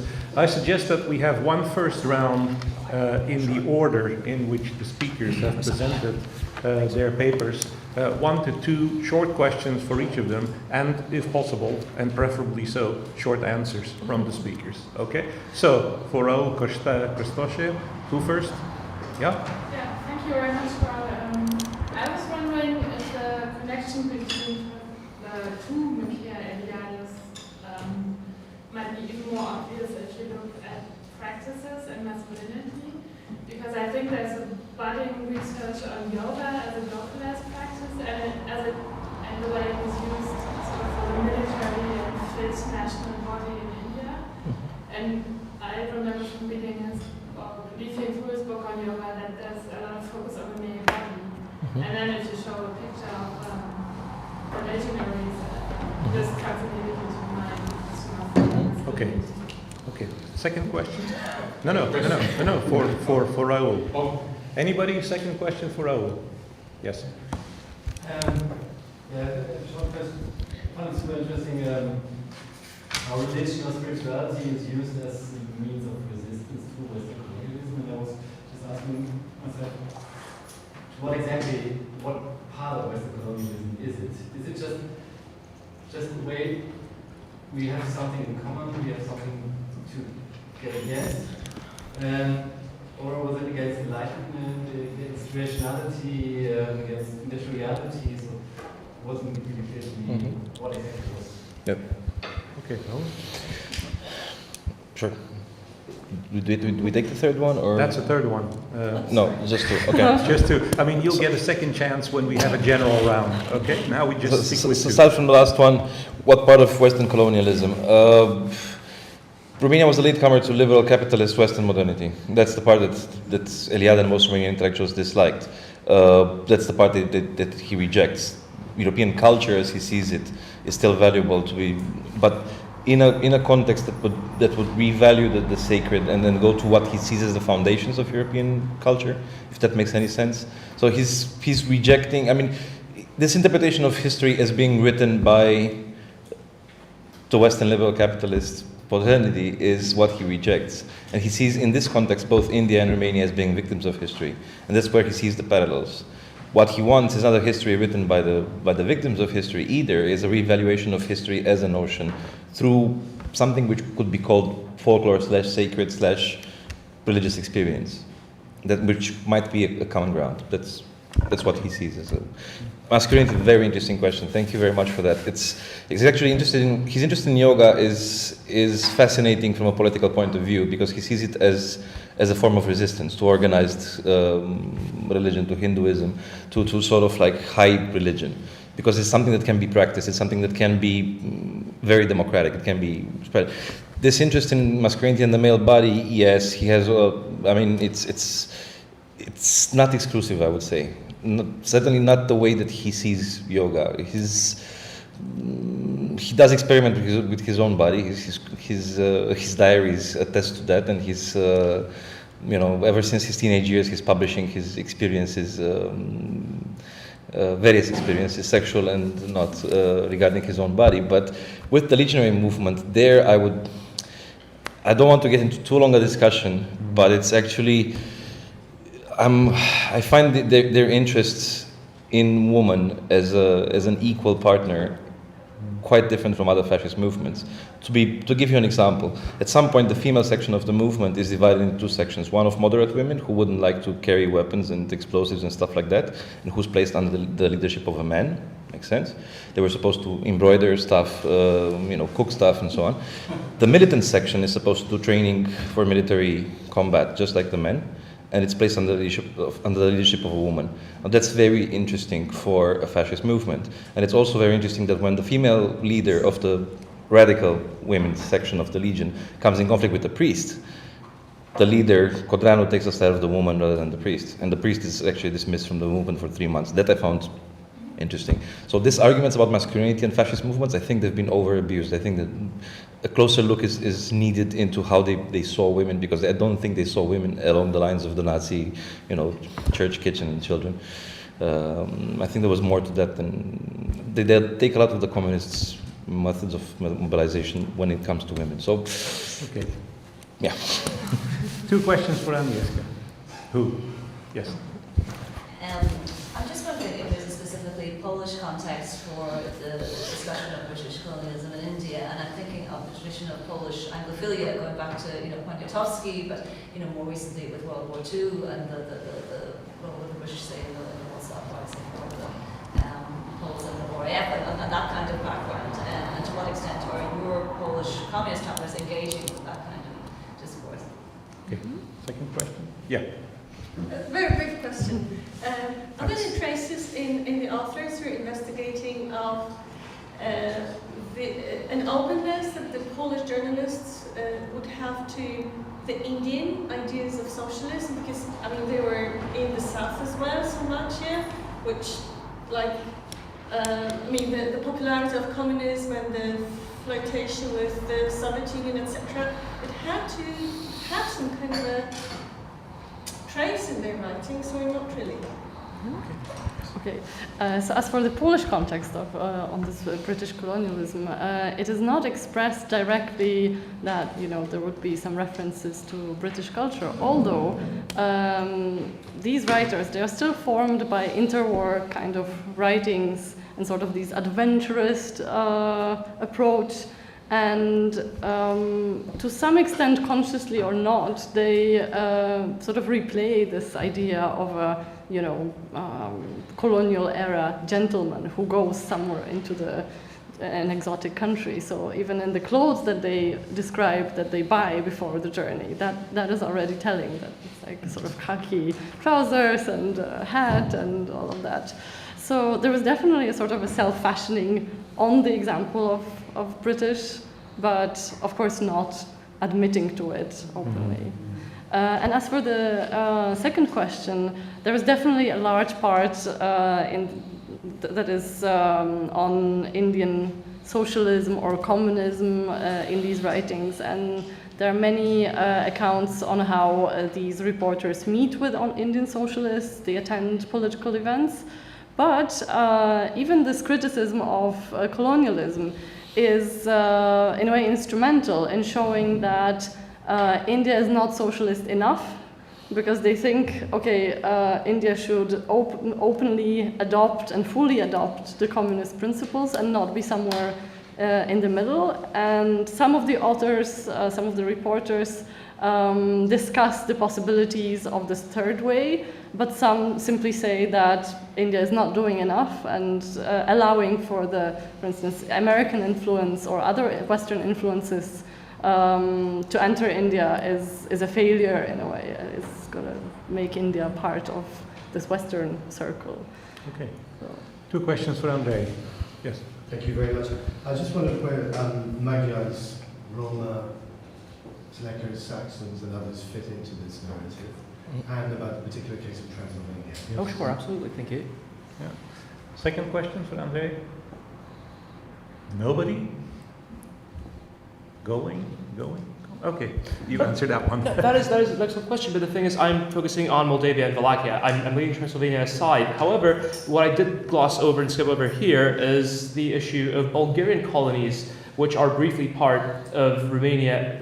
Bulgarians colonized in not Dobruja, but southern Bessarabia, which was part of Moldavia between 56 and 59, and then subsequently Romania 59 to 77, 78.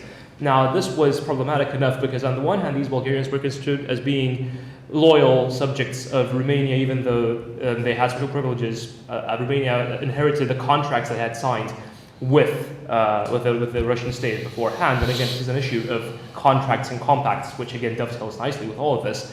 And yet, as the period progresses, this vision of the Bulgarians as being quiescent, legitimate colonists in what is otherwise objectively quite an empty stretch of lands, just marshlands in southern Bessarabia and not much else, is altered by the increasing national experiment. That is, in fact, where arguably the first echoes of a Bulgarian national revival happened on the border between Romanian and Russian Bessarabia in the south. And of course, a lot of border hopping happened, etc. But when it comes to the settlement of other populations, now that is an interesting topic unto itself. You have 18th century sources who, rather casually, in a pre-nationalist age, and you can think of Demetrius Cantemir, who was, I mean, his Western posterity is marked by the fact that he was an authoritative source, if not the authoritative source, on Ottoman history for well nigh a century, from the 18th to the early 19th century. But he also writes a history of Moldavia prior to the 18th century, and he talks about how various populations settled during the Middle Ages and thereafter, colonized, as he himself would have it, were actually foreign populations, which were then subsequently assimilated or not. He does not give a whit for that. But ultimately, when it comes to his reappropriation by the first generation of Romanian historians come nation builders, they do gloss over that. They certainly don't want to get into discussions over whether or not a significant number, potentially, of Romanian peasants might be of different stock ultimately. Mm-hmm. Thank you. Okay. Questions for Benjamin? Yeah. You've had your chance. I mean, I'm now. So, what was the status of Turkey in the end, in the time that you're writing about? What was their perception about Turkey? Because it was the Republican era in the 20s and the 30s, and the faces of the Turkey Atatürk and the new republic was toward the west. So maybe they. Okay. So that's one question. I saw question marks actually in a number of territories on that map, and Turkey was one of them. So maybe we hear about that. Yes, Siegfried? I have also a question about the map. The Dutch East Indies and Vietnam are also included. Yes. How is that rationalized? Because it's in Africa, Europe, Africa. Almost. And my other question would be, yes, Japanese ancestry. Is there some influence from Japanese here thinking in this discourse?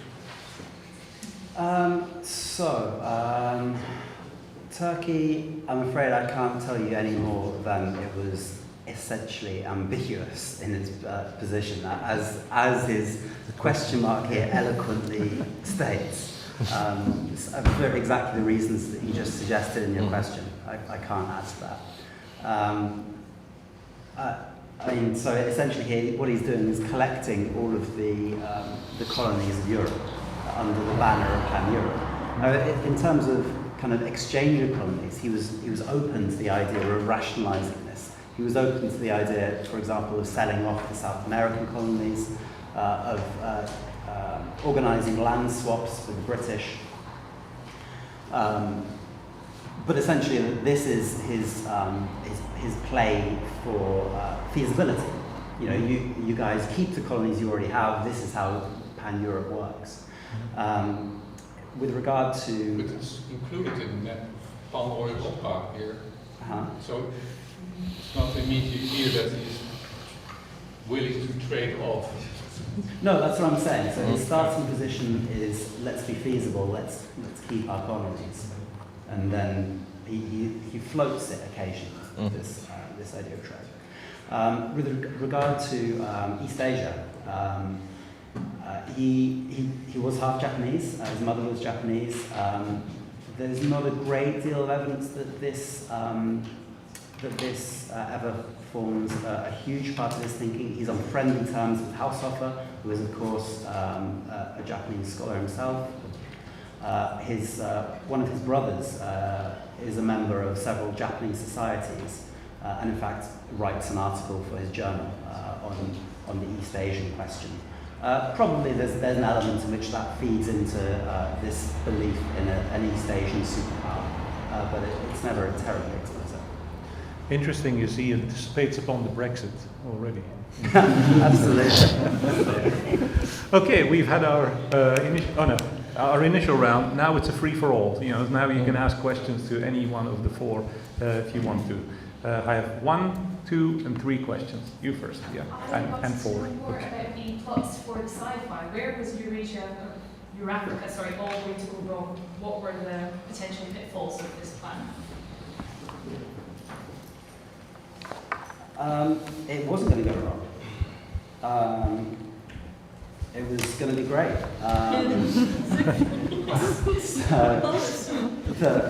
They were going to dam the Mediterranean, the Bosphorus, and a couple of other places, drain the Mediterranean, get more land.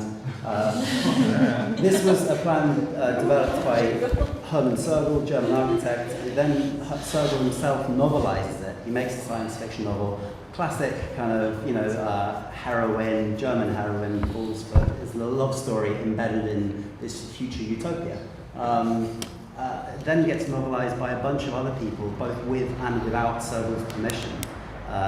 Some openly plagiarized, some kind of he supports by writing a foreword. It doesn't go wrong. Some are more racist than others. Some are more Nazi than others. Yeah. Andrew. Yes, building on the second question you received, is there a particular reason why you stopped at 1977? Because it does seem, based on the second question, the United Left Wing in Bengal, from kind of the maybe purest form of Indian communism that you actually get in actuality as a ruling entity. And I don't know if you are looking forward on the larger research into that period as well, how your Polish observers are then reporting on the actual communist state novel.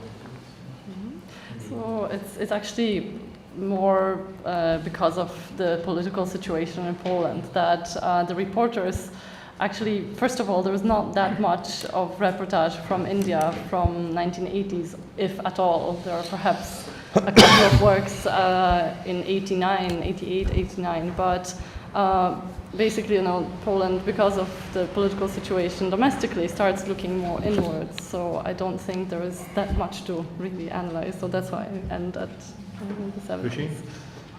Yeah, well, in Kudanov's Colonialism scheme, Ireland gets quite a raw deal because we don't get many colonies, even though we're actually independent. And I was sort of surprised by that. And is it that he literally didn't realise that Ireland was independent? He seems to sort of assume that we're going to be happy to be part of the regime. Is it just because we're still Ireland is still the Commonwealth? It's a very good question. It's a very good question. I haven't ever come across any mention of Ireland. Strange in some ways. I guess he just assumes it's within the British sphere of influence, much like the British Commonwealth in general. It's a very good question. I suspect he didn't give it much thought. Harry? I remember during my first visit to Israel, I met a Polish Jew who told me that he never comes to Eastern Jerusalem because he went only once and he was starved by the Arabs like he was studying Germans during the Second World War. So he was able to transform himself to the other person. I want to ask you about your reporters. Because you mentioned that they unconsciously in fact, shape themselves as British gentlemen, even though they officially were expected to criticize them. But do you have any efforts to self-identify with the India? Because that will be crucial for this conference. Whether being East Europeans or with the tradition or with the self-experience of the occupation during the Second World War, they all were did they try to make such comparisons? Or the difference between them as Europeans and Indians was too big to make such It's a very interesting question, and in fact there are several sort of issues that are linked with that, because on the one hand they do mention certain expressions of solidarity in a way from Indians. So they say, you know, you Polish people, you are also oppressed like we were during colonialism. So at certain instances there is this parallel. But it doesn't go very far because, you know, of the obvious situation in these times. It would be very dangerous to, you know, talk about being somehow subjected to foreign domination in times in the Soviet times. That's one thing. And the other thing is that there is a very strong intention to actually sort of reach this distance between a European and an Indian. So in declarations, the reporters try to see these similarities or somehow show that, you know, the prejudices of the colonial era are no more. But it is not always possible, and it's often more declarative than, you know, performative. Not to Germans, no. Actually, didn't include Kapuscinski. No, because exactly his first trip was to India, but he never really published a reportage, a longer reportage on India. He only mentions it in Travels with Herodotus much later, without all this socialist sort of content that can be seen in the reportage from the time. I have a question for Andrei, since he got shortchanged. He didn't get his 2 questions in the first round. Much okay. You talked about the 19th century. Now, if we skip to the 20th century and Transylvania becomes Romanian and all the rest, is there ever a terminology of recolonization, resettlement, or is that taboo? Well, that is an excellent question, and thank you for that. I don't think they would refer to it as resettlement per se, if only because the narrative would be that it is only rightfully Romanian because it is filled to the brim with Romanians rather than with other troublesome ethnicities. Now, I would probably focus on the Hungarian narrative thereof and see whether or not the Hungarian concept of honfoglalás, of conquest of the motherlands, as it was articulated starting with the 19th century, might have productive parallels, and whether or not it was. I mean, I know it was still used in irredentist discourse between the wars of the 20th century. Now, whether or not we can see a potential parallel between the 19th and 20th century Hungarian discourse on the conquest and subsequent colonization of the motherland, including, I mean, the whole Carpathian Basin, including Transylvania, and a continuity between 19th century and 20th century Romanian discourses on conquest and colonization, I don't quite know, but I do think it might be productive. I hope that wasn't too much of a non-answer. Okay, yeah. You wanted to react to that? Yeah, I wanted to ask a question to Ben, sure, if that's possible.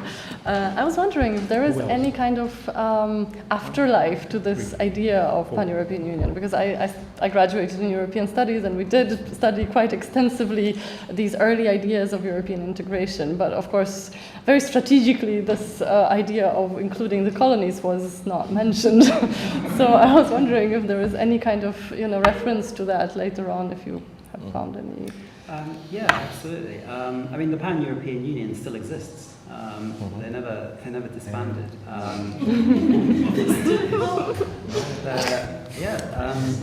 They're organising. It's their 100th anniversary of the first Pan-European Congress in a few weeks' time. If you want to attend in Vienna. But it's no. So after the Second World War, Colonialism tries to sort of reform, to remarshal those troops, and makes a ploy for being a big player in the kind of the post-war reorganization of Europe. But this time there are lots of other players, and essentially he falls out with them all and gets marginalized. He does have a hand. He's there when the Council of Europe is set up. But he's very much on the sidelines, and that is the rest of the history of the Pan-European Union until his death is very much a sort of a voice from the sidelines. And what I want to argue in general is that a lot of the discourses they helped set up in the interwar period were precisely the same discourses that were then seized upon in the post-war period. Okay, I have 4 more questions. That'll be it, and I want them to be really brief, and the answers to be, if possible, even briefer. Okay, Anka, I'll give you the first because you haven't had a chance yet. Just a brief addition to your question and a very short question as well. I think that maybe the historical Bessarabia, which is now partly the Republic of Moldova, would be a more interesting case of colonization and resettlement. Because there's been, in the early 90s, a huge discussion about the possible reappropriation and decolonization of the land. But, well, we'll have to see what Andrei thinks about it. And then for the reference to Kundera in your title, is it a mere rhetorical device, or is there a ulterior reason for it? Well, I guess the ulterior reason was what our organizer mentioned in the introductory section. I was kind of hinting in that direction, I guess, and it's a very clumsy paraphrase, I know, but it's the best way I can synthesize the notion that backwardness was a burden, but had to be transformed somehow into a virtue, but that virtue was extremely uncomfortable. I guess it's what I could come up with to explain this paradox of them, instead of the young generation of interwar intellectuals, instead of falling into the narrative of catching up, rejecting this notion of modernity, trying to come up with some alternative. That alternative had to be based on something. That something was their backwardness, which had to be somehow be positively valorized. And I think there's a multiplicity of strategies and rhetorical and discursive devices through which they achieve that. Eliades is one of them, but yeah, I guess okay, sort of. Yeah. Jochen, quick. I have one question for Felicia. I was wondering, instead, if you just let it out, or if you did talk about the images that these Polish writers were, or the descriptions that they were using to talk about images. I mean, and how did they describe them? For clichés for the Hungarian Orient lighting, or was it differentiated? Did they talk about them, or? Yes, very much so. I mean, I deliberately left it out because it's a huge topic, so it's actually sort of almost half of my PhD at this point. So, but yeah, to answer your question I'll try very briefly, is that there are more or less 2 sections to almost each of these reportages, and one is on these I categorize them as traditional topics, and one is on Indian modernity. So the Indian tradition, as they describe it, is very much a catalogue of colonial, topics, such as, the religious traditions or traditions that stem from religious practices, like the holy cow idea, the idea of pilgrimages to the Ganges or to temples near the Ganges, and so on and so on. Then the second set of issues are the issues that are linked with political aspects, so the communist movement, socialism in India, Indian development, industrialization, and so on and so on.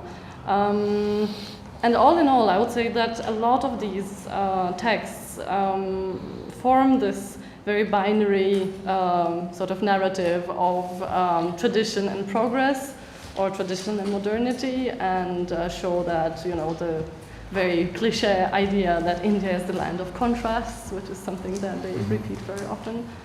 So anyway, that's it. Brilliant. No other No more? Okay. I was aiming for another 4 minutes, but okay. All right, thank you.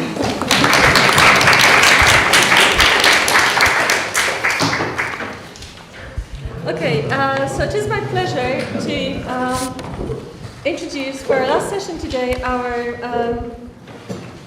speaker, Professor Dirk Ufferman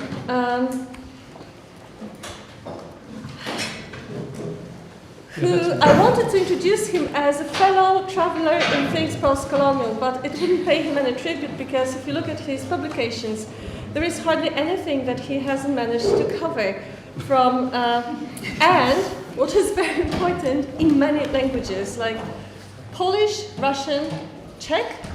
No. No? English doesn't even have to be mentioned. So, from philosophy, digital humanities, post-colonial studies. So we're going to have a very interesting talk now. Thank you, Dorota. I'm glad to be here in decolonial Wrocław and to have the opportunity to talk to you about some of my ideas concerning Central Europe. I'm only very sorry that we do not have a representative of the Red Army among us. Очень жаль, что среди нас сегодня нет представителя Красной Армии. I ask for your understanding for the theatrical effect of estrangement which I have just allowed myself, proceeding from my sincere gratitude for the invitation to this wonderful conference to an obviously anachronistic statement, a historical lament. In fact, it is a double estrangement effect because the historical quote came from an unlikely mouth, that of Tatiana Tolstoya, a Russian writer highly critical of the Soviet regime and later an emigrant. And her lament was echoed from an even more unlikely mouth, that of the exiled Nobel Prize winner Josip Brodsky. A third element of estrangement is inherent in the fact that, at a conference devoted to Central Europe, I open the floor for Russian voices. This third estrangement, however, contains a thesis. Central Europe can only be understood from Russia with regard to Russian colonialism, as a reply to Russian colonialism. Not in the sense that Russia was part of Central Europe. Broń Boże. Quite to the contrary. There is no notion of Central Europe without Russia as its demonized other. That is my thesis. Back to Tolstoy. What is she saying there? She deplores the absence of representatives of the Red Army. And then she asks with rage when she is going to withdraw her tanks from Central Europe, whether this is what the interlocutors want to hear from her. We will understand this strange argumentative vault only when we add where she says this, when she says this, and in what dialogical constellation. Tolstoy pronounced the aforementioned sentences in the Queluz Palace in Lisbon on May the 7th, 1988, at a conference organized by the New York-based Wheatland Foundation. The meeting boosted a wide range of prominent writers, among whom were the two Nobel Prize winners Czesław Miłosz and Josip Brodsky. The participants came from 5 East Central and Southeast European countries and their respective diasporas. This colorful spectrum of participants, however, did not produce the polyphony one might have expected. The communicative dynamics quickly reduced the potential polygon to the binary of Russians versus Central Europeans. As sensational as the meeting of Russian and Central European authors at a third place in the West, after decades of officially imposed rhetoric of people's friendship and the Iron Curtain, the conference of 1988 was soon overtaken by the events of the revolutionary years of 1989 and 1990 and eclipsed in cultural memory. Though the year 1990 saw the publication of the English transcript of the Lisbon Roundtables in the American journal Cross Currents, the yearbook of Central European culture published in Ann Arbor, The materials of the conference remained inaccessible in Eastern, Central, East and Southeast European languages of the participants for a long time. In my attempt to recreate awareness of this widely forgotten event, I concentrate on the interactive format of the conference, the roundtables. This selection is motivated by my assumption that the interaction brought to the fore implicit fault lines surrounding the concept of Central European literature and the trauma of Soviet imperialism.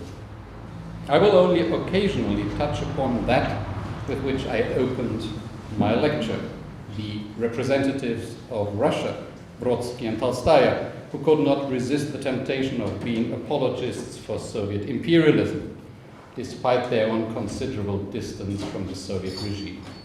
This facet of the debate will be scrutinized in more detail by other contributions to a thematic cluster, which will be published in Zeitschrift für Slawische Philologie in 2017, and whose various aspects we presented at the first time at the National Convention of the Seas in Philadelphia in November 2015. The focus of my contribution will be on the strategic use of the concepts of Central Europe and Central European literature by those among the discussants from Lisbon who identify themselves with Central Europe. I endeavored to decipher the dynamics of the debate in Lisbon in '88 with the help of an epistemological theory which is associated with the 12th to 15th centuries, the controversy between realists and nominalists. I tried to defend the thesis that those representing Russia or the Soviet Union respectively held a tactical nominalist position which forced the advocates of such discrete realities as Central Europe and Central European literature into a strategic realism, the word from my title. The exploration of the term Central Europe will be framed by the heuristics of post-colonial studies, more precisely a contrast drawn between anti-colonialism and post-colonialism from the point of view of discursive ethics by the Australian-Ukrainian literary theorist Marko Pavlyushin.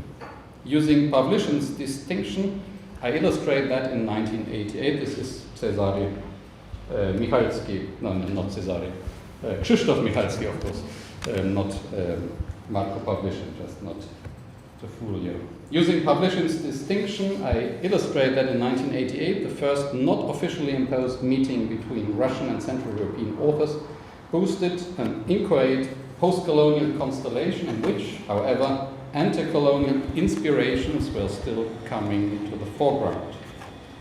These anti-colonial inspirations and dimensions distinguish the notion of Central Europe from the 1980s, and especially from the debates in Lisbon, from older German hegemonic and post-Habsburgian nostalgic concepts of Mitteleuropa. The controversies in Lisbon often mixed up the layers. The discussants jumped back and forth from one sentence on Central Europe to another on Central European literature. Again and again, politics invaded the debate and interfered with and interrupted threads of meta-literary discussions. Even in the first statement that followed Michael Scammell's introduction to the Central European Roundtable, Czesław Miłosz referred to the invasion of Czechoslovakia and martial law in Poland. It was Krzysztof Michalski who first named the political perpetrator who constantly interfered with literature. The meeting in Lisbon, Michalski argued, could only be understood as a consequence of various invasions of the Red Army. The Hungarian representative György Konrad argued that it is, quote, hard to avoid the intrusion of historical events with which otherwise would be outside the context of their personal lives. He applied an even more concrete personification, Gorbachev. This served as a signal for the second bombshell by Tolstoy. The Moscow-based writer refuted the significance ascribed to the Red Army by the previous speakers. For her, it was no more than a temporary climatic factor and could therefore be ignored. And I quote, "So to exaggerate the role of the Red Army was surprising to me." Tolstoy voted for literary anthropology free of particular contexts. That's why she could not discern any sense in a politically motivated Central European specificity. What struck her most in the debate, she added, was the stubbornness with which everybody talks about Central Europe as if it were a special place which somehow unites you. Starting from this verbal outburst, the majority of interventions concentrated on the key question of the military induction of cultural identity of a unit which some in Lisbon called Central Europe. Thus, Josef Skworetsky replied to Tolstoy's climatic metaphor by stressing the symbolic significance of the Red Army and emphasizing his Central European identity even in Canadian exile. György Konrad put it more directly. "I have this unpleasant feeling that colleagues from the Soviet Union talk about eternity, about the cosmos, about the insignificance of the Soviet military presence. Moreover, they say that tanks are small climatic disturbances. But I believe that sooner or later you will have to confront the role of your country in the world. It is also necessary to review Russian imperial politics, both of the past and as it manifests itself today." End quote. Konrad focused the imperial significance of the post-war history of Central Europe, and I quote again, "Central Europe was indeed liberated from the Nazis' Third Reich by the Soviet armies, but this took place 43 years ago. This war situation, this state of martial law under which we live after all, must end in this century." End quote. Tolstoy, however, could not find the stay of the Red Army in the countries liberated from Nazi occupation for 43 years to be long. With regard to comparative imperial history, it seemed rather short to her. Let the former subjects of the British Empire tell us how long the empire lasted.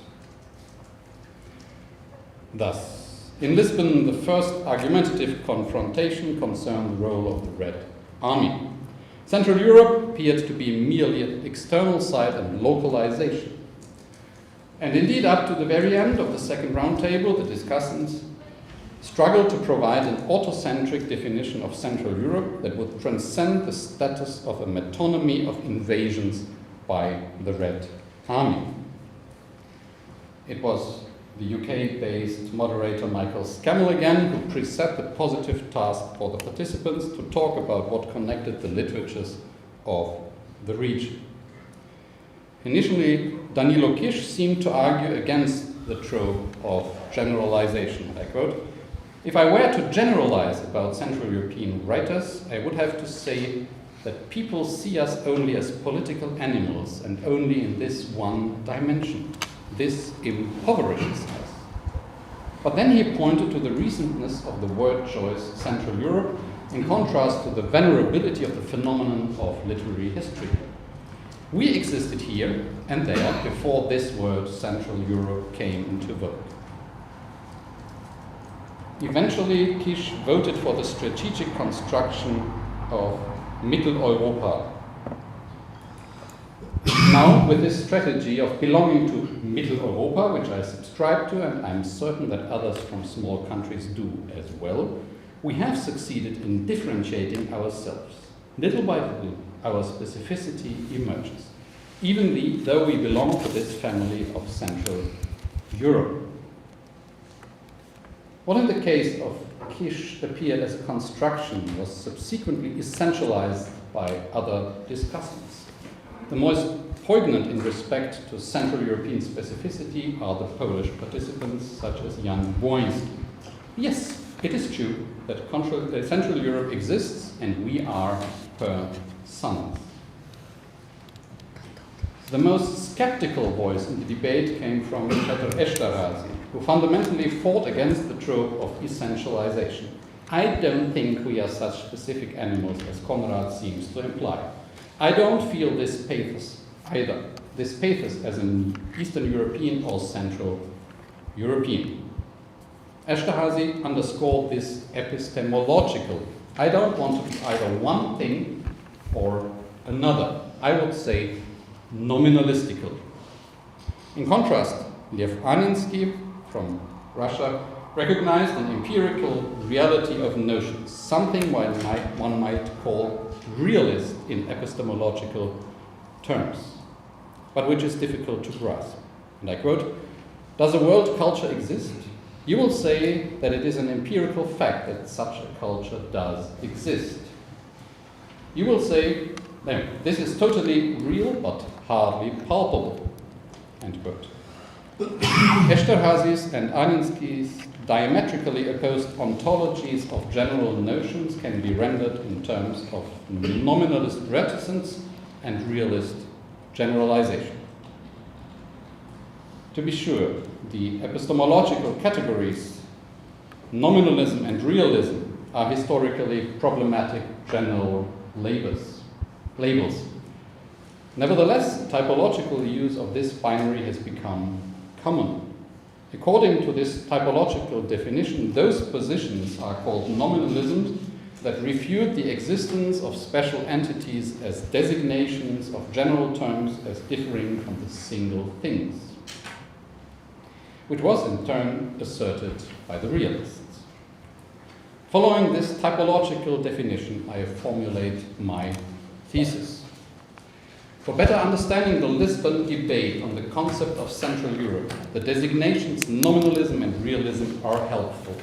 Helpful in order to describe both the instrumental modes of tactic argumentation and the long-term strategies of construction which asserted a certain ontology of terms.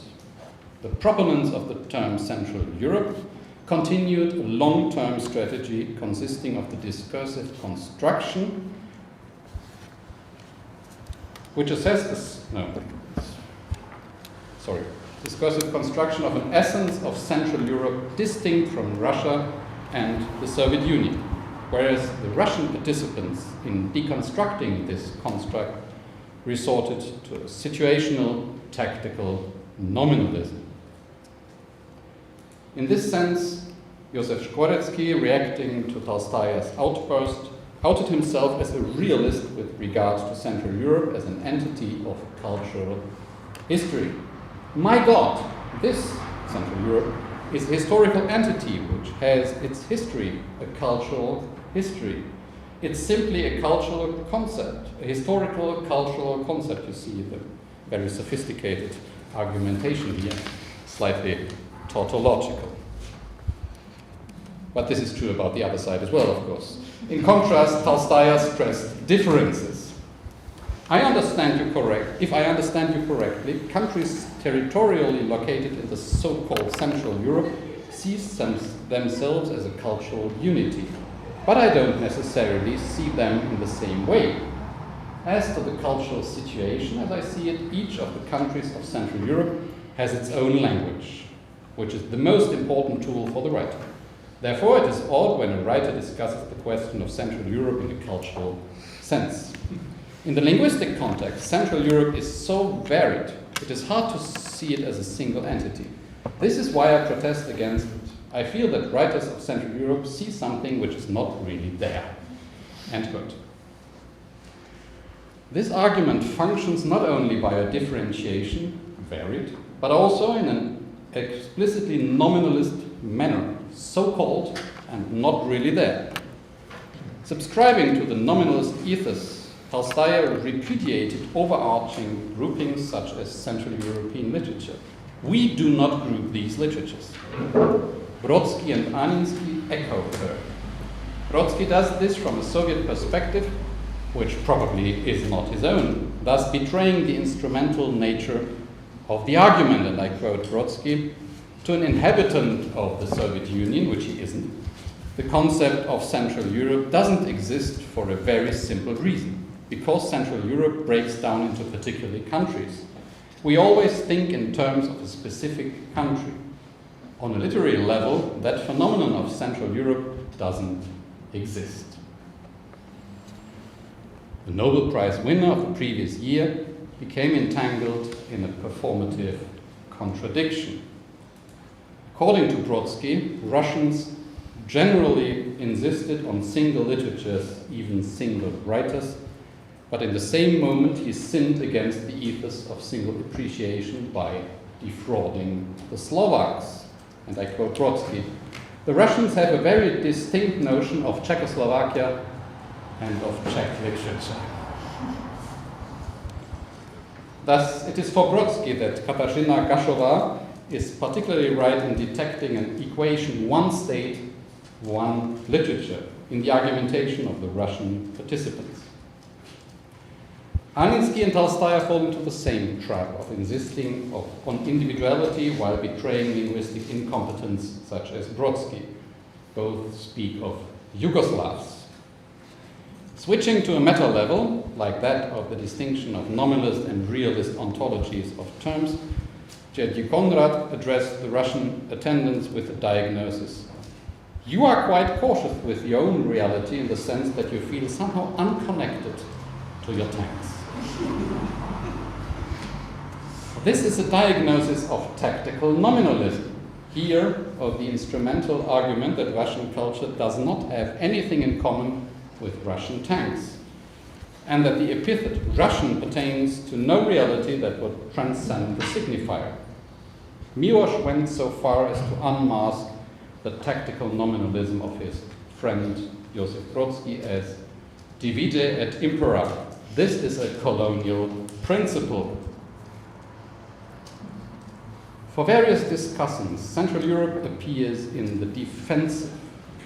Konrad assented, "Somehow I feel that the writers I appreciate in these literatures in the eastern part of Europe are great strategists. They are self-defenders." And Kish made the reactive dimension of Central Europe fully explicit. According to the Serbian writer, Central Europe is, quote, promoted to counter the concept of Soviet Union so that Central Europe won't just be considered a part of it and will have a right to self-identity. In view of the smallness of Central European cultures, as known from Palatsky, Kundera, and Konrad, such a defensive concept was of existential importance, and I quote Kish, "These are small countries and small languages that don't want to be homogenized and brought to order." From Tolstoy's words, he, Kish, sensed the presence of tanks in Central Europe. That's why, thus my second thesis, Central Europe is a reactive anti-colonial term, symptomatic for the rejection of foreign influence. For the Lisbon Roundtables, this finding becomes plausible with regard to arguments voiced by the attendants Salman Rushdie and Susan Sontag, which contained the diagnosis of colonial behavior in the Russian participants' way of arguing. Rushdie addressed the Russians as a group. The Russians have said over and over again, we don't believe in the existence of Central Europe. The point is, if the Central Europeans believe in the existence of Central Europe, simply saying that because you don't believe in it, you need not talk about it, is exactly a colonial act. The finding of Russian colonial modes of thinking consensually advocated by Rushdie as well as Sontag should be rendered the other way around as well. If the rejection of the existence of Central European literature and culture is a colonial gesture, could it not also be the case that the assertion of the existence of Central European literature and culture is no less anti-colonial? In Lisbon, the interpretation that this is a counter-concept was, apart from Kish, also defended by Sontag. It is, if you will, an anti-Soviet concept.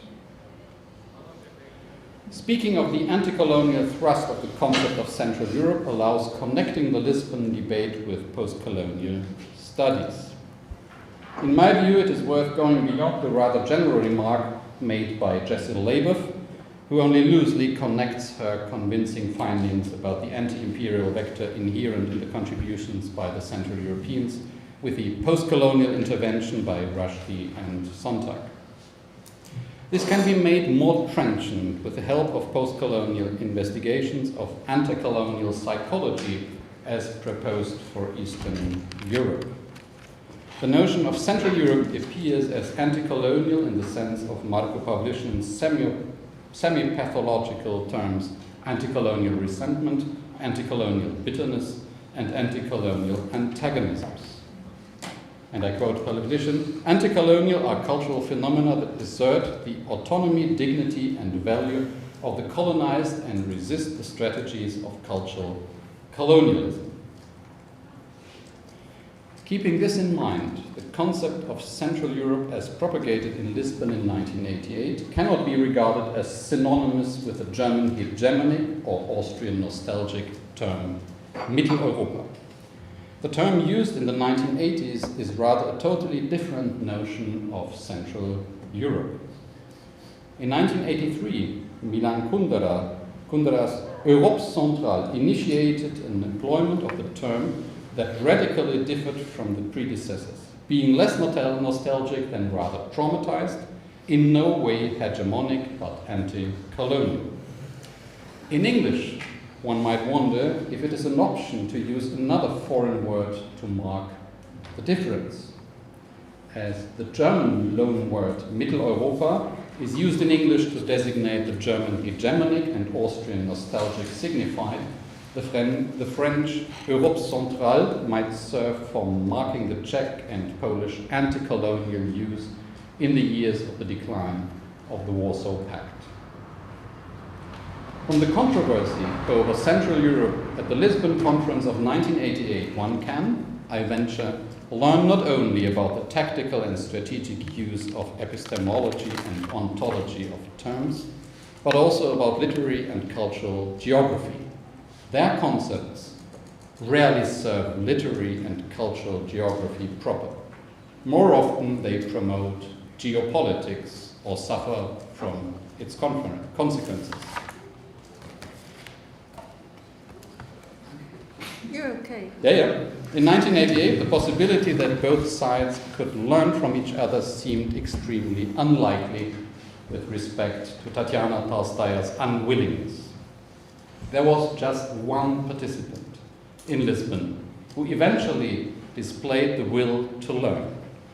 The New York-based emigre, the drunken Sergei Davlatov. And I quote, I don't quote in a drunken mode, sorry for this. "I also consider myself as a solitary writer. And yet, unfortunately, I must identify with the imperialism of the Soviet Union and, without being coquettish, I have to admit the truth of the words of those who accused us of imperialism. I am guilty. We have got to use the word repentance," said the drunken Davlatov. But he said, with Davlatov's sudden concession, the Lisbon Conference displayed the incipient stages of post-coloniality in Pavlyushin's sense of discursive ethics, and I quote Pavlyushin once again. "The term post-colonial in this classification applies to those actions and texts which do not subscribe to the claim to power, explicit and implicit in colonial and anti-colonial stances, but advocate for a state of affairs in which the antagonisms and competitive intentions of colonizer and colonized are suspended." End quote. Unfortunately, Davlatov's insight did not trigger a broader process of coming to awareness, let alone a sustainable revision of imperialist political routines.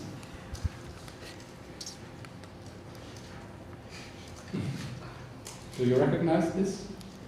This is a propaganda poster for Zelyony Человечки, the little green men which conquered Crimea in March 2014.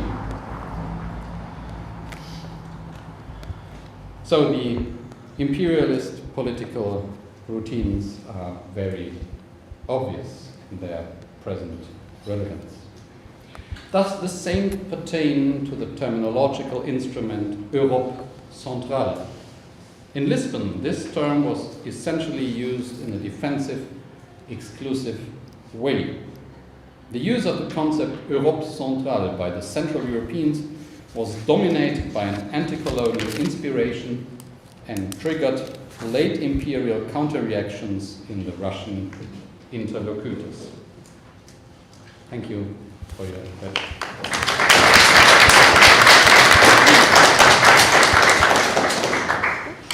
Okay, thank you very much, Dirk, and I think we're collecting questions after the three presentations, right? So now let me invite Rosamund Johnston from New York, who'll be talking about the radio. Moving to a different medium now. Hello, good afternoon, and thank you very much for your stamina staying with us for this fourth panel on the longest day. Hopefully there'll be some multimedia entertainment as part of this presentation, if all goes well. So in this paper, which you may or may not have read, I started to attempt to do two separate things. I was interested in images of Czechoslovakia, which were propounded over Czechoslovak foreign broadcasting to the African continent in English from the time of its inaugural broadcast in 1960 and throughout the 1960s. The other thing I was interested in was looking at the way that foreign reporters, one foreign reporter in particular who was the Africa correspondent for Czechoslovak radio, evoked Africa to make claims on Czechs and Slovaks, and particularly, it turned out, claims on Czech and Slovak politicians throughout. What I ended up doing really was examining the remaining scripts and audio, which can be found at now Czech Radio's archive. A lot of that was fairly unceremoniously destroyed. So I have one bit of audio of Czechoslovak broadcasting to Africa from 1960. I have a few bits of audio of Věra Šťovíčková, the Africa correspondent. She became very active in 1968, broadcasting illegally in Prague against the Soviet-led invasion. And so she sort of disappears from the radio archives after that too. So she's fairly difficult to get a handle on subsequently. And I have 2 months worth of scripts from 1962 and 1963, around about the time of the Cuban Missile Crisis and JFK's assassination. I also found in the Czech radio archives Věra Šťovíčková's papers, which are pretty amazing, lots of fan mail, which was very beautiful to read, a lot of scripts, and some other documents which will come up, I hope, in the course of this presentation.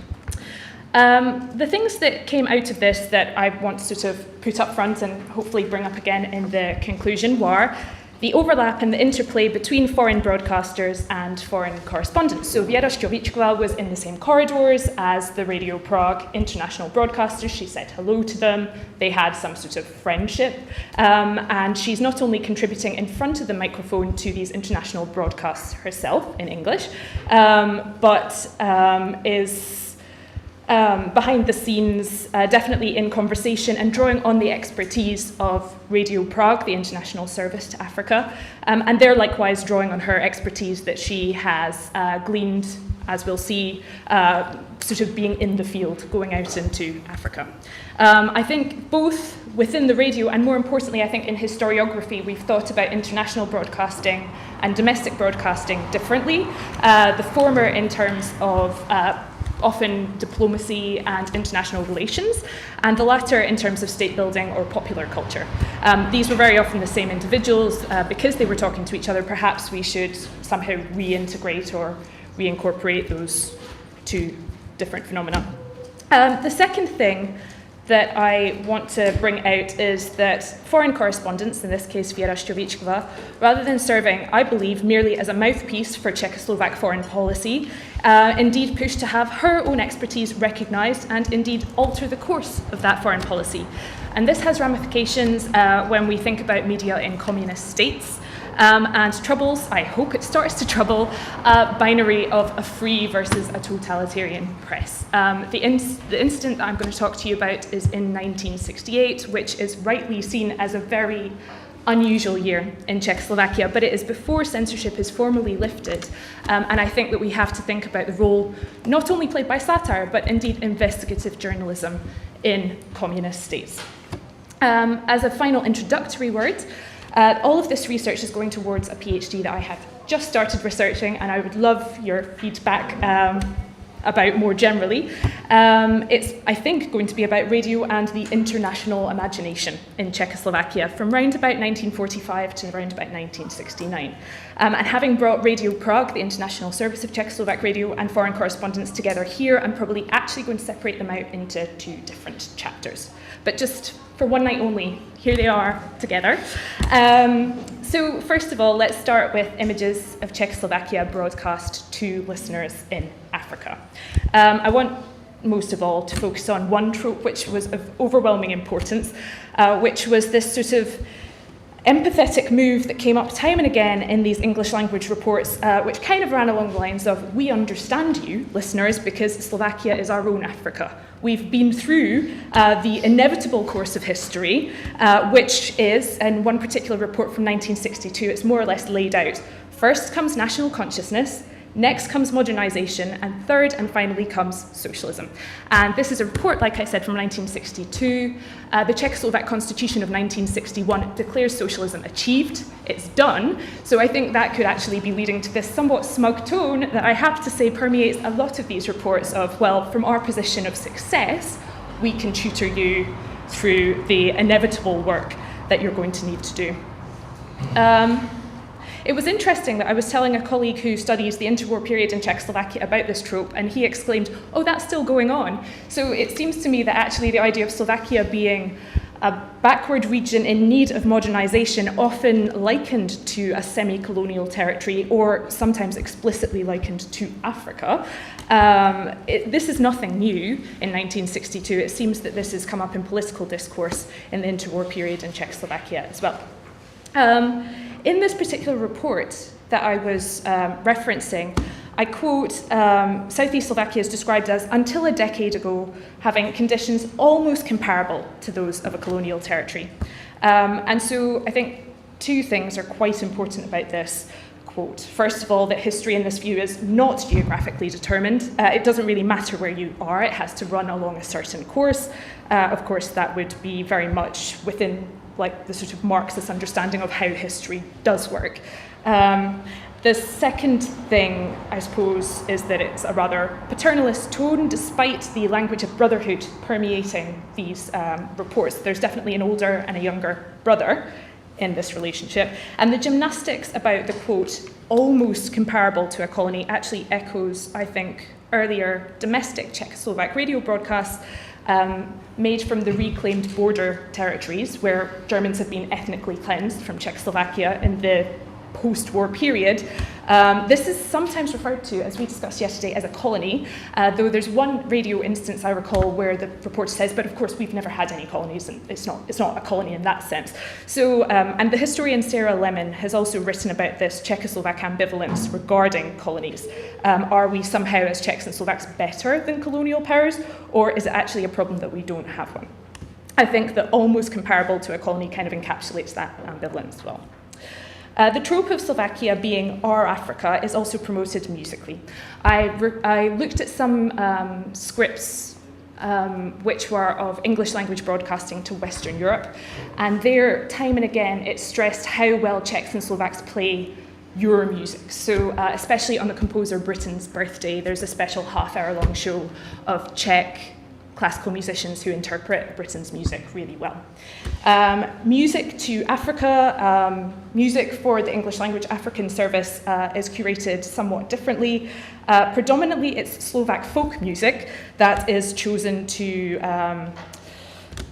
I suppose, accompany these programs. And time and again, when this music is played, it's stressed that Slovaks very often dance to it as well as sing it. And this creates overwhelmingly this view of Slovaks as a dancing people, which is not terribly different to views that you've heard on interwar Czechoslovak radio of Africans as a smiling, dancing, somehow particularly physical people. I wanted to play you a tiny bit of radio which I guess illustrates this point quite well. It's 1 minute and it's got a couple of seconds of white noise in it, so just sort of guard your ears when it goes a bit funny, and I apologise for the dodgy digitalisation.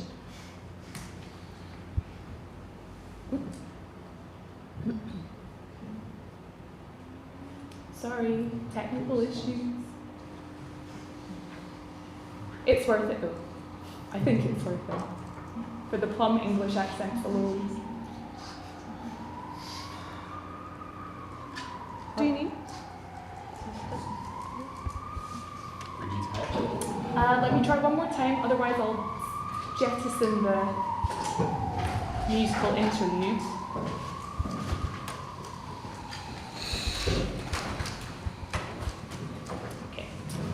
This is Radio Prague, Czechoslovakia, broadcasting a half-hour press one around your subject we want to talk to you about in the future. Okay, this As is you've it. just heard, there have been many fruitful contacts between Czechoslovakia and some of the countries of Africa in the past year. Just now, the Slovak folk song and dance group, one of our best ensembles, is busy preparing for a 2-month tour of Africa, which will take place at the beginning of next year. The dance group of the ensemble has been practicing a dance called African Dawn, symbolizing the liberation of the African people. The choir is rehearsing some folk songs from Ethiopia, Ghana, Sudan, Guinea, Egypt, Tunisia, and Morocco. All of them countries the Slovak folk song and dance group will visit. At the same time, they are anxious to acquaint audiences in Africa with the best numbers from their regular repertoire, most of them from Slovakia itself, the eastern part of the Czechoslovak Republic. Here is the ensemble singing a folk song from Slovakia entitled Three Painters to Stay Overnight.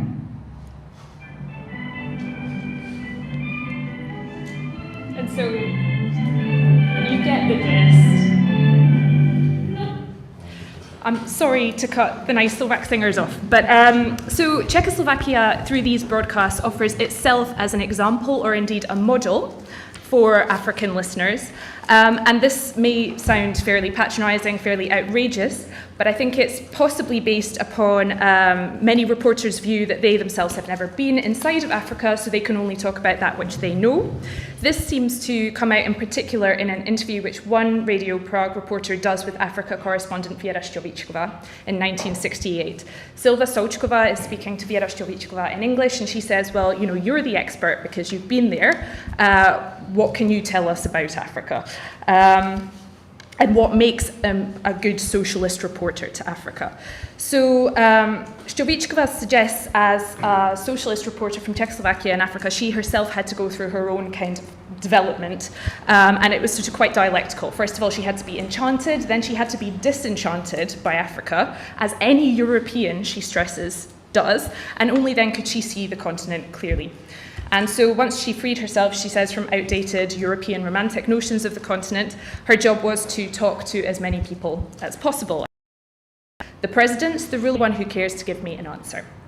And so I was reading all of your papers, and I actually read in Helga Vent's paper this really nice Mary Louise Pratt quote about standing on the top of a hill and sort of being able to take in the entire landscape, and that being quite a colonial stance. And I was thinking about this in terms of Šťovíčková evoking a sort of soundscape of Africa, and sort of the idea being taking in the entirety of the sounds of Africa. And I wonder whether I could do more, sort of being inspired by this conference, with the idea that Africa in its entirety can be recorded. I just want to say that Šťovíčková was seen as an expert on Africa not just by her colleagues within the radio, but within her papers I found lots of book reviewers asking, should we publish this book, should we not? So certainly the national publishing houses asked for her opinions, and she wrote several books of reportage on the continent. On the blurb of one, which is about revolution, it says, tellingly and beautifully, it comes out in 1967, she could be talking about Czechoslovakia, which I would really like to think about more, this, like, what does the sort of blank canvas of Africa allow reporters to actually say about revolutions done right, done wrong in Czechoslovakia? This is not an original claim. People have talked about Kapuściński in exactly this way. So as a last point, to sum up, Součková may have deferred to Šťovíčková's expertise because she's been there. But actually, Šťovíčková suggests that there's a certain amount of expertise housed within the Czechoslovak radio building about Africa, and that comes in the form of listener mail. In a 1968 case, which I wanted to go on to, where Šťovíčková, first of all, privately and then publicly upbraids Czechoslovak foreign ministry employees for selling arms to Nigeria in the course of a civil war. She says this is the first time Czechoslovakia has sold arms to a non-specifically socialist country, and as such we are damaging our sort of moral high ground and reputation on the African continent as a whole. She first of all writes this, from what I can see, to a soldruh. I don't know which soldruh, that means comrade. And then she goes on both Czechoslovak radio and Czechoslovak television to complain about this. In her letter to this soldruh, she says, African leaders I've just interviewed at a summit are very anti this arms sale, and we are getting so many letters to Radio Prague saying that the sort of value or currency of Czechoslovakia is tarnished by this arm trade. And so in so doing, she's suggesting that listener mail is a sort of important receptacle of African public opinion, and that Czechoslovak radio is the institution within Czechoslovakia that houses that African public opinion. So, to conclude, I would love to discuss this more with you over coffee or something after. I originally got interested in this topic when I read a Radio Free Europe source suggesting it was about 1962, and it was suggesting that the Soviet Union was outsourcing more and more of its public diplomacy to the satellite states, to Czechoslovakia and to Poland, specifically to do with the African continent. And Radio Free Europe was very upset about the prospect of listeners' clubs, Radio Prague listeners' clubs in Kenya and in Nigeria.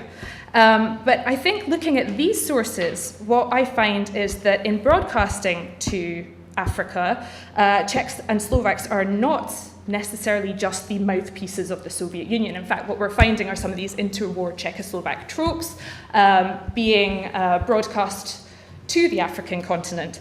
And I think that there's a specifically Czechoslovak colonial ambivalence which comes across in these reports.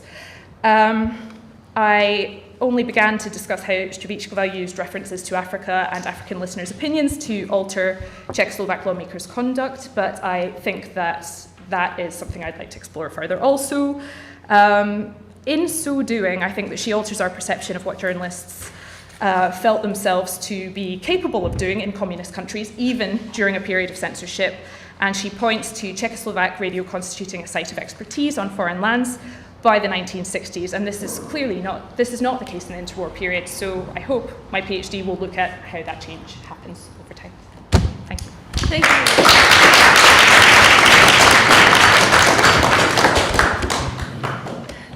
And our last speaker today, Anja Nikolic from Belgrade, and with the figure looming large always, with every discussion on colonialism and Central Eastern Western Europe, Joseph Conrad.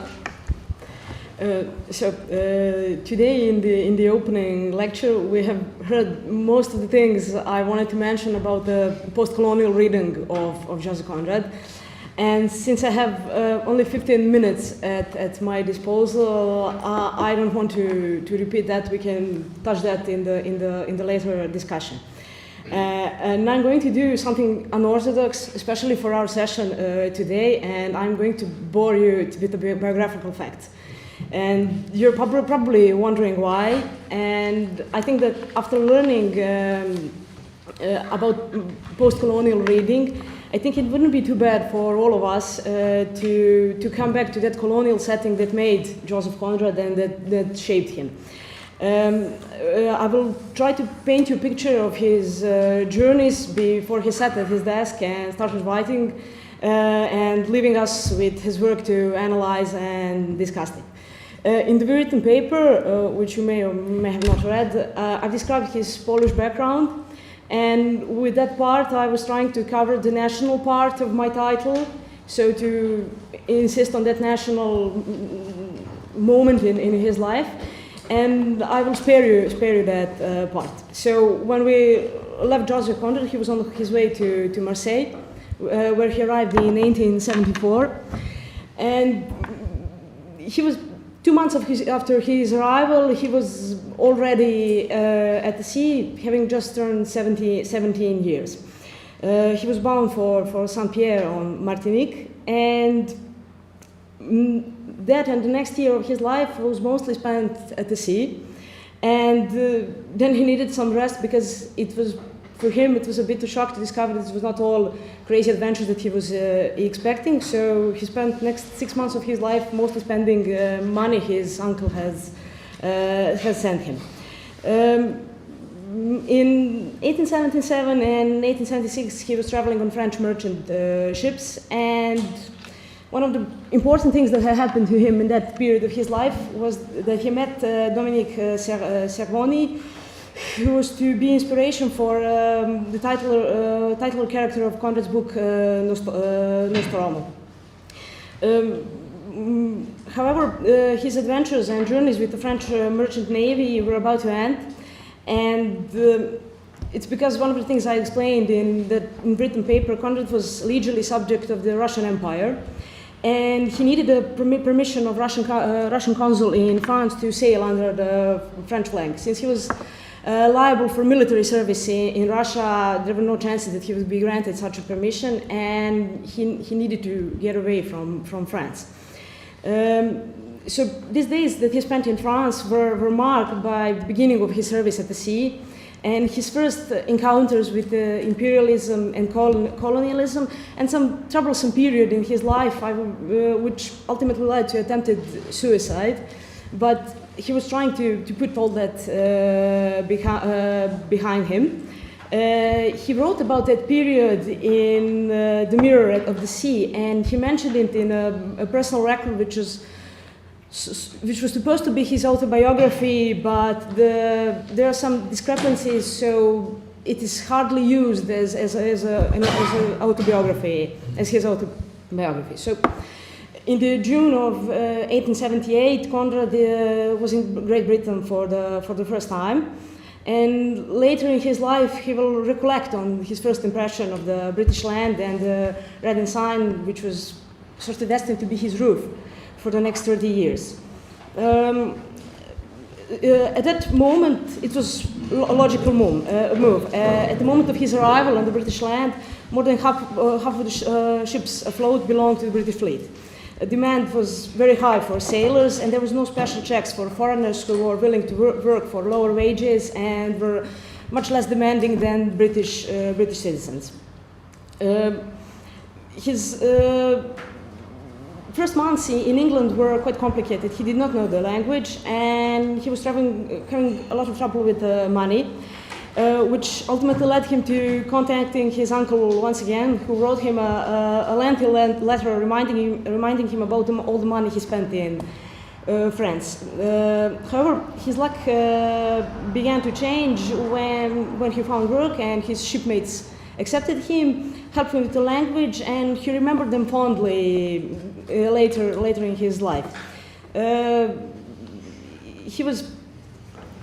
His first real oceanic journey was on a ship called Duke of Sutherland. The year was 1878, and he was when he shipped in, he was destined for his first genuine service at the sea. He started his longest voyage up to that point. Captain's plan was to travel around the Cape of Good Hope and then to continue for Australia, and his destination was Sydney. He arrived in Sydney in low spirits. If one is familiar with the daily routine of sailors, that was to be expected. His position, once again, did not leave him much time for rest and enjoyment, which he sort of expected still, because he's still rather young. And he soon founded all the differences between French and British merchant ships. His situation for sailors was rather tough. They were living in small, cramped areas without any privacy, in primitive conditions, with lots of monotonous work and without any contact with the outside world. Upon arriving in Sydney, most of the crew was cut off, but Conrad remained, and he spent the next 4 months in Australia, while the ship captains was trying to find cargo for the return voyage. His whereabouts are a bit of unknown, because most of his time there is undocumented, but from the letters he sent to his uncle, we see that he is beginning to adjust to life of a sailor in a British merchant navy. In October, he was back in England, but and that harsh reality of a long-distance journey made him question his desire to travel once again, and he started to consider traveling in the Mediterranean. However, that was complicated because of his status as a Russian subject or Russian citizen, and he still was not that eager to apply for British citizenship. And no matter how much his uncle persuaded him to do that and raised the question of his British citizenship in more than one letter. However, he was eager to advance in his seaman career, not to be just an ordinary sailor, so he applied for examination for a second mate. He amplified his French part of his career, but because he needed 4 years of service to be second mate. However, he passed the examination, and at 22 years old, he became a second mate. Once again, he was on a ship. He was again destined for Sydney. However, he was much more. He was, he was fully aware what was going to happen, so he was much more prepared. In the 1882 and 1883, he was on a ship called Palestine, which was traveling to Bangkok, and he was for the first time on his way to Far East. What is really important for this question is for this travel, it is described in his story called Youth. And in that story, we will for the first time encounter a character named Charles Marlowe, which is the same narrator as the Heart of Darkness. After he returned to London in 1883, he met with his uncle, who once again insisted on resolving the British citizenship status, but it is my impression that Conrad's Polish background was still very strong in him, and that he did not want to go, that he still did not want to apply. He continued on his voyages. He was in 1884. He was in India, and that voyage and that ship that he traveled on were going to be immortalized in one of his most famous stories, Lure of the Narcissus. His career continued to advance. Soon he became a first officer, and now he entered in a sort of troublesome period in his career, because demand for ships was decreasing, and it was difficult for the officers to find work. He faced another big challenge. He was a foreigner, so there was a great resentment within Britain officers towards foreigners. And for the first time, he actually started to think about applying for British citizenship. And the whole situation in his homeland was rather depressing to him. And he finally decided to apply for citizenship in 1886, and that matter was resolved three years later. Since he was a first officer now, his duties were quite different.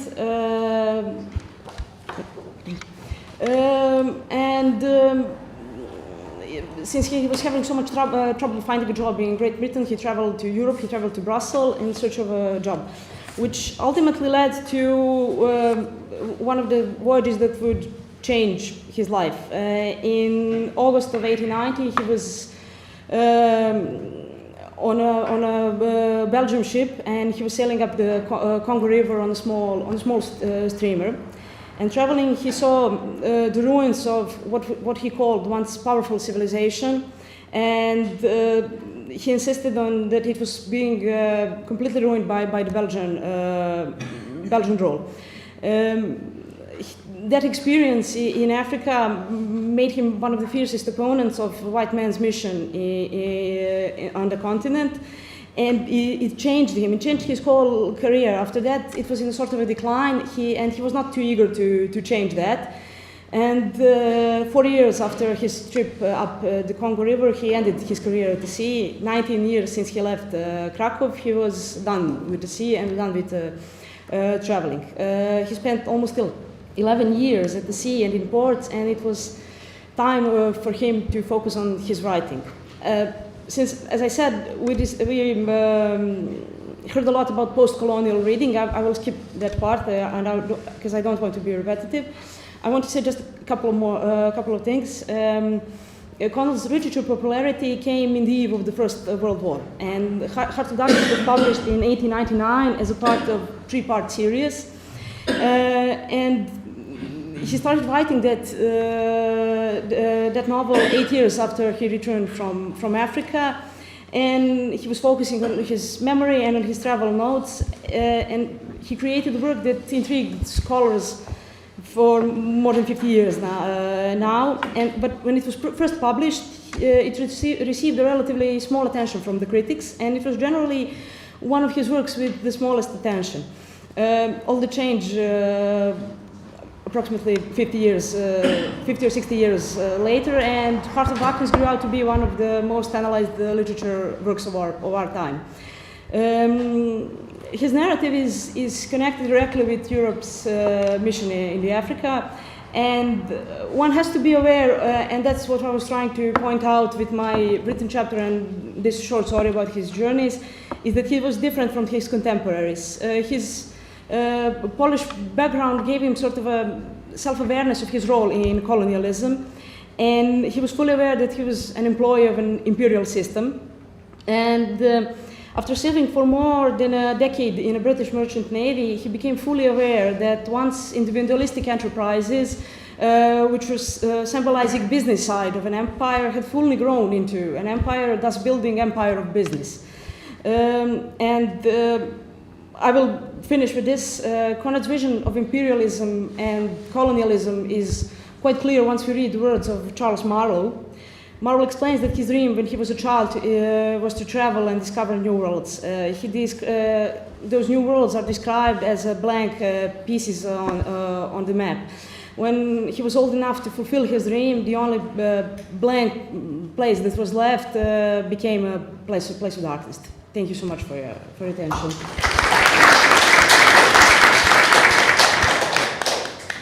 Okay, so now it's time to take questions, and I think we 3 different papers, so in whatever order we have first. I would have one question for each of you. For Uberman, you said that Central Europe was used as a reactive editorial as well. And it was coming from African studies. It was just reminded of Pan-Africanism. That is. And I was wondering if they were referring to it, or if there could be some because it's quite in the same line of organization, running together against the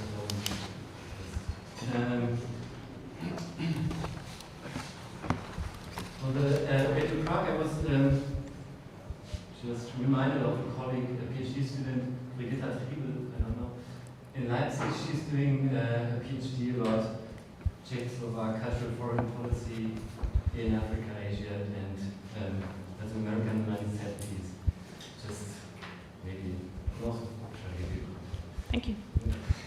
That's quite something that and the last one, presentation, I was wondering, again, from my African studies background, I'm not a literary scholar, I'm not so much into this whole sort of thing, but one thing that intrigued me was in your paper and then also other papers that I read, that there's slightly reference to Chinua Achebe's critique in 1975. In African studies, if you read Conrad, you always read Chinua Achebe, and I was just wondering why is it not in there? And I would not say like, and I think text can be anti-colonial and at the same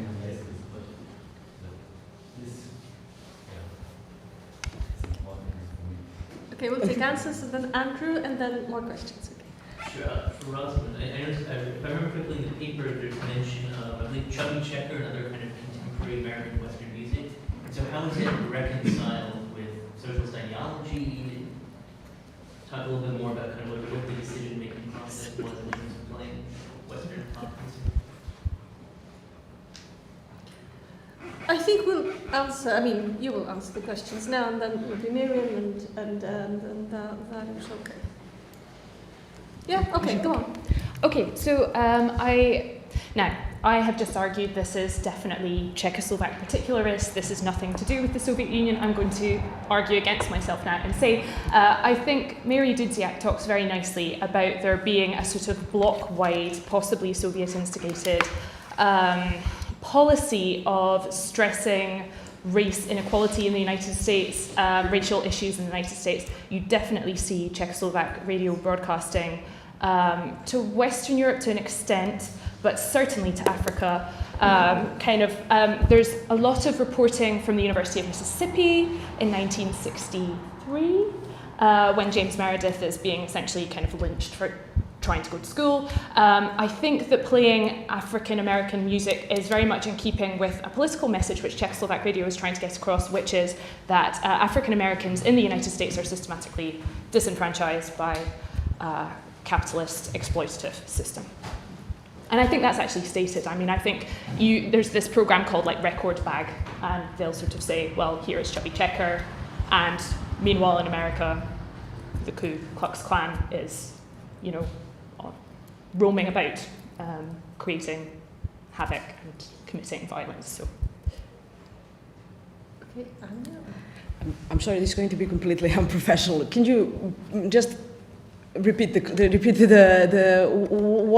are you interested in? Okay, that was when it comes to African studies. If you talk about Colonialism of darkness, then you usually automatically talk about Chinua Achebe's critique of 1975 of racism in darkness. And I was wondering why in your paper and also in other papers I read that come more from the Eastern Central Europe side, it's just omitted this text, which is from an African studies perspective quite essential. Well, I understand that, and I am fully aware of that problem, and I'm aware of my mission. What was my general idea, since it was, through Conrad's biography, just to put his work into a context of his time. I did skip I skipped on some much more important parts of his works, and since I mentioned basically only Hearts of Darkness, there are many more of his novels that are quite interesting in this context. So I am fully aware of that question of the racism that it was brought, and Edward Said said that whole that anti-imperialistic thing that is often described that Conrad represents, it is quite, it can't be fully true, since Marlowe is a white man describing Africa, so you have always that point. I am aware of my mission, but I was just, trying to. My whole idea was to get back in time and try to put the work in the context of his life and his inspiration for the book. Okay, now we have a line of sorts, like Miriam, and then. Shall I not refer? Okay, you had a question too. That's what I was thinking. Sorry. Yeah, sure. Go on. Yeah, thank you. That's a great point. Unfortunately, the communicative dynamics of these roundtables are so disappointing that other side arguments simply do not occur, or at least I do not have access to the minutes themselves. I have only this English transcript and then the Czech and the Russian translation from English, so reverse translation. And this is even only a selective document. I can only judge on the basis of these transcripts, and there it is totally absent that other parts of the world exist. Nothing there. Derek Walcott is taking part, who will be awarded the Nobel Prize 4 years later. Hardly says anything, nor does Matveos Jan from Armenia. The only slightly exotic figure is Anatoly Kim, the Korean-Russian writer, who says something about equality once. So this is the only digression from this main binary, this confrontation of the Russians and the Central Europeans. So it is very, very simple, this communicative dynamics which Heinrich Gersbaum calls a disaster simply, especially for the moderator Michael Scammell, wanted to do his best and messed up everything.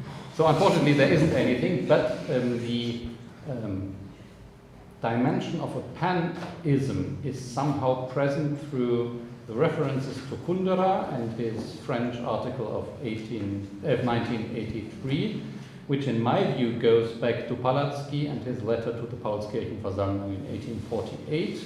There is an indirect quote from Palatsky about the smallness of the nations of Central Europe, and this is Palatsky in 1848. So early Pan-Slavism could serve as a parallel.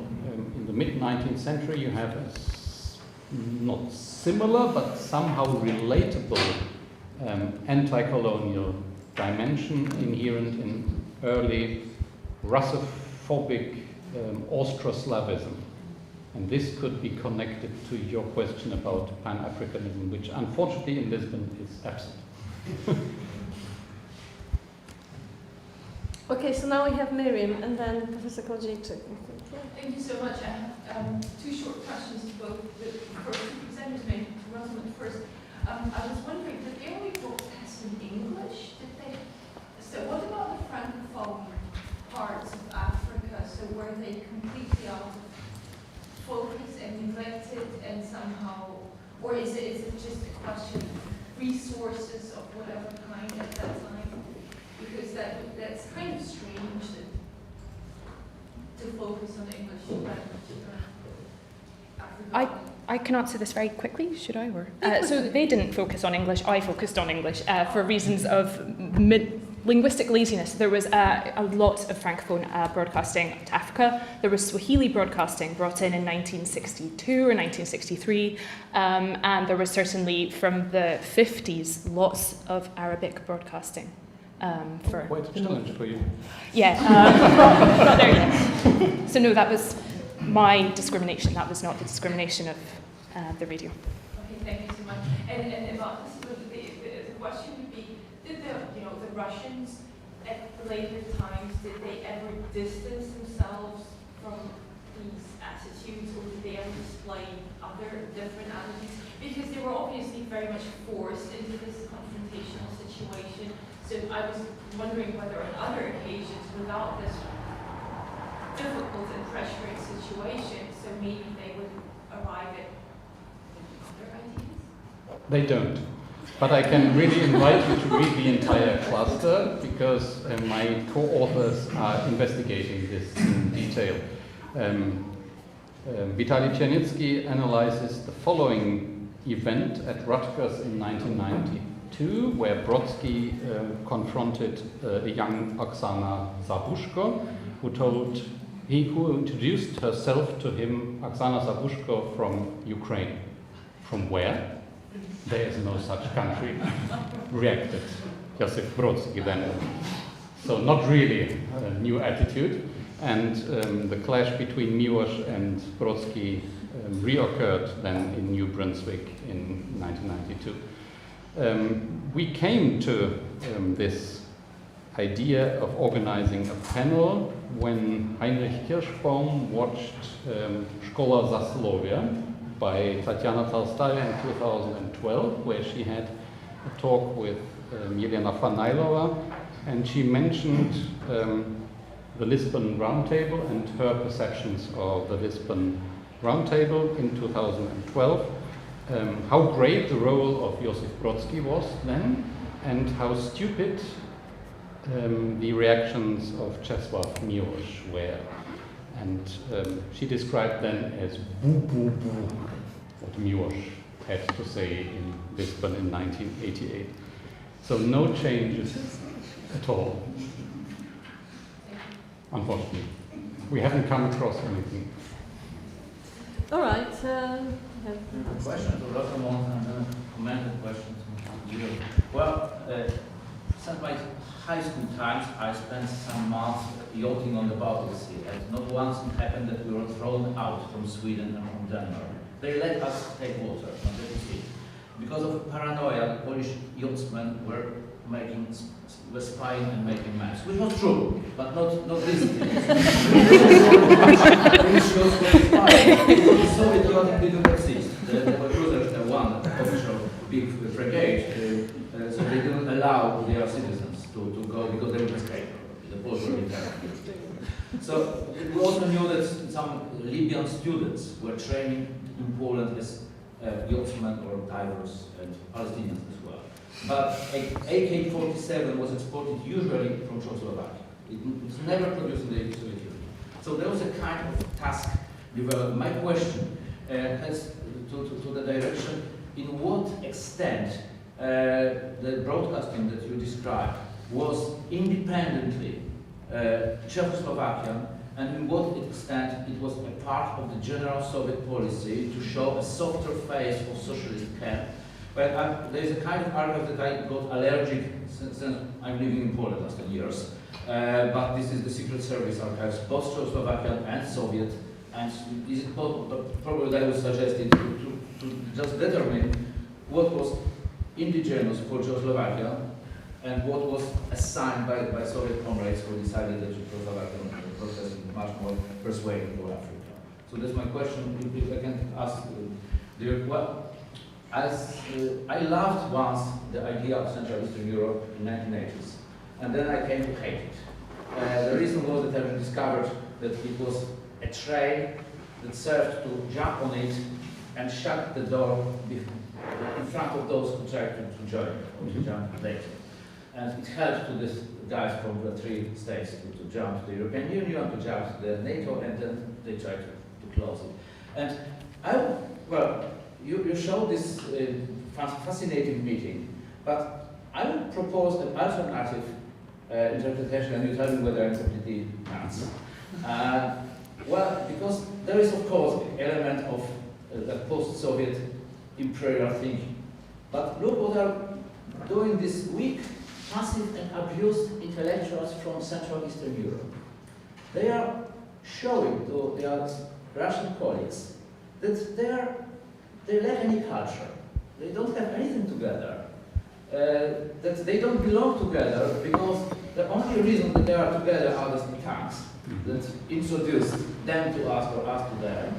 And actually they are doing something that has a long tradition. There is a fascinating article by Aleksiej Filushkin, which I like to assign to my students, Jak Rosja stała do Europy Azji. And it's about early 16th century cartography, when guys like Bernard Wapowski and Miechowita were producing maps that were later used by Mercator and Ortelius, showing that Muscovy didn't belong to Europe. And very subtle. In the 19th century, you have Mickiewicz and other guys in Paris teaching Europeans, even influencing the school system in France, showing that Russia is not a part of Europe. So of course they were weaker, but they were smart. And they were doing this, what I would call that it was quite aggressive, linguistic, intellectual. So that's why I always have problems whether the relation between Poland and Russia can be described as purely colonial terms, because you have also the inferiority complex on both sides. So my question is whether you would agree that there was something like that also in this meeting, or it was just the powerful and the powerless. Okay, thank you very much for your question. I do not have those Secret Service smoking gun documents. I probably should really go and look for them. I think that Radio Free Europe is onto something when it says that Czechoslovakia and Poland are doing a sort of public relations role for the Soviet Union, and they've been asked to do this. I think there's a certain amount of geographic determinism that goes into this. I think Czechoslovakia is a better place to broadcast your radio from, in the heart of Europe, than the Soviet Union.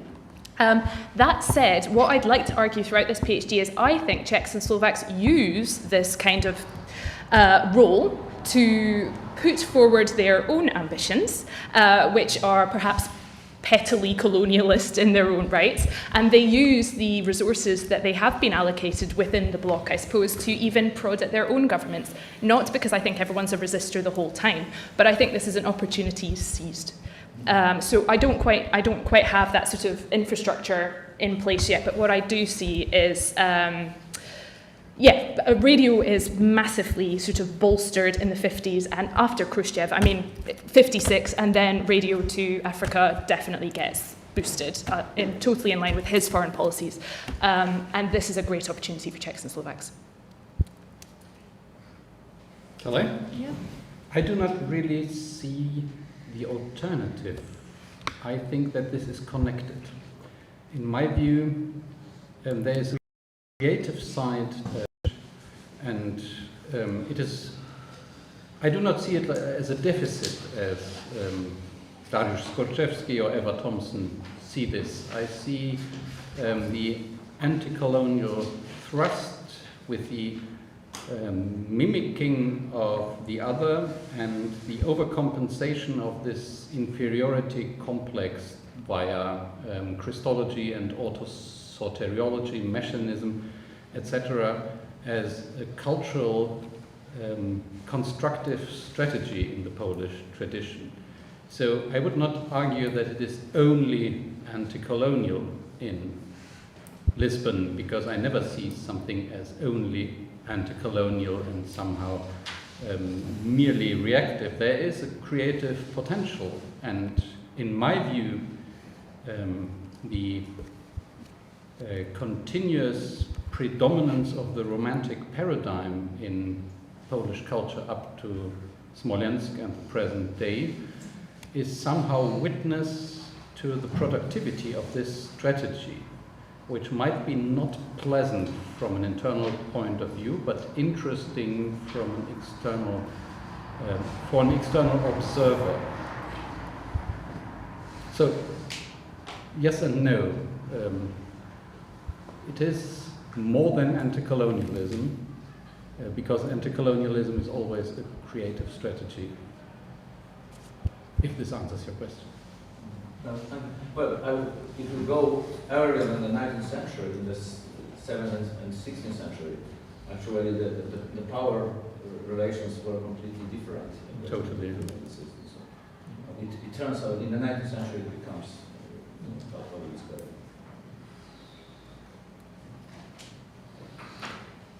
Okay, could I add a little comment myself, very quickly? I think it has to be very brief because there's too much actually to discuss in your paper, but to both the question and the answer. So what do you think about employing the concept of this colonial ambivalence to what was happening, because it's also a very productive thing. I think we would need to work on the concept of creativity here quite a bit, which is also a huge potential in this kind of, as this roundtable shows. But my problem would be that such discussions, and they do continue, and they have a history, as the current moment in the Polish, let's say, politics and life shows, that such discussions mobilize identity thinking, which we could even call identity regimes. And sometimes they can be somehow politically productive, sometimes, let's say, perhaps retrograde.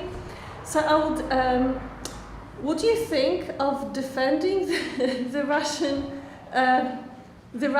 responses from a bit like kind of provocatively, not as imperialist necessarily, although they were, but for a moment, just to think about an experiment as kind of those moments, as you said, of being cut out of a certain space that they would consider before perhaps a common space. So it is maybe decolonial for them, a moment of de-imperializing the Russians. At the same time, they have a point as well, to an extent, yeah? Rushdie is a very interesting voice, yeah, because he's obviously a post-colonial writer in very many ways. At the same time, he did a lot to, for example, shut out the Indian languages, Indian literary production in other than English languages from post-colonial literature, yeah? As an editor and so on. So it's just this ambivalence, sort of. And which serves as an excuse to a certain degree, in your point of view. An excuse of what? To this communicative behavior of Brodsky and Tolstoy.